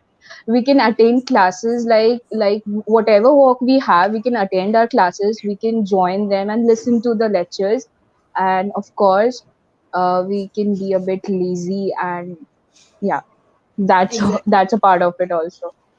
Can you share a very fun experience of this like online mode of classes and all? Okay, so one fun experience was that my sister and I shared the same device for our classes. So once I entered from her name from the Zoom ID and I didn't get the attendance, that was one thing. And I was fighting with my mom and my mic was unmute. So yeah, that was another experience I had. These are the daily incidents we face Yeah, nowadays. and there's a not even more like nowadays it's not even embarrassing if it's going on. It's like we are used to with it nowadays. It's been going to be 1 year and more than that.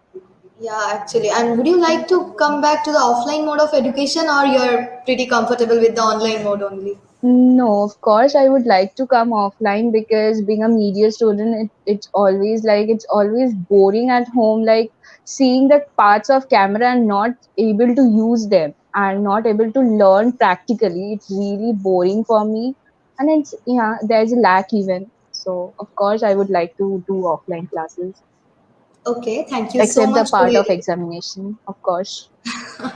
Exactly. Thank you so much, Exactly. Kuheli. And Thank you, ma'am. To vote for Kuheli, you have to share. You have to type her name in capital letters and send it to the number that is going below your screen. And Kuheli, you can share these voting details to your friends and family who can support you and vote for you. The voting lines are open till 9 p.m. tonight. Thank you. Can we have the next participant? Hello, Ipshita. Good afternoon. Hello, good afternoon to you too. You can carry on. You can introduce yourself, say the Okay, topic, and carry on. okay. Hello, good afternoon, everyone. I am Ipshita Bhattacharjee. So, today in this auspicious event, I would like to put some light on the topic binge watching on OTT is the new IT trend for millennials. So, first, I would like to tell you about what is binge watching. We should know about the interaction as well. So, binge watching is also called binge viewing or marathon viewing, is the practice of watching entertainment or informational content for a prolonged time span, usually a single television show. In a survey conducted by Netflix in February 2014, 73% of people define binge watching as watching between 2 to 6 episodes of the same TV show in one sitting. So now TV shows are not getting so much importance because of the web series. Now people can chill in their own room and like can watch as many episodes as they can of their own favorite series. The first usage of the term being watched dates back to 2003, but the concept of watching multiple episodes of a show in one sitting really gained popularity around 2012. Netflix 2013 decision to release all the 13 episodes in the first season of House of Cards at one time, instead of posting an episode per week, marked a new era of binge watching streaming content. In 2015, binge watch was declared the word of the year by Collins English Dictionary, which said use of the term had increased 200% in the prior year. So now what's the purpose of being watching? Like gambling and other behavioral addictions, being watching activates the part of our brain responsible for reward functions, producing dopamine and making us feel good. Over time, though our brains produce less dopamine from the same level of activity as we build up a level of tolerance. Now, moving how it is helpful to us, how it helps us. Binge watching establishes beneficial social connections. The act of binging content fosters a sense of community around a show, something experts call a shared cultural space. This common ground allows viewers to discuss and enjoy the show with everyone, from a co-worker to the stranger in line at the grocery store. Binge watching has health benefits like stress relief. According to psychiatrists, binge watching releases dopamine in the brain, which creates a feeling of pleasure and can help people to relax and relieve stress. Psychologists say that finishing a series can give viewers feelings of control and power, which can be beneficial if viewers are not feeling that in their daily lives. Being watching makes us show more fulfilling. While being watching, the viewer can feel the pleasure of full immersion, which is a great feeling, similar to staying up all night to finish a book or a project. Rather, assignments. Shows made for being watching, such as Orange is the New Black and Stranger Things, are often more sophisticated and have multiple intricate storylines, complex relationships. So now, my next question arises: why being watching in OTT platforms is a IT trend? Viewers today enjoy unprecedented control over the way they watch content on television. And we all know the fact that sitting at home doing our online classes, we are always on social media. So why not doing something which is productive? And previously I told how being watching is helping us. I myself was not a being watcher at first, but recently I'm into it very much. This leads to my conclusion that being watching actually allows us to be more present in our lives and as a result more productive personally and professionally, precisely because it eliminates the feelings of panic and I'm going to miss out that episode that go along with the traditional television viewing practices, and it always will be a IT trend. And now I end my thoughts here. Thank you for your patience hearing in me, Ipshita Bhattacharjee, signing off for today and wishing you all a happy and prosperous day ahead. Thank you. Thank you, Ipshita. It was lovely listening to you. And I have a question for you, a little informal again. So, Okay. do you like this online mode where all the cultural fests are online and we cannot perform together, like, and rehearse together? Maybe rehearse together sometimes, but we cannot perform on stage together. What are your views on that? My views are like I'm a dancer. Okay, I'm a classical dancer, so I always say no to online rehearsals. We need to go to the campus, we need to rehearse together, gossip together, and then we should perform together only, because solo performances are not always dull, but doing it online, I don't think it's good. Okay. And can you share one fun experience in this online mode of education? Obviously, which is like I was doing a class and my mom called for me for the lunch, so I took my laptop and went down, and I forgot to like close the mic, and I was telling my mom আমাকে একটু বেশি, like I was talking in Bengali, which was quite embarrassing. After that, ma'am told me, what are you doing? You're having your lunch right now while doing your class. That was quite embarrassing for me. This happens to us all the time nowadays. Yeah. Okay, thank you so much, Ipshita. And to vote for Ipshita Bhattacharjee, you have to type her full name in capital letters and send it to the number which is going below your screen. And Ipshita, you can share these voting details to your friends and family who can support you and vote for you. Remember, the voting lines are open till 9 p.m. tonight. Thank you. With that, we are gonna wrap up our oratory competition for day one, and let's wait for the results, which will come out tomorrow on sharp at 9 a.m. on our Facebook page, official Facebook page of NSHM and NSMC. Now we are going to have an interactive session with the famous Tollywood actress Sweta Mishra. She is currently acting in the Bengali daily soap Dhulokana. She has also acted in Jahanara previously, being the main character of the soap. And also she has played the character of Arshi in a Bengali movie named Prem Tem. So you all can guess who she is and how excited we are to have her with us today. And so without further delay, I'd like to welcome Sweta Mishra.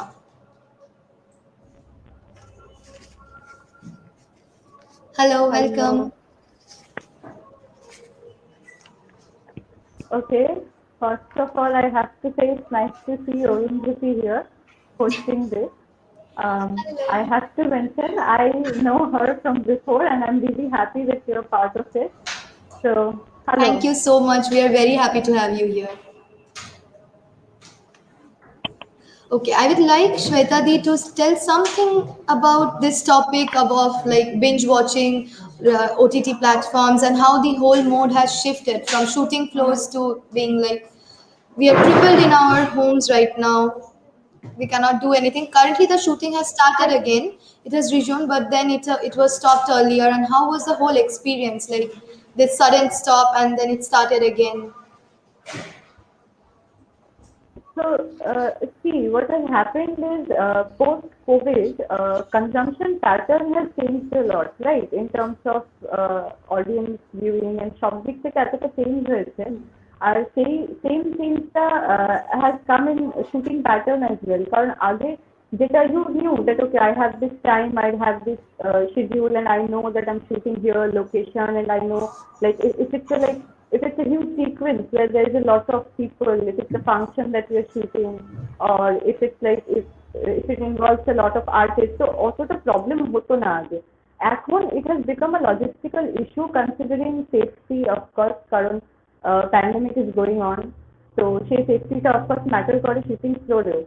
তো সেই দিক থেকে আরেকটা যেটা হচ্ছে সেটা হচ্ছে যে অনেক সময় শুটিং মাঝখানে বন্ধ হয়ে যাচ্ছে because of lockdown and because of other safety measures that are being taken to ensure safety of actors and other people who are working. So সেই দিক থেকে আমার মনে হয় it has become really tough to work in our industry because I have an example. So basically 2020 a film of mine was supposed to get released. এই ফিল্মের রিলিজটা postpone হয়ে যায় পুরো কোভিডের লকডাউনের জন্য, সেটা পরে রিলিজ হয় যখন লকডাউন উঠে গেল তারপরে। এটা কি printed? If you see the printed, so that is like that's the one film that I have done. And আমি এটা নিয়ে I also want to talk about television and OTT also in a different way, মানে in terms of একদম ফ্লোরের থেকে কাজটা কিভাবে effect করছে আমার মনে হয় সেটাও একটা ইম্পর্টেন্ট ফ্যাক্টর। তো যেটা বলছিলাম যে যেহেতু রিলিজটা পোস্টপন করে সেটা বিজনেসের দিক থেকেও বুঝতে হবে because when it comes to films, when it comes to theatrical releases, তো সেই জায়গা থেকে অনেকটা এফেক্ট করে যায় বক্স অফিসে বলো বা ভিউইং প্যাটার্নে বলো বা প্রথম দিকে যখন লকডাউন খুললো পিপল ওয়ার স্কেয়ার্ড যে কি মানে স্যানিটারি কি প্রিকশন নেওয়া হচ্ছে কি হচ্ছে না। So of course it affects. At the end of the day, I don't think anyone would have expected যে Salman Khan's cinema, বড় বড় স্টারের সিনেমা OTT তে রিলিজ হচ্ছে, প্রিমিয়ার হচ্ছে। Exactly. So যেখান থেকে বেশি ভিউজ হচ্ছে। So I think there's a weird transition going on. একটা প্রচন্ড chaotic transitionের মধ্যে আমরা আছি, যেটা but এটা বলা ভুল হবে যে theatre movie theatres will go extinct. I don't believe that. I think OTT will always complement theaters in a way যেখানে সব দিক থেকে ওটাকে যাতে ম্যানেজ করা যায়, in terms of content বল বা in terms of options বলো, তো আমার মনে হয় it will be there. তো এটা একটা affect করে, of course করে। অ্যাফেক্ট তো করে, কিন্তু এই যে এখন এত হেভিলি আমরা ইন্ডালজড হয়ে যাচ্ছি ওটিটিতে, আর এই রিলিজগুলো যে ওটিটিতে হচ্ছে, তো এটা নিয়ে তোমার কি মনে হচ্ছে? এই যে হেভি ইন্ডালজেন্সটা, সারা দিন আমরা নেটফ্লিক্স বিঞ্জ করছি। এই পুরো বিঞ্জ ওয়াচিং জিনিসটা আমার আগেন তো মাই মম, ওকে মা, আমি যদি 2 বছর আগে আমি আমার মাকে এটা বলতাম যে টিভি কেন দেখছো বা অন্য রকমের কন্টেন্ট দেখো বা এই সিনেমা দেখো বা ওই সিনেমা দেখো, তাহলে ওই ব্যারিয়ারটা অনেকটা বেশি ছিল। কাট টু এই কদিন আগে মাই মাদার কলস me up and she is like, Mirzapur season 3 কি আর বেরোবে না, কবে আসবে? I'm like, okay, season 3, season 1 and 2, okay, you are done with it? And I'm like, I watched Sacred Games, first one was nice, second one, I don't know, thoda jama nahi. So this shift, it's a cultural shift also. Exactly. Like, এই accessটা যেটা হচ্ছে, এইটা তো content consumption এর pattern change করে দিচ্ছে। তো anything that we always, it's very easy to criticize. Exactly. It is very easy to criticize things like যে এরকম কাজ কেন হচ্ছে, এরকম কন্টেন্ট দেখবো না, এরকম হলে ভালো হয়, but it's very tough to actually do that or be a part of it. So once you are a part of it, so what OTT will do and it's doing, আজকে can I name drop series? Yeah. On platforms, like can I speak names? কারণ আমার technical terms অত আমার পড়াশোনা, like I have not studied this, like I am only talking from my own professional experience, যেটুকু আমার আছে। So if you see Netflix, like তুমি ওখানে দেখবে, তোমরা যারা দেখছো, like my viewers, you'll see that there's a show called Fabulous Lives of Bollywood Wives. ওই সিরিজটার বাজেটে জামতারার মতন 10টা সিরিজ হয়ে যাবে। Now Jamtara is another series that is produced and made in India, which is beautiful. So OTT যেটা দেয় সেটা হচ্ছে gives you a platform to actually showcase different types of content যেখানে তুমি reject তো হতে পারো, আবার if you're accepted your fame will go from here to here. তো এই যে মানে এত সুন্দর একটা মানে প্ল্যাটফর্ম বা একটা এরকম একটা সময় যাচ্ছে যখন এত বছর ধরে আমরা কমপ্লেন করেছি, so I think aspiring film makers যারা বা অ্যাক্টর্স যারা বা আর্টিস্ট যারা মিডিয়াতে কাজ করতে, because OTT will give you the platform to actually tell the stories you want to tell, যেগুলো অনেক সময় ফিল্মসে অনেক বাজেটের ব্যাপার হয়েছে, এগুলো হচ্ছে like the actual reality that actually happens মানে টেবিলের পেছনে। আনাদার ফান থিং ইজ যে আগেকার দিন মানে এখন তো সব কিছু পোস্ট কোভিড প্রি কোভিড হয়ে গেছে, তো প্রি কোভিড মানে ইটস ফানি, লাইক আগে একটা ডেট বা একটা ইয়ার আমরা বলতাম, এখন everything is pre and post Covid. তো কনসিডারিং প্যান্ডেমিকের আগে আমরা যদি থিয়েটারে মুভি দেখতে যাই আগেকার দিনে, তো it was very important what movie am I going to watch, কারণ আমি একবার টাকা দিয়ে টিকিটটা কেটে ফেললে আমি যখন ভেতরে ঢুকে পড়ছি, তারপরে আমার যদি 15 মিনিট পর সিনেমাটা ভালো না লাগে আমি বেরিয়ে গেলে তাতে কারোর লস নেই, যে বানিয়েছে তার কিন্তু লস নেই। But with OTT if you start a movie and in 10 seconds if you don't like it, what do? You just move on to the next film. That is also challenging. যারা মানে এই যে অ্যাকসেপ্টেন্সও যেরকম আছে, রিজেকশনও অতটা fast, because the concentration span of audience has changed rapidly. আগে আমরা 25 minute বা পুরো সিনেমাটা দেখার পর সেটাকে ডিসকার্ড করতাম বা অ্যাকসেপ্ট করতাম। এখন it's like okay 10 seconds you watch it and like আর কি আছে, you just scroll and it's endless content. Exactly. তো ওইরকম একটা প্ল্যাটফর্মে নিজের ছাপ ছাড়া মানে এই মানে ভালোভাবে কাজ দিয়ে ইট বিকাম ভেরি টাফ। তো আমার মনে হয় it's a fun way and it's a fun দিকে আমরা যাচ্ছি, নাইস ডিরেকশন, যেখানে আমার মনে হয় যে এই যে এত প্রবলেমস বা এত এই মানে যা যা আছে আমাদের বক্তব্য পুরো জিনিসটাকে পুরোপুরি আবার রিকনস্ট্রাক্ট করে আমরা যে ওয়ার্কিং এনভায়রনমেন্টে কাজ করতে চাই বা যেরকম কন্টেন্ট দেখতে চাই সেরকম বানানোর স্কোপ দেয় OTT. So that is there. আচ্ছা, এবার আমাকে বলো যে what inspired you to join the industry, মানে তোমার গল্পটা বলো, খুব ফর্মালি বলো না, মানে লাইক কি করে হঠাৎ ইচ্ছে হলো এরকম।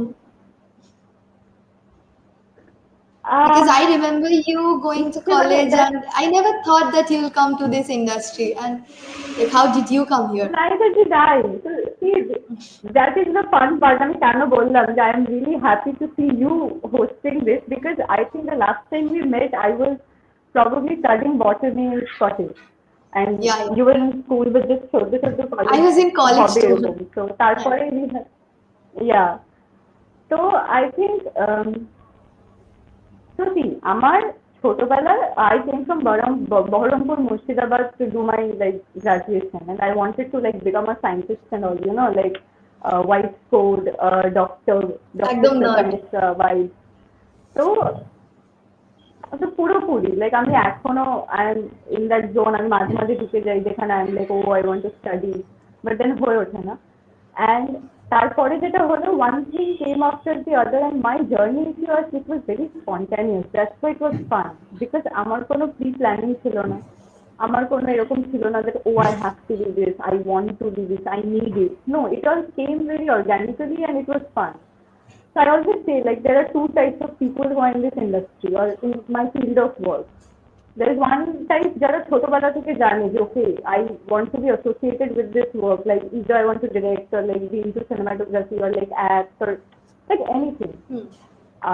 Then there is another type of people যার মধ্যে আমি নিজেকে নিয়ে where it was like I had no plans and আমার okay so I have another fun গল্প. which is the first time I actually acted in front of camera. এটা কেন বলছি because it's important. So was when I was in class 4. So I was a small 10-year-old kid who had no idea Bahrampur, Murshidabad, and I used to study in Kendriya Vidyalaya, Bahrampur. Shout out to my school because it was fun. And then ওখানে I remember like আমার ফ্যামিলির কেউ চেনাশোনা ছিল, তো টেলিফিল্মের time. So this is I'm talking like what 13 years ago or something, 14 years ago. তো Telefilm একটা শুট হচ্ছে কলকাতায়, and there's a small role, and আমাকে এরকম বলা হয় যে বাচ্চা লাগবে, আমার বাবার চেনা কেউ থাকে, আমি ওকে কলকাতা যাব, শহরে যাব, যাদবপুরে শুটিং হবে, না আমি বাচ্চা, আমার কোনো আইডিয়া নেই. হ্যাঁ, তো I came. Now I remember shooting like আমি তখন ছোট, আমার কোনো আইডিয়া নেই, সবই ঠিক আছে, আমাকে বলেছে দৌড়াতে হবে, জগিং করতে হবে, জগিং এ আচ্ছা I jug for like what 10-12 hours. মানে ওই দিক থেকে এইদিকে জগিং দৌড়াচ্ছি, এই দিক থেকে ওইদিকে দৌড়াচ্ছি, ওই কোণা থেকে এইদিকে আসছি, 10 ঘন্টা 12 ঘন্টা এরকম একটা শুটিং হওয়ার পর আমি বাড়ি গিয়েছি, সব হয়েছে. Now this film I also I'll say the name. So if you go to YouTube and you want to watch like small Shweta Mishra, ছোট্ট বাচ্চার মতন এটা দৌড়ে বেড়াচ্ছি আমি. So when I was at home, তো আমরা ফেরত আসছি, and we were like okay I did this, সবাই মিলে বসে একসাথে দেখবো. এবার প্রিমিয়ার, তখন তো টেলিভিশন প্রিমিয়ার টেলিফিল্মে, ক্রেডিটস হলো, সব হলো, ওয়েট করছি আমরা, বলা হয়েছে যে প্রথমেই আজ দেখাবে. 10 ঘন্টা শুটিং করেছি, মানে অনেকক্ষণ দেখাবে আমাকে. Fair enough. So then what happened, it started and দেখলাম দুজনের দৌড়, and then একটা ক্যারেক্টারের সামনে এসে there is a conversation ki okay this is the address, do you know where is it, and I say I think I know this address or something like that. Cut to it's Ritik Chakraborty's face. So it was hardly like what I'll say 15 seconds or something. I was very young when I realized that okay, so 10 hours of hard work on floor or on set amounts to hardly like screen time. That was the day I said to not my cup of tea. I think এত দৌড়াদৌড়ি করলাম, আমাকে দেখালোই না, এটা তো আমার খুব খারাপ লেগেছিল ছোটবেলায়. তো আমি 10 ঘন্টা দৌড়ে করবো না, 10 ঘন্টা. So after that, so এটা বলার কারণ হচ্ছে যে what you see is মানে it's just a layer of it. মানে শুটিং বড়, মানে pre production, post production, shooting এর টাইম এতটা এফর্ট যায়, and literally খুন পাসিনা দুটোই যায়. Exactly. মানে what we see is the tip of the iceberg. Make something. Yeah, so ওটা আমার first experience. It's called the television is called আমরা তিন প্রেমিক ও ভুবন. So it's there on YouTube, and if you open it, প্রথম পার্টে like the first 30 seconds is beginning. Okay. And then what inspired you? তারপরে if you যেটা বলতে যাচ্ছিলাম, তো তারপরে the first time in my adult life when I acted was this theatre production in Padatik. তো জীবনে প্রথমবার অ্যাক্টিং করেছি পদাতিক ইন্টিমেট থিয়েটারে, যেখানে like this is me, this is audience, and মানে it was very tough and it was new, but theatre gives you a sense of equality, and I am not talking equality in terms of gender equality ওরকম ভাবে না, মানে hierarchy নেই কোনো ওরকম ভাবে কাজের জায়গায়, যেটা কিন্তু ফিল্ম সেট, ওটিটি সেট বা টেলিভিশন সেটে থাকে। জুনিয়র টেকনিশিয়ান, সিনিয়র টেকনিশিয়ান, সেটা অনেক সময় অনেক কারণে থাকে, দরকারও হয় বা অনেক সময় দরকার হয় না, বাট ইন থিয়েটারে মানে শুরুটা যদি ওখান থেকে হয় তো আমার মনে হয় it helps a lot. So that is there. Then slowly, so why I'm saying I really found this topic interesting, because I have been part of one film, one web series, and 2 television shows যার মধ্যে একটা চলছে, and 2 TV series.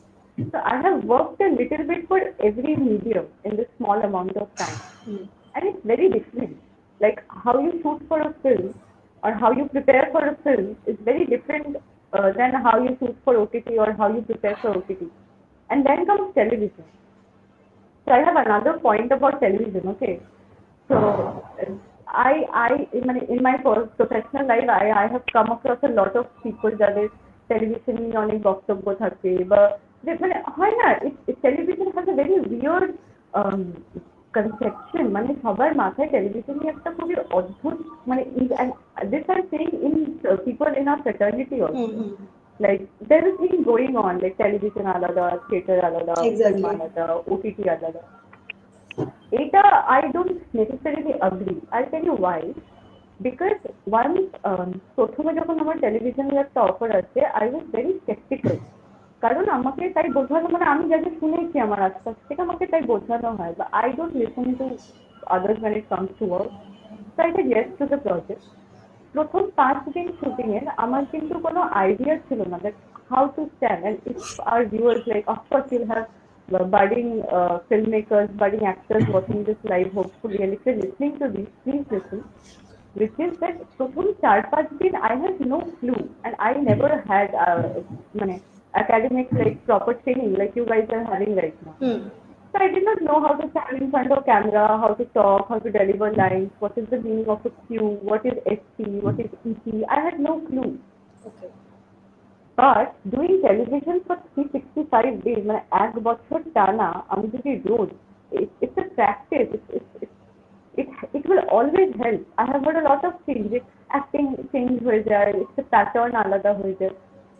I don't believe in that because I believe, come on, if you see the journey of television actors, if I start name dropping big actors who started from television, I'll start from Vidya Balan, then there's Irfan Khan. Everyone has done television. Exactly. So this dogma or this stigma that we have around television, it is very prevalent. I have seen here. I won't say the name, but I have also heard, this is a statement that this person has said, okay, that I don't know who this girl is. I think she does television, so I don't consider them as actors. So it's an inferior. So there's a thing, you know. Stereotypical boundary গুলো করে দিয়েছে আর কি. I wanted to address this point in this session because it is important. You can criticize the script, you can criticize the content, you can criticize the direction, but you cannot criticize an entire medium of broadcasting. You cannot. Exactly. Because if you're in this field of work, it is part of that. And arekta important কথা হচ্ছে, তুমি যদি দেখো television has catered to a much bigger মানে viewing section, মানে কোনো niche audience নেই. Television cater করেছে এমন এমন জায়গায় entertainment, যেখানে এন্টারটেইনমেন্টের এখনো টেলিভিশনই শুধু আছে, ওখানে এখনো ওটিটি পৌঁছায়নি, ওখানে এখনো থিয়েটার সিঙ্গেল স্ক্রিন এমনি উঠে যাচ্ছে, মাল্টিপ্লেক্সের সময় এখন। তো ওই সময় ফর মোর দেন ডেকেডস, মানে for decades and decades television has given a sense of entertainment to a vast mass of audience, and it has influence.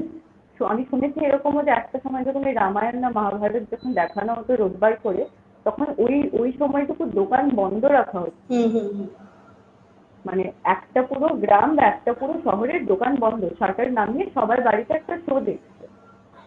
It has nothing to do with religion, or it has nothing to do with what content it. It has to do with the sense of togetherness, the sense of how it has influenced people, how it has made people more calm during times of turmoil. Yeah. So এই জিনিসগুলো কিন্তু সব form of entertainment deserves that respect. এবার এটা যেরকম television হয় যে it's a thing that has been going on. Then comes OTT has issues as well. We এখন with OTT platforms working relentlessly, কারণ খুবই স্বাভাবিক ওদেরকেও কন্টেন্ট দিতে হচ্ছে because we are consuming content. But একটা পয়েন্টের পর তো স্যাচুরেশন আসে, ওটাই যেখানে you can see that almost every content is similar. So that is why it is important for aspiring filmmakers and newcomers to understand that this is the time, this is the scope where you can actually experimental কাজপত্র তুমি করতে পারবে, তুমি ভালো জিনিস বানাতে পারবে, to actually want to, because এখন ওই সময়টা আসছে and it's a very fun chaotic transition period that I'm really enjoying. Exactly. আর এবার বলো তোমার first cinema, your first big break, প্রেম টেম নিয়ে কিছু বলো। What was your experience and how much fun you had? And of course, the blood and sweat. It was it was amazing. কারণ every first is special খুবই স্বাভাবিক so first film it was Anindadar film with LCS Productions. It was like a golden opportunity, you know. And then যখন আমাদের রিলিজটা নিয়ে postpone হচ্ছিল also our film is getting a lot of nominations so that is also nice এখন so I'm feeling very happy for that. And যেটা হয়েছিল সেটা হচ্ছে রিলিজের সময় একটু ডেটটা পিছিয়ে গিয়েছিল বিকজ অফ লকডাউন এন্ড আর whole team we were like no এটা কেন হলো because you work for something তো ওটার একটা মোমেন্টাম থাকে আর specially in shooting floor it everything is about the energy, everything is about the momentum. Exactly. Like it all depends on the like pace and the rhythm of every crew member there. So when we were shooting and we were in pre-production, so our rhythm ta erom chilo. And then when we were done with the shooting and the dubbing, it was here. And then আমরা যখন release wait করছি, then lockdown happened and we were like, I cannot say that word here, but yeah. Okay. It was just sad. So then, ওই জিনিসটা that was a journey for our whole team because we waited and waiting for the release is always tough. Like you get কি হবে and but you know what happened? Our movie it was খুবই ভালো response আমরা পেয়েছিলাম theatre থেকে but then তার কিছুদিন পরে যখন ওটা OTT তে রিলিজ হলো like right now it's on Hoichoi and Amazon Prime both you can watch it there. তো যখন দুটোতেই রিলিজ করলো now again আমাদের কিন্তু একটা অদ্ভুত রকমের একটা ফিডব্যাক আসছে মানে people are watching it again. OTT gives you that আরাম you know like you can watch whatever like television সাথে OTT এর একটা কি মজার ব্যাপার যে television has always given you time slot like let's say আমি আমার টাইম নিয়ে বলছি so if I'm doing a show for Zulokana that is airing on 8 o'clock so আর ওটা রিপিট যদি দুপুর 3টেতে হয় if I'm a fan back then আমাকে আমার I had to set my life accordingly আমাকে কিন্তু আমার 8টা আর 3টেটা ফাঁকা রাখতে হবে আমি যদি দেখতে চাই Exactly. with or else you miss what happened the last day. You won't be able to rewatch it or rewind it or forward it. With OTT, now you can watch the same episode টিভিতে air হওয়ার আগে সকালবেলা কোনো মানেই হয় না that is also এই জিনিসগুলো তো একটা প্রচন্ড হেল্প করেছে না like now you don't have to wait and like okay আমাকে এই সময় এখানে বসেই এটা দেখতে হবে তো that effects the form of making ও ফিল্ম মেকিং ও সেই হিসেবে অনেক এটা কিন্তু আমাদেরকে কিছুটা ইমপ্রেশনও করে দিয়েছে না মানে ইভেন আই ক্যানট ওয়েট আমিও সকালে দেখে নিই মাঝে সাঝে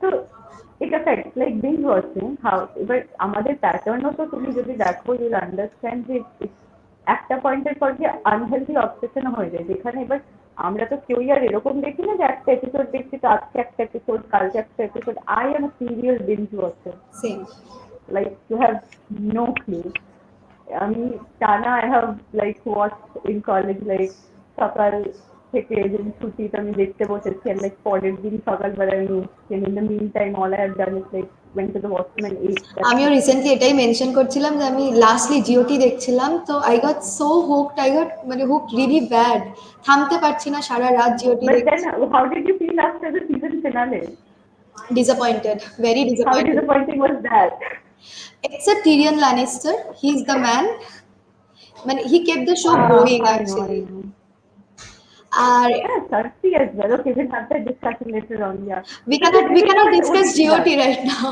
Exactly, this is what binge watching has done to us. Achha, and which was that one reaction that inspired you to do more and more in this field? And I'm just curious.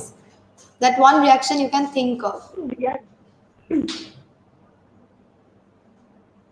It's a tough question, but I know one incident that actually made me realize the kind of impact like so I am someone who is very much interested in acting in a way that in filmmaking in general মানে আমার ফ্লোরের কাজ I enjoy a lot মানে I'm once I'm in floor I'm a different person I'm energetic and I'm like okay I have to do this I have to do that I have to read and I have assisted I want to mention this that I have assisted as well and I would suggest as many people who are watching this, if you want to work, if you want to work on floor, of course, what you're studying, it will teach you, it will complement, what you're studying in college, it will complement your creativity, but it will never teach you what to think.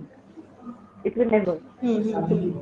So in that case, you know, it is very important to be present on floor to understand it. You can read as much as you can, but যতদিন না তুমি ফ্লোরে actually ওখানে দাঁড়িয়ে কাজ করছো না, it's very tough to reach there, like to understand how it works, and it's fun. So আমার মনে আছে যে one incident that was weird. I'll say Jadavpurer ওখানে, so there's this crossing where you cross HB, and it's a very commotion একটা জায়গা. I was alone. I had my earphones in, and I উচিত না earphones পরে রাস্তা cross করা, but me being me, I was just there. So আমি খুব করে cross করছি, তো ডিভাইডারের ওখানে I don't know what happened, and this lady suddenly like holds my arm and she ধরে নিয়েছে আমাকে, and আমি একদম flabbergasted, কি হলো? She looked at me and she goes, তুমি খুব পাকা, তুমি না বড্ড পাকা পাকা কথা বলো। What? And I'm like, huh? Mind you, okay, this is a divider, like মানে পুরো সিগন্যাল খুলে গেছে, and মানে আমি মাঝখানে দাঁড়িয়ে, and this lady is constantly like, তুমি খুব পাকা পাকা কথা বলো, তোমার খুব ফটর ফটর কথা, হ্যাঁ?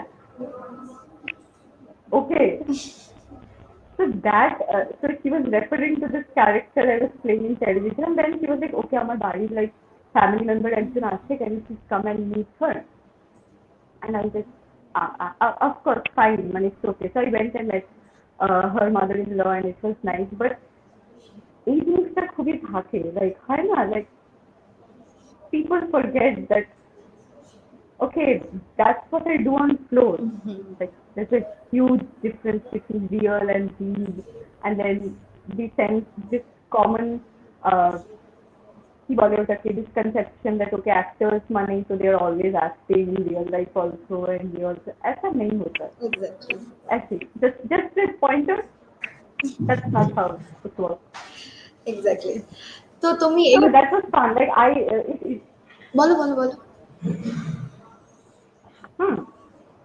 এইটা একটা, আরেকটা হচ্ছে অফকোর্স ইন্সপিরেশন, মানে every time I do a new work I watch it and I hate it because I hate my performance, and then I'm like, okay, so now I have to do something that I like, and I think আমার কোনোদিনই আমার নিজের কাজ পছন্দ হবে না, so I give myself inspiration that, oh, you're so bad in it, and I'm like, no, I am bad in it, so now I have to do. But you're not bad in anything you have done till date. That's what I think. আমার এটা যতদিন মনে হবে, আমার মনে হয় আমার জন্য ভালো, because it's a thing, okay, one can never like themselves on screen. It's like, okay, I should have done that differently, I should have done this differently. আমার মা এত জাহানারা দেখতো, লাস্টে আমাকে বলেছিল please let me meet her, কিন্তু তারপরে প্রেমটেমটা আমাকে নিয়েই যাওয়া হলো না, মা আর বাবা গিয়ে দেখে চলে এলো। তো ওই হল রিলিজটা খুব ইম্পর্টেন্ট ছিল। Yeah, very cute. It was. ঠিক আছে, we are again going to personal talks and all, but আমি আর তোমাকে এখানে আজকে রাখবো না। Thank you so much for being with us. It was lovely talking to you. We'd love to like call you back every time we do a event like this or something. And thank you so much. Yeah. The wall, yes, the wall is so pretty. So see, if you what show I didn't watch, that is like literally etched in my mind. You can see I painted it. Yeah, this is very pretty. Bojack. Okay, thank you so much, Shweta Di. Thank you everyone for watching. It has been lovely, and that's it. Thank you. Okay, so that was Shweta Mishra for you all. Hope you guys are enjoying our show. Thank you so much for hanging in with us. And now we will go for a short break for 2 minutes, and we'll be right back.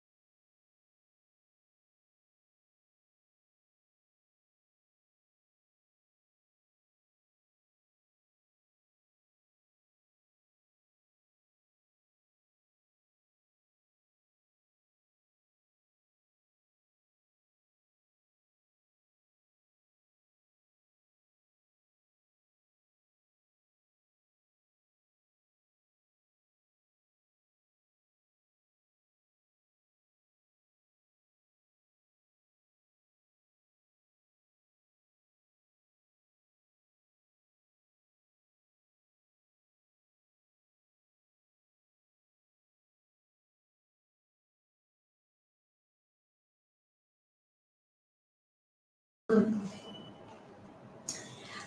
and welcome back to Time Day 1 of the cultural extravaganza that we have curated keeping in mind two very important aspects of human life. The first being, of course, the need for communication and striking a conversation to balance out the fact that we are all ultimately social beings.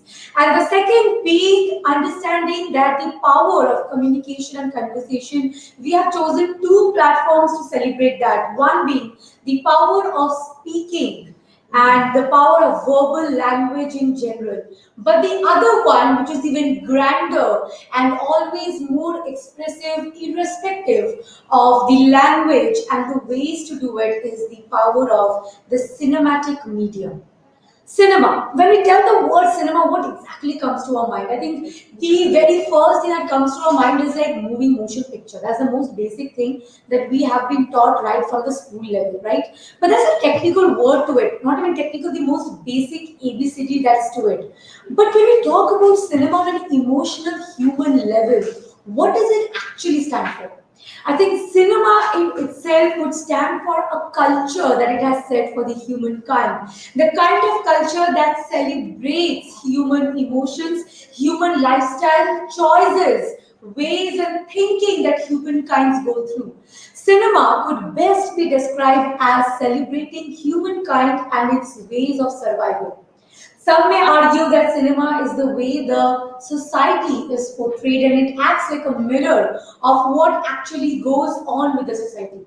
But the others at the same time might argue against it and say that cinema in itself is the world of escapade. Escapade from the real world that we are so engulfed into and yet so claustrophobic against its existence. So, cinema could be anything for you. It could be a means of escape for you, or it could be the means of understanding the world better and getting aware about the existence of the world better. But either way, whatever you choose cinema to be, it remains at the end of the day one of the most powerful means of communication amongst humans. And that being said, it breaks barriers in ways that is out of imagination for most of us. Be it barriers on grounds of gender, race, color, creed, language, religion, nationality, it breaks it all in just one go. So those 60 to 90 minutes of indulgence in cinema is a way of survival for so many of us. And for most of us, personally speaking, it's just not a means of entertainment, to be precise. It's also a means of understanding the world, getting exposure to the world, meeting people, knowing culture, having the better understanding of what exists beyond my knowing of the day-to-day life. So I think it exposes us to the world that is beyond our imagination in our day-to-day lives. So that is the power of cinema. Now, when we talk about time, what does time exactly stand for? I think we took very less minutes to emphasize on what the full form of the time in general stands for. And it basically stands for the influence of media on entertainment. Now, when we talk about cinema as a media and we talk about its importance on entertainment or point of view of entertainment, let me also emphasize on how exactly is it important, right? I think cinema has been one of the most oldest form of media-based entertainment. Even before television made its entry with sitcoms and OTT made its gradual later entry, unknown to the Gen Z, of course, with their whole web series culture. And a lot of folk culture, radio culture had started by that time, but the whole experience of time bounded entertainment started off with the whole cinema viewing culture. So whether you decide to watch a cinema through an OTT platform or whether you decide to watch it in the theater or whether you decide to watch it in your community hall or in the convenience of your home, doesn't actually negotiate or deteriorate the quality or the standard of the whole experience. And although we started off today with a lot of arguments in favor of it, against the whole existence of it, some said that the whole revolution to OTT could be detrimental to the whole existence of cinema as a medium. While the others said that it could be the next future of having access to watching cinema as a form of entertainment. But whatever is your opinion, either way, cinema as the content remains the primary focus for all of us. Now, basically, what we have done when we curated this event, we had certain pointers in our mind, and keeping those pointers in our mind, we decided to curate and come up with this final event. Now, we have received, as we have already told you, and we are going to keep on telling you again and again because that's been a huge milestone for all of us here at Time, is that we received almost 3,000 plus registrations from all over the country. Now, when we did receive that, we decided to choose a fixed panel of experts from the country, from all over the nation, because our participation revolved from all across the nation. And once we decided to do that, we decided to spend some very worthwhile sleepless night shortlisting quite a few which will be finally be selected for the competition and for the final streaming in these 3 days of the event, which is today, tomorrow, and the day after, the 12th of November, the 13th of November, and the 14th of November. So in these 3 days, we basically have chosen a few. So if you have been contacted by our team for the schedule of your short film streaming, then congratulations, first of all. You already took a giant leap and you are a part of this virtual extravaganza, which is Time, the influence of media on entertainment, and the first of its kind national oratory and short filmmaking competition. Now, we started with our oratory competition in the second half, but in the earlier part of the second half, which was 1:30 p.m. onwards, and now starting sharp at 3:45 p.m. onwards, we are going to start up with the short filmmaking competition. Now, today's topic, as you all know, that we have had decided on three different topics for 3 different days and 3 different kinds of cinematic content for 3 different days. For today, it's basically a teaser or a trailer made on an imaginary OTT series or a cinema that comes to your mind. So it could be anything. You're imagining something, it's all the power play of your imagination today. So today is a day where we celebrate your creativity and what goes in that mind of yours to become the next aspiring filmmaker, right? And tomorrow is the day where we celebrate the power of film. And the third day is where we celebrate the power of documentaries. Extremely sorry. Now, today when we celebrate the power of teasers and trailers, we are actually emphasizing against and arguing against the previous generations about the importance of teasers and trailers in today's day and time, especially when it comes to the whole digital revolution. I think all the teasers and trailers are released through the social media platforms, through these digital media platforms. None of it is hardly released from traditional media platforms anymore. So you don't see Surya Vanshi going to the trailer launch through television anymore. Quite unfortunate, because that was an experience in itself. We used to watch some very shitty TV series just to see the launch shows of different cinemas. So I think we have all gone through that experience, and I say we because I represent the millennials who have seen the whole transition from those days to these days, and luckily so, because that gives me the platform and the avenue to support, understand, and give an insight into both sides of the story. So that makes me the most neutral, diplomatic person here in this event. But counting on that, so teasers and trailers, because of this digital revolution, has had much of a growing influence in today's day and time. And suddenly, this whole digital revolution has made the culture of teaser trailers in some cases even more important than the cinema or more important than the OTT series in itself. So you decide to invest your time and you decide to invest your social plans integrated into watching a cinema or into binge watching a movie series based on these teasers and trailers. So that's the basic framework that is there to cinematic experience these days. Your whole decision of involvement with a certain cinema depends on these particular teasers and trailers. So that's the importance it holds in today's day and time. So we have shortlisted 5 to 6 teasers and trailers out of 212 participants that we have received the entries for the 3 days of these events, for the short filmmaking event. And out of that, 6 have been shortlisted for today's event. So if you are a part of the screening process for today, congratulations again on behalf of the entire team here at Time. And let me again give to you a brief about the protocols of voting. If you have made it to the streaming here, you already know that you are now officially a part of an open poll competition. And time is about celebrating democracy in the small little ways that matters, right? So we are going to exercise democracy and make it an open poll system, where as in already below my screen, below your screen, you can see that the contact details have already been shared. The contact details, whereas in you have to send in the name of the participant or the film that you support, considering it's 1, 2, 3, 4, 5, or the name of the filmmaker involved if you manage to remember that, considering that's a difficult process in today's day and time.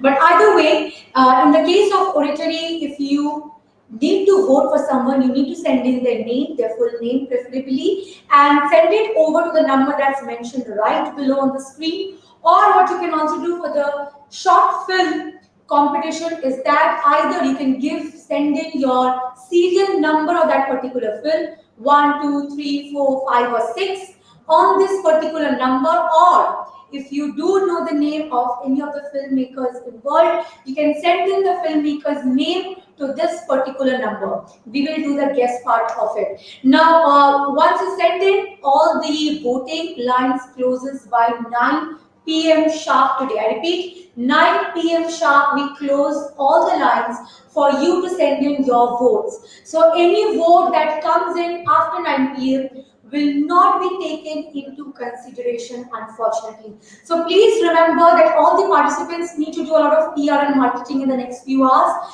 Tell your friends, your families, your loved ones, your haters, your followers, all of them to vote for you and give you a chance to win this prize. And tomorrow, sharp at 9 a.m., we will be declaring our winners on our social media page. So if you aren't following our social media page yet, please remember to do so at the earliest. Once you follow our NSHM Knowledge Campus official social media page, or you can also follow us on our NSHM School of Media and Communication Facebook page.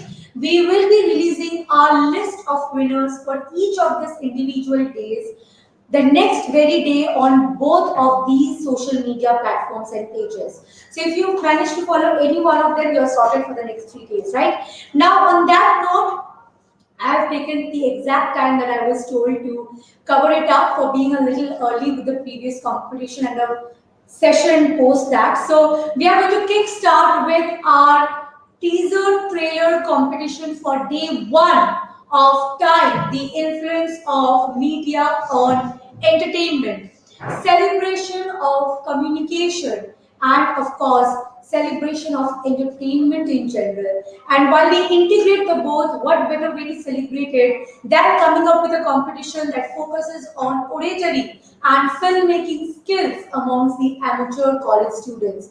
On that note, let me bring to your notice that the next screening is going to be back to back for the next 6 shortlisted participants. So sit back, enjoy, have lots of fun, but also be very, very alert while sending in your entries for the vote to the number which is shown below. I repeat, you can either send in your vote as number, scheduled number as 1, 2, 3, 4, 5, or 6 to the number mentioned below, or you can send in the name of any filmmaker that you know of to the number mentioned below.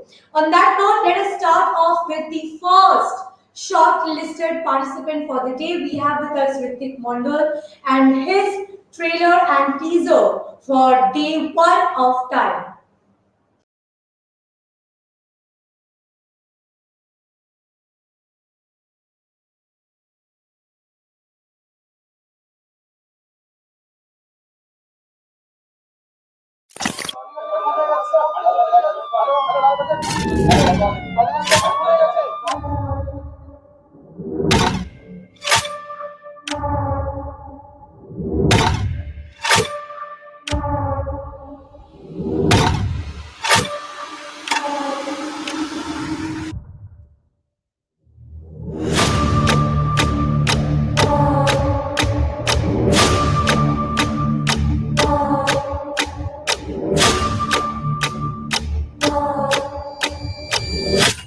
আরও একটা খুন হয়েছে sir.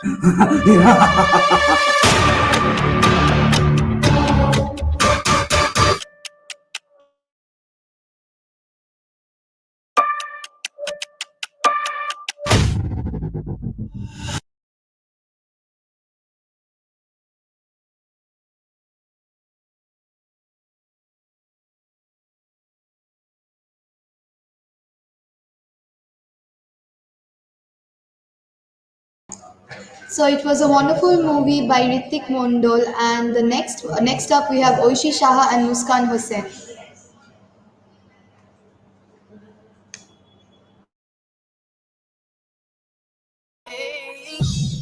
Do you want to give us another chance? Hi, I'm Mochi, your favorite feline species speaking. Before you misgender me, my pronouns are they and them.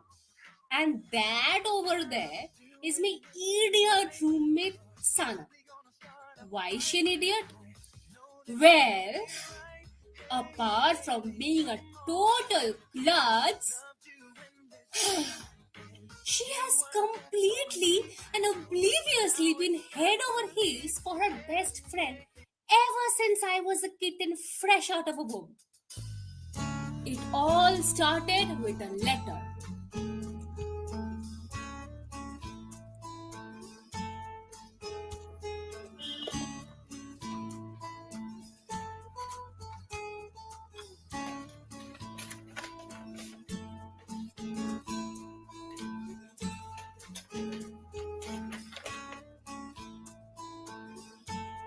Yours truly, a member of the Alphabet Mafia.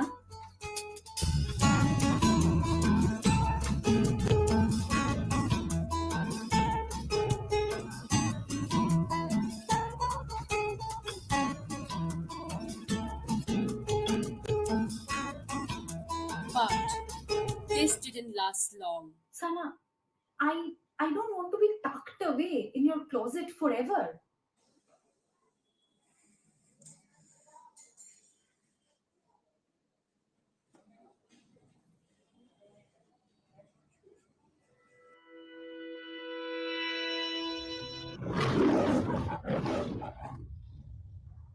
I don't care about Sana anymore, man. She's ancient history to me.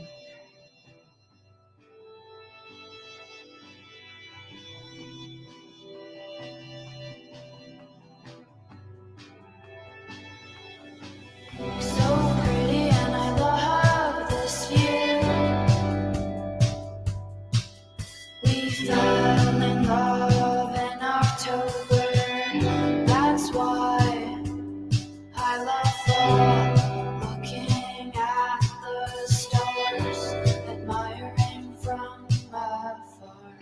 My girl, my girl, my girl. You will be my girl. Uh-oh, here we go again.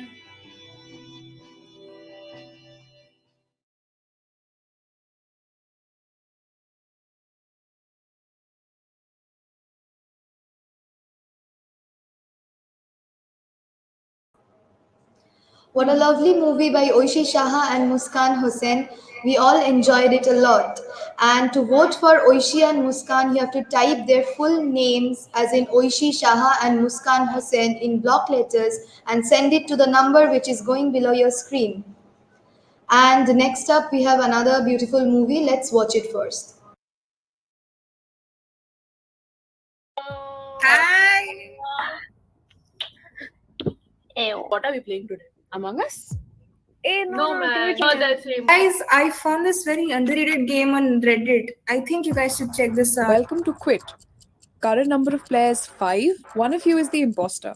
Vote and decide and write their name down in the prompt. If you vote out the wrong person, however, they die. Orchita, you kind of look sus. I think you're right. She does looks very sus. Absolutely wrong. Yeah, Guys, I look am at not her. the imposter. Look at me. I am voting Artita. Same.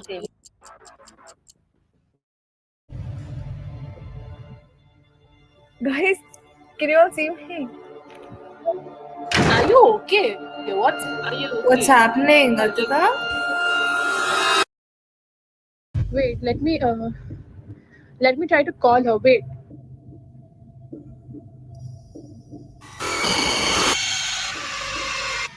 This is why I did not want to order. It's your fault. No, you guys heard that, right? I think I'm lost, guys. Wait. Let me call my mom, okay?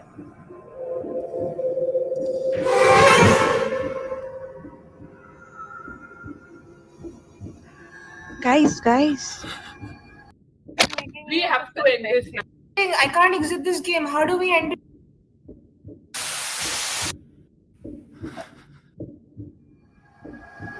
A game can't break us, guys. This can't be happening. It's all your fault. Oh my god, can you stop blaming me? We're all gonna die, guys.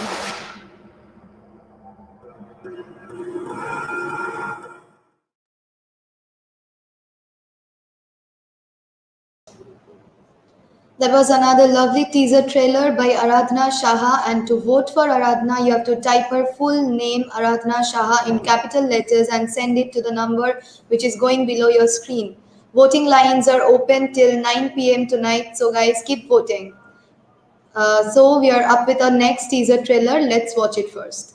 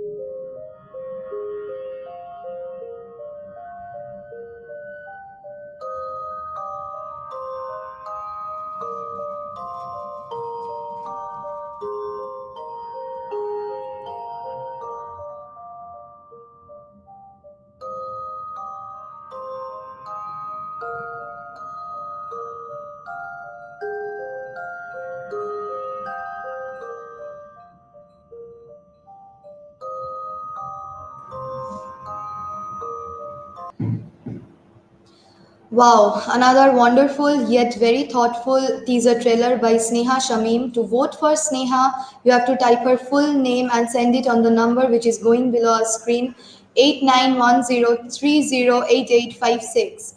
And voting lines are open till 9 p.m. Tonight, so please, guys, keep voting and support Sneha. Let's watch the next teaser trailer.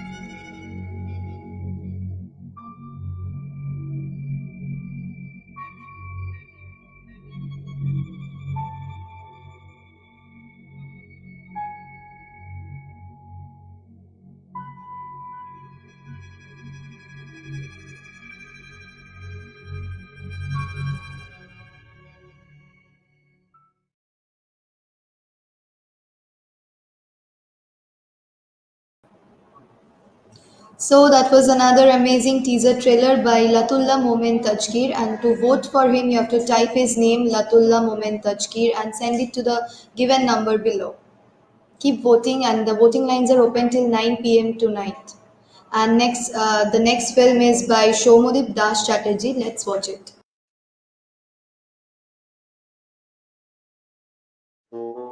जोर से दबाओ अटन्नी धीरे से दबाओ जवान अरे जोर से दबाओ अटन्नी धीरे से दबाओ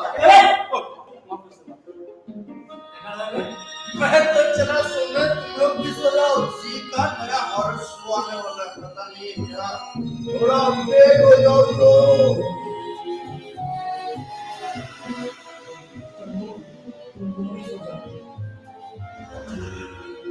कौन है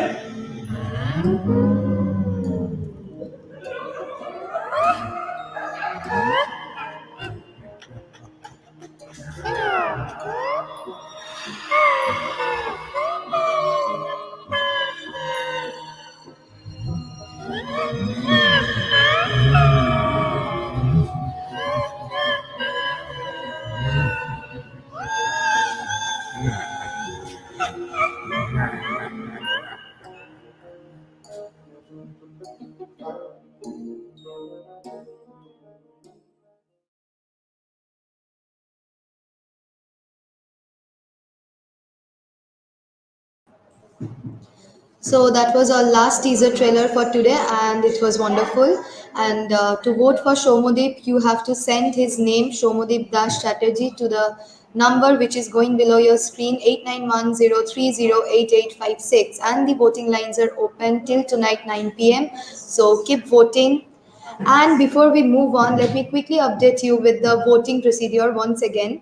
The first teaser trailer screening for today was by Ritvik Mundol. And to vote for Ritik, you have to either send one to the given number below, or you have to send his whole name, Ritvik Mundal, to the given number below. Again, to vote for Oishi Shaha and Muskan Hussain, you have to either send two to the given number below, or you have to send their names, Oishi Shaha and Muskan Hussain, to the given number below. For Aradhana Shaha, you have to either type 3 and send it to the given number below, or you have to send her whole name, Aradhana Shaha, to the given number below. And for Neha Shamim, you have to type 4 and send it to the given number below, or you have to write her whole name, Neha Shamim, and send it to the given number below. For Latullah Moment Tajkir, you have to send 5 to the given number below, or you can either send 5 to the given number below, or you can send Latullah Moment Tajkir, that is his name, to the given number below. And for Shomudip Das Chatterjee, you can send 6 to the given number below, or you can write Shomudip Das Chatterjee and send it to the given number below. Thank you. And with that, we are almost towards the end of today's session. And I must say that we all are truly mesmerized by the marathon of this volcanic eruption of talents, and it was really fascinating to watch. So we are now ending today's episode of Time, but don't worry, we'll be back tomorrow with another round of cultural extravaganza. So please note in your calendars, we start tomorrow at 11, sharp at 11, from this page only. And Professor Anisha Ray will be taking over from here for the closing session. Over to you, ma'am.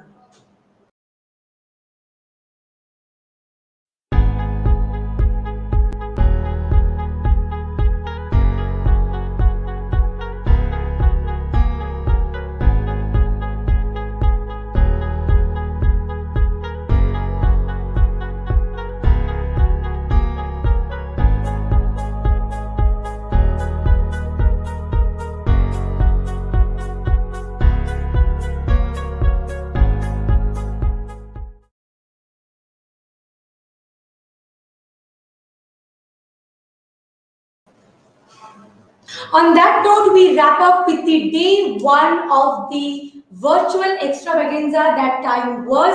I hope all of you who joined us today, both as attendees or as participants, I hope it was all worth your single minute that you decided to invest today at the day one here at Times event. Thank you so much for joining us today and becoming a part of this extravaganza. I hope you all had fun, and I hope you all decide to come back tomorrow again to be a part of the day two of Time, the influence of media on entertainment, a national oratory and amateur short filmmaking competition for college students from all across the nation. Let me again bring to your notice that we start off right sharp at 11 a.m. with very prominent keynote speakers who are going to give us very insightful and in-depth sessions in the beginning, either both on marketing communications or on communications in the world of academia in general. Post that, we start off with the national oratory competition with the shortlisted few sharp at 1 to 1:30 p.m.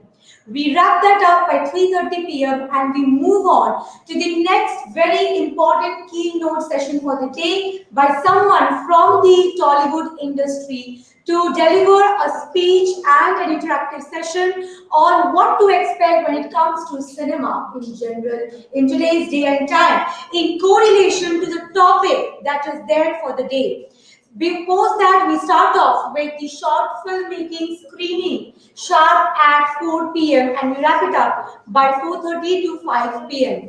On that note, now that you know the protocols and now that Arundhati has given you an insight into how exactly Do you need to do your bit as an audience to make and declare the winners? Get to it right away as we wrap up with the day one of the event. Catch hold of your mobile phones and start bombarding us with the kind of response that you would like to see, the kind of person you would like to be declared as the winner. It's your call, so make it count. On that note, myself Anisha Ray, and on behalf of Arundhati and myself, I would like to take a leave from all of you for day one, but we will see you soon tomorrow again at the day two of T.I.M.E event. Thanking you so much again. Have a great evening ahead. Thank you.